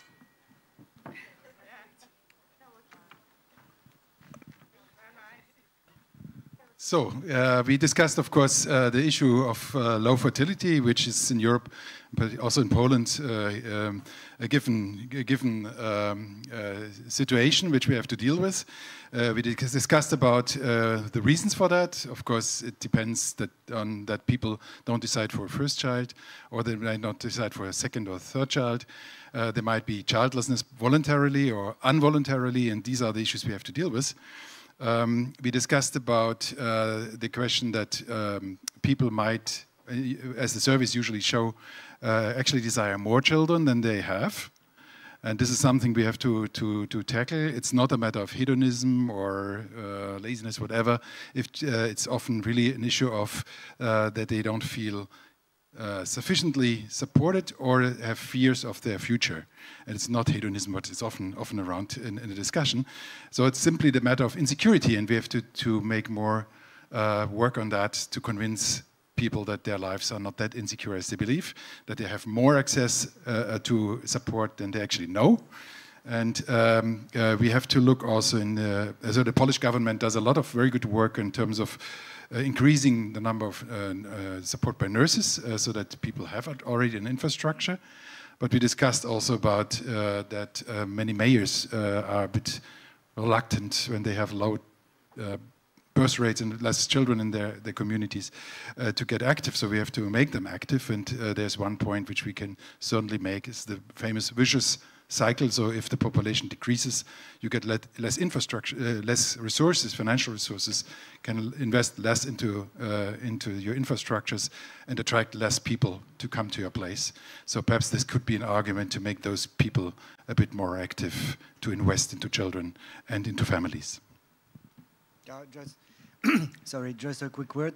Also, we perhaps mitigate the discussion by including some psychological issues that are not addressed, such as the feeling or the need to be in a stable relationship before thinking about creating a family. And another point is also to take care of the globally health issue, and perhaps more specifically the infertility that is not perhaps, well, it could be also a taboo in some countries, and that still need to be addressed as part of the family policies to reboost perhaps the natality. Thank you, Jérôme. Thank you, Andreas, for this comprehensive summary. And now I invite someone from Table 4, engaging men in parental equality, breaking down barriers and building support. Yeah, if you want, you can take it there. Do you have a mic? Yeah. Okay. Thank you. Sorry, it's not that I'm nervous or anything. It's just that I'm on a laptop and I'm reading from someone else's notes. First of all, I just wanted to say that we're kind of really pleased that there were such a lot of people at this table. And it was pointed out that perhaps even 10 years ago, to have these kinds of conversations about how we might engage men were not necessarily happening. So we thought that was a really positive thing just in terms of the makeup and contributions of the group. We started out with a discussion around thinking about employers and how we shift employer focus, convincing them around the importance of getting men engaged through the creation of new activities and taking ownership in terms of the process of men taking leave. It was pointed out that in Poland, for example, only 6% of fathers feel or declare feeling comfortable asking for parental or sick leave in the first place, or flexible work arrangements as well to work for care. And we talked about the sort of concept of the sort of the fatherhood forfeit, so some of the stigma that's still culturally embedded in organisations that we really need to break down and challenge. And a key sort of solution or way of thinking about that was about educating managers and really thinking about how employees can better understand the value, which was, I think, was a point made earlier actually today, of men taking leave. There was discussion around stressing the balance between the need for individual change, legal change and structural change. Again, so thinking about how we create the systems, the services, the industries that help us to ensure that these behaviours and men's engagements in caregiving are better supported and provided for. We had a great 3 points from Kamal on the table here about creating more spaces for men, so beyond workplaces, that are more open and welcoming, suitable to parenting and fathering, and that could be things like changing rooms, gender-neutral toilets. In my own work, that's about creating and investing in community spaces for fathers, so that we really invest in men's identities as fathers and try and shift those kind of cultural norms. There was a really interesting discussion about thinking beyond parental leave. So particularly in terms of employment, there is a focus on leave time and what men and women take. But I think we need to think more about the life course of parenting, which is, again, a point that you made there. So thinking about flexibility and opportunities for flexibility for men as well as women. And that led to some broader discussions about do we just need employers to be flexible, or do we need more accessible childcare that's available at different times to enable people to balance life, work and care responsibilities. I've run out of my bolding. Is there any other things we said? We talked about the fact that there are diverse families as well. We need to think about men and families in different circumstances. There was, say, mandatory paternity leave as well. Do you want to say something about that? Well, there was a discussion that maybe it's a good idea to have at least a part of paternity leave that is compulsory for fathers, as there is also maternity leave. A part of it is compulsory for mothers. And this has been successful in the countries where this has been applied. in Portugal, Spain, and Italy for the moment. I think.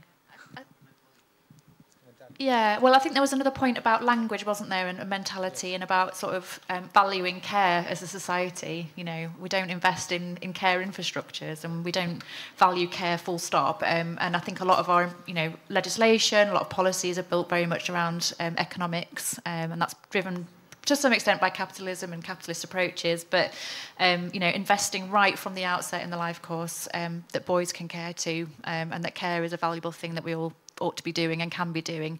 It might be a new starting point and a new way in which we can structure society.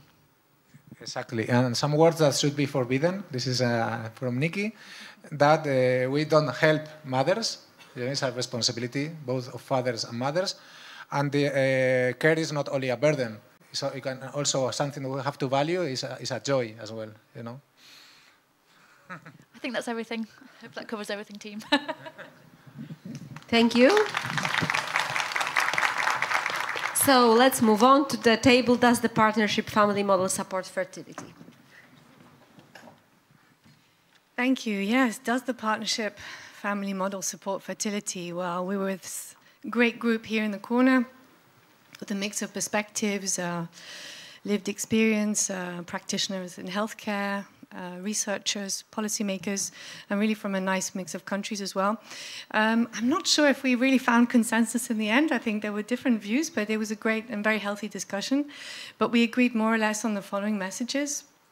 So there doesn't seem to be any evidence that the partnership family model is detrimental to fertility. If anything, there is an effect and a positive effect, right?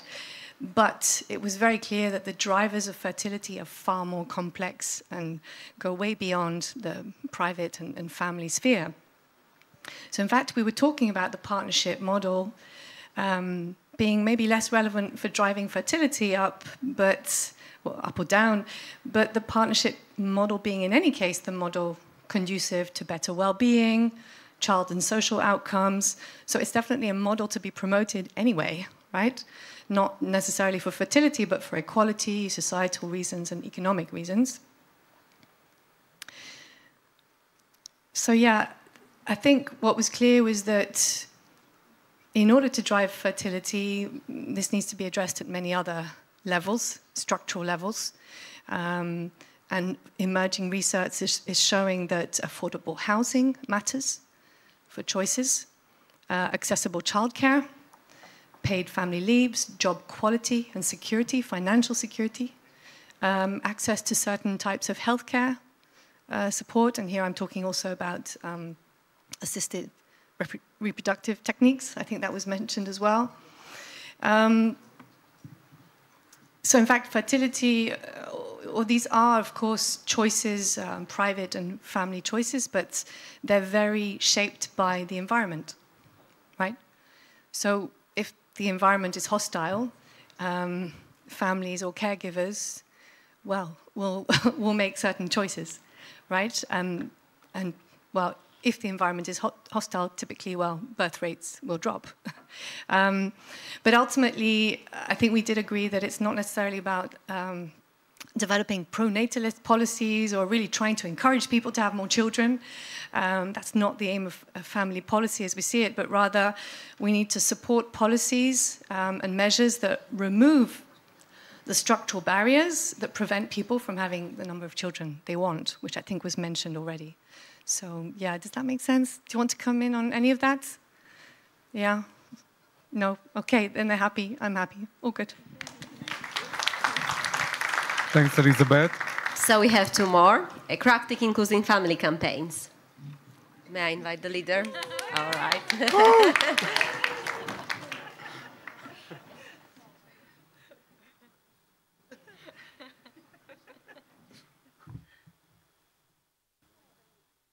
From there? Computer yeah. Here, oh. it would be easier. Okay. Oh, this works. Okay, so it's fine. Oh, I already have a mic. Okay. Can you all hear me? Yes. So in our table, we found that the first step for inclusive campaigns was to identify gaps in inclusivity, identify stereotypes, For instance, stereotypes on what a family is or should be, or stereotypes on what parenthood is or should be, and make the invisible visible. Perhaps to make fathers more visible, or to show that parenthood is not always easy or ideal, or that a couple can be of the same gender, or have a disability, or be of multiple ethnic origins.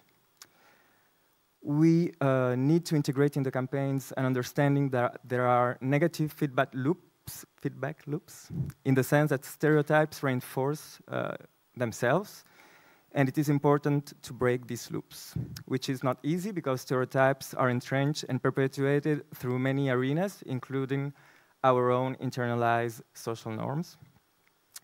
Family campaigns that are inclusive should be based on data, on research, and provide useful information to make us rethink our assumptions, but also be based on objectives that we all agree on, such as campaigns that focus on the well-being of the child as a focal point, as a desirable outcome that is widely shared. It is also crucial to use campaigns to share good and inclusive examples that can create positive loops in a more inclusive direction. These examples should include individual and real-life examples when possible. We should also have targeted approach to our messages, which means that we need to know our audience and what specific stereotypes we want to tackle. And at the same time, we have to develop broader approaches that touch a broader audience, and both should coexist. We found out that language is also very important. Words we use can have different impacts. For instance, some terms can be more inclusive than others. And this refers to language, but it's also true for images. Some can be more inclusive than others. We also have to take into account the fact that there are opposite campaigns, which very different views that may try to achieve opposite objectives, maybe more exclusion rather than inclusion. For instance, campaigns that may have a narrower or more traditional definition of what a couple or what a family should be. And this should be integrated in our own campaigns to trying to find, whenever possible, common ground and strategies to tackle this issue. It is not only the content of the communication that matters, but also the frequency of a campaign and how it is distributed on the ground. And so it is important to integrate techniques that can reach the widest possible audience in a consistent way, and thinking of how to make it more efficient. And this is perhaps also important to take into account in a more algorithmic world in which we live in. So these are our main points of our table. Thank you. Thanks, Sebastian. Yes, so, and finally we close. Anina. Yes. Do we need regulations? Yes, you have to tell us now. Do we or not? But, yes, I have extremely untidy notes, but thanks to Chloe for helping me make some sense of them. So the question we were asking is, do we need regulations, and what can we do to make them more effective, to have more teeth? With the general comment that there's always a gap between the laws, the expectations, and the realities then at field level. There was an observation about how context matters and how the current political context in Europe and in the world is actually affecting the whole context, environment in which these directives are these regulations are being applied. I mean, mentioned there's this general deregulation mood and this pushback concerning regulations and specifically on DEI. And the topic came up of, I'm sure you are aware of this in your own countries, of companies that are having pressure from, companies that want to work on the American market are having pressures coming from the US to not apply the DEI-related KPIs. And some companies are actually caving into this. But what was also said is actually there is some hope because the younger generation, the Gen Zs, are very keen on issues related to rights and ethics in the environment. And so there is pushback to the pushback coming from there. And so we concluded on a relatively optimistic note on this point that it won't happen.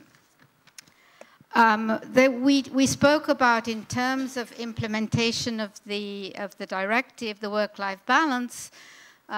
We spoke for quite a while about the difficulties of SMEs. I think we're having this in all our countries, in the sense that there are many things that the SMEs have difficulty in applying and are costly. But on the other hand, this is recognized in the directive, but the directive also said it's up to the countries to find solutions. So there we are, we're struggling with that.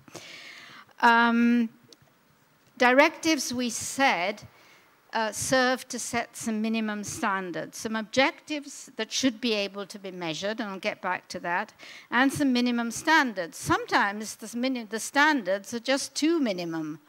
The example of Germany was cited, that when the directive came into place, Germany was already far ahead. And in fact, 2/3 of European countries at the time of the directive already had the 10 days that were enshrined in the directive. So sometimes those standards can be, you have to get them right, but they shouldn't be too high and they shouldn't be too low either. Now we mentioned, we talked about the situation in Canada, which has a setup that is very similar to the EU. You have a federal government, and therefore you have, sorry, I'm not sure what your provinces or regions are called, but so the government sets some KPIs, some standards that then have to be reported and monitored.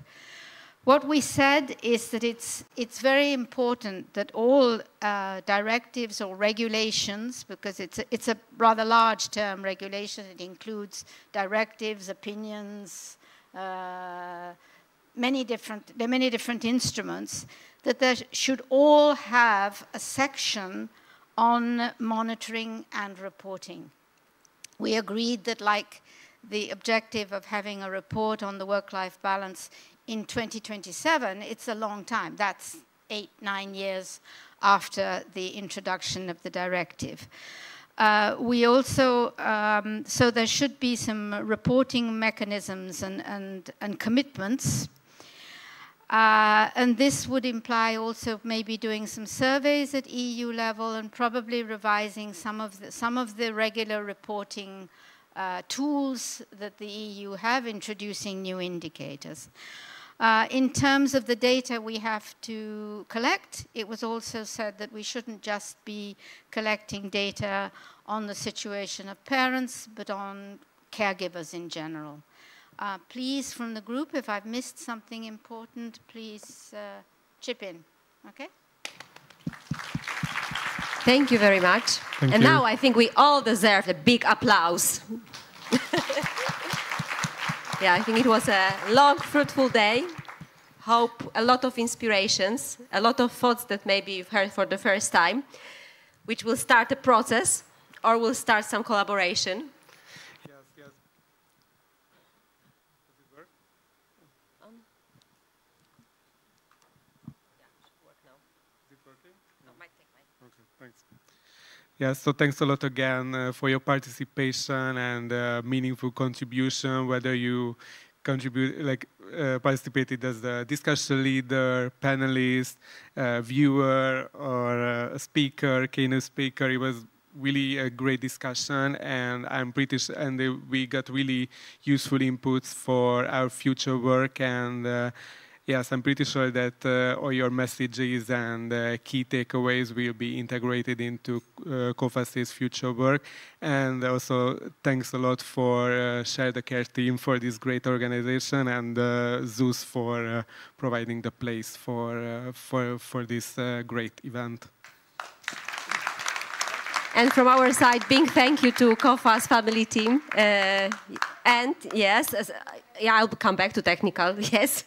Yes, also to the COFAS team and also for the member organizations, because it was a pleasure to have you here all day. I'm sure that that's not the end. That's just the beginning. So like once Elizabeth said, it's a collective intelligence, and I hope that we'll make a great use of this. So thank you very much. And now just from the technical perspective, please give back the technical translation devices. Florian is at the end of the room waving to all of you, so you don't keep it in your pockets, your purses or anything, because we need to collect all of them in this suitcase in the end of the room. So thank you very much. Now time for networking. Enjoy, and thank you so much.